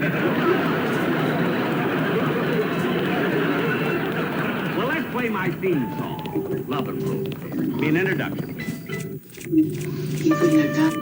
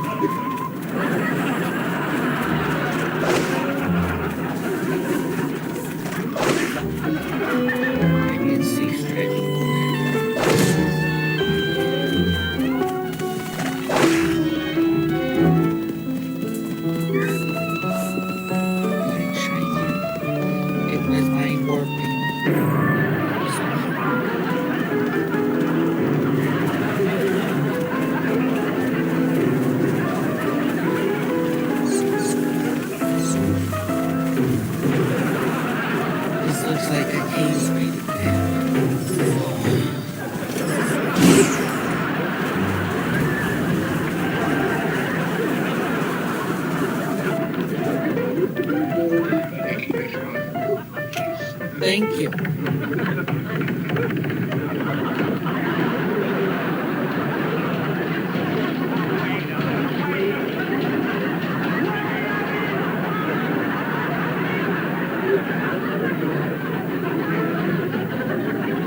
Now, come on, let's play this right. Wait, I want to rods on my boat.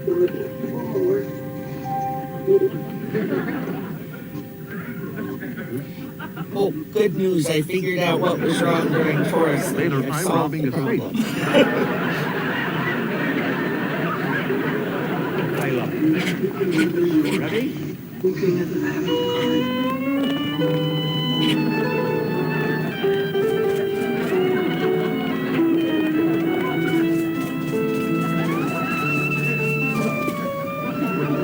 There he is, that man over there.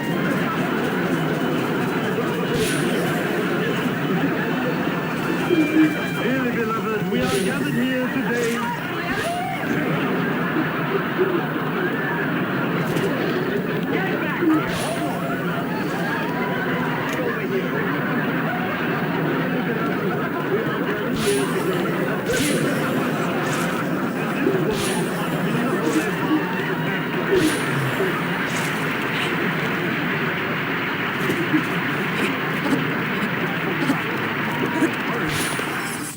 you very much, ladies and gentlemen. I hope you all enjoyed the show. And I'll be seeing you soon.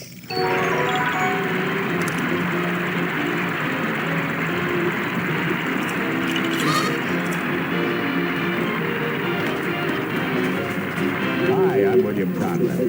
Join me with Cannon tonight at 8 on CB20.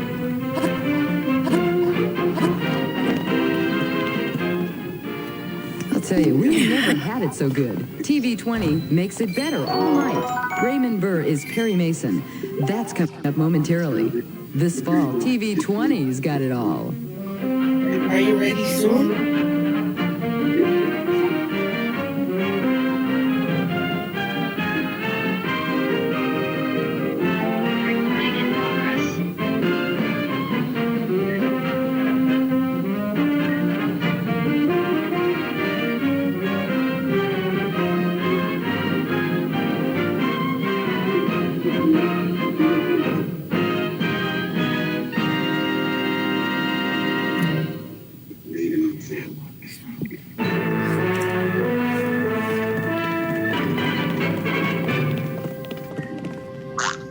Shabbat Shalom.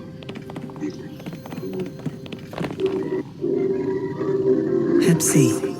You can't see it, and you might not feel it, but it's there, staring back at you. It's time to change your outlook and see yourself cured of Hep C.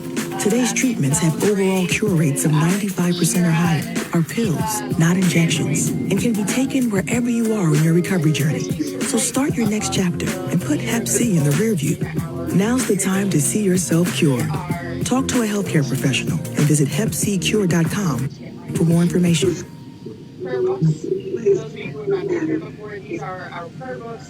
When Barbara switched to TurboTax, I broke 4 generations of family tradition with 5 little words. Ma, I want to make perfume.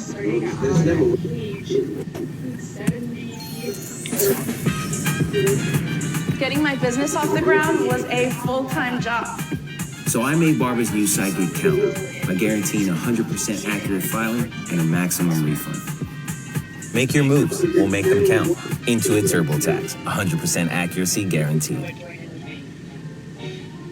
I am 8 minutes away. Barbara's house. 8 minutes away. From Television City in Hollywood, the Jack Benny Program with Jack's special guest, Mike Wallace. Brought to you by Lipton Tea. The Brisk Tea in the flow-through tea bag for full-strength flavor. Brisk Lipton Tea. To become a resident and now accepted. This is I called that guy the United States 26 months was a hero. This is the Take It Easy me, enjoying a change of pace with my change of pace drink. It satisfies you like coffee, but refreshes you better. Brisk Lipton Tea. It's your change of taste and flavor. Tastes so much cleaner, fresher. It's your change of taste and refreshment. That brisk flavor gives you a lovelier lift. It's one tea that's different, blended to the American taste, with choice orange Pico tea leaves. Better tea in a better tea bag. Ordinary tea bags have only 2 sides, but the Lipton flow-through tea bag has 4 brewing sides. The boiling water swirls inside, outside, all around, brews full great flavor, gives you that Lipton lift. So change your pace with a change of pace drink. Brisk Lipton Tea.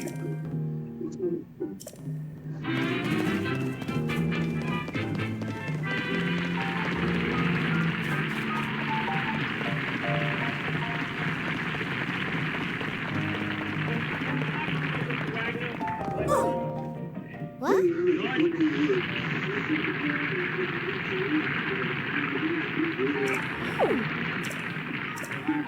Has Jack showed up yet? Not yet. Does he know about the game? He knows.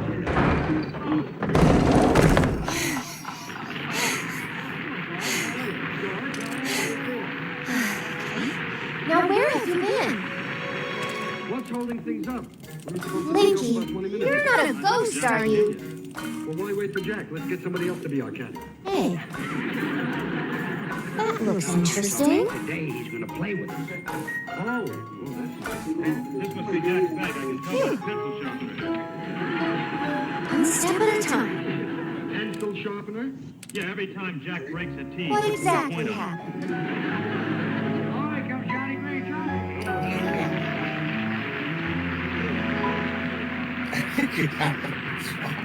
How about a game? We'd love to, Johnny. We're sorry, but we're waiting for Jack Benny to play with us. Hey, wait a minute. Is that Jack's bag? Pencil sharpener. That's it. So when you and Princess Zelda go beneath Hyrule Castle, you discover a mysterious mummy. Well, last week I played with Jack, and I just found the ball. Suddenly reanimates. Me look for him.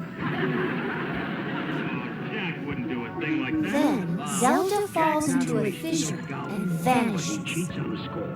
He argues all the time. That must have been when the castle rose and the ruins fell. Then why do you play with him? He's my best friend. Then, later, you wake up on a sky island, saved by the arm that was stuck to the mummy. Yeah, what do you owe, You get the Pura pad from an unusual creature, Yeah? Well, he taught me how to walk. and learn that your new arm belonged to someone named Walter. The Master Sword disappears. Well, I got some things to do in Beverly. I'll be back later, fellas. You hear the princess's voice, and find your way here. Well, it's just one thing holding him up. You know, he's starting his new television season this week, and he's probably home working on it. Oh.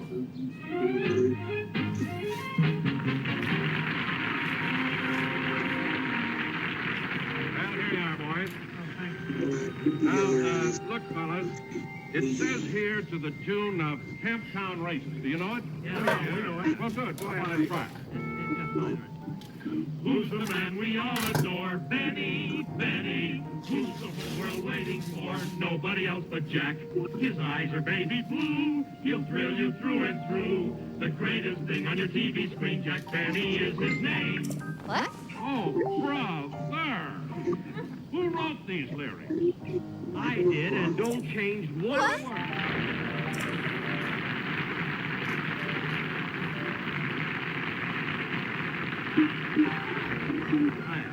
Now, Don, all I want is a wonderful arrangement. Yes, oh yes, thank you. All I want is a wonderful arrangement of this number. It'll be great. It'll be great for the opening show. Now, have the scripts been delivered yet? Right there on the table, Jack. Good, good. See, I'm all excited.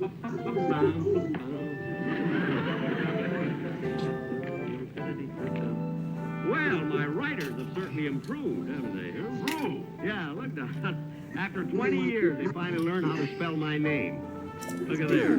Benny, they got 2 N's. You mean they've been spelling it with only one? No, 3.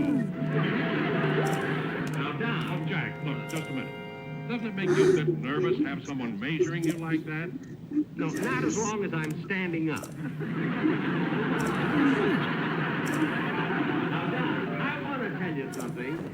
I was never so excited in my life at the opening of the season. And you know why? Because this year, I'm going on every week. Oh, Jack, I meant to talk to you about that. Now, look, don't you think going on every week will be a strain for you?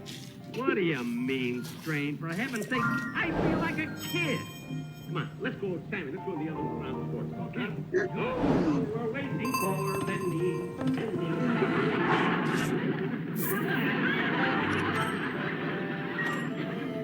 I'll get it now.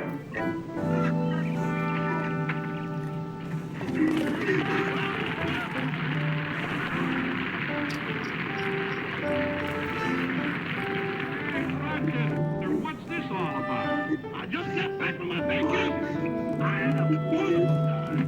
Well, all vacations have to come to an end. When did yours begin? Yesterday. Rochester, you've been working for Mr. Benny for 20 years, and he gave you a one-day vacation. He had to. I was accumulating.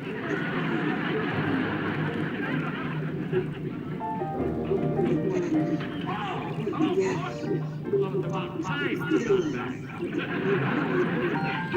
But this afternoon, I was a guest star on I Serve Benny.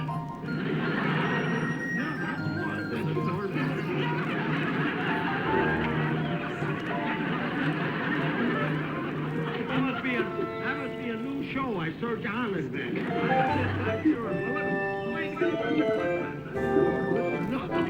Underneath, I'm wearing a itsy-bitsy teeny-weeny yellow ball. Say, Don, have you got the commercials ready for the quartet for our... Oh, I'm sorry, Jack, not yet. We got 2 alternating sponsors this year, Lipton Tea and State Farm Insurance. Yes, I know, Jack, but we'll get to work on it right now, right? Well, please do. Let's not be able to work on it. Go ahead. For heaven's sake, get started.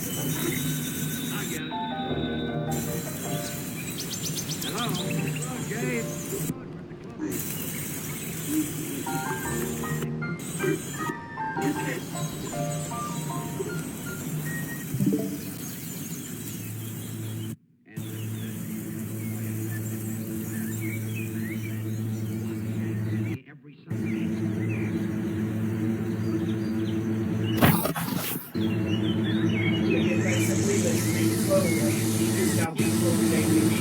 Well, that was an interesting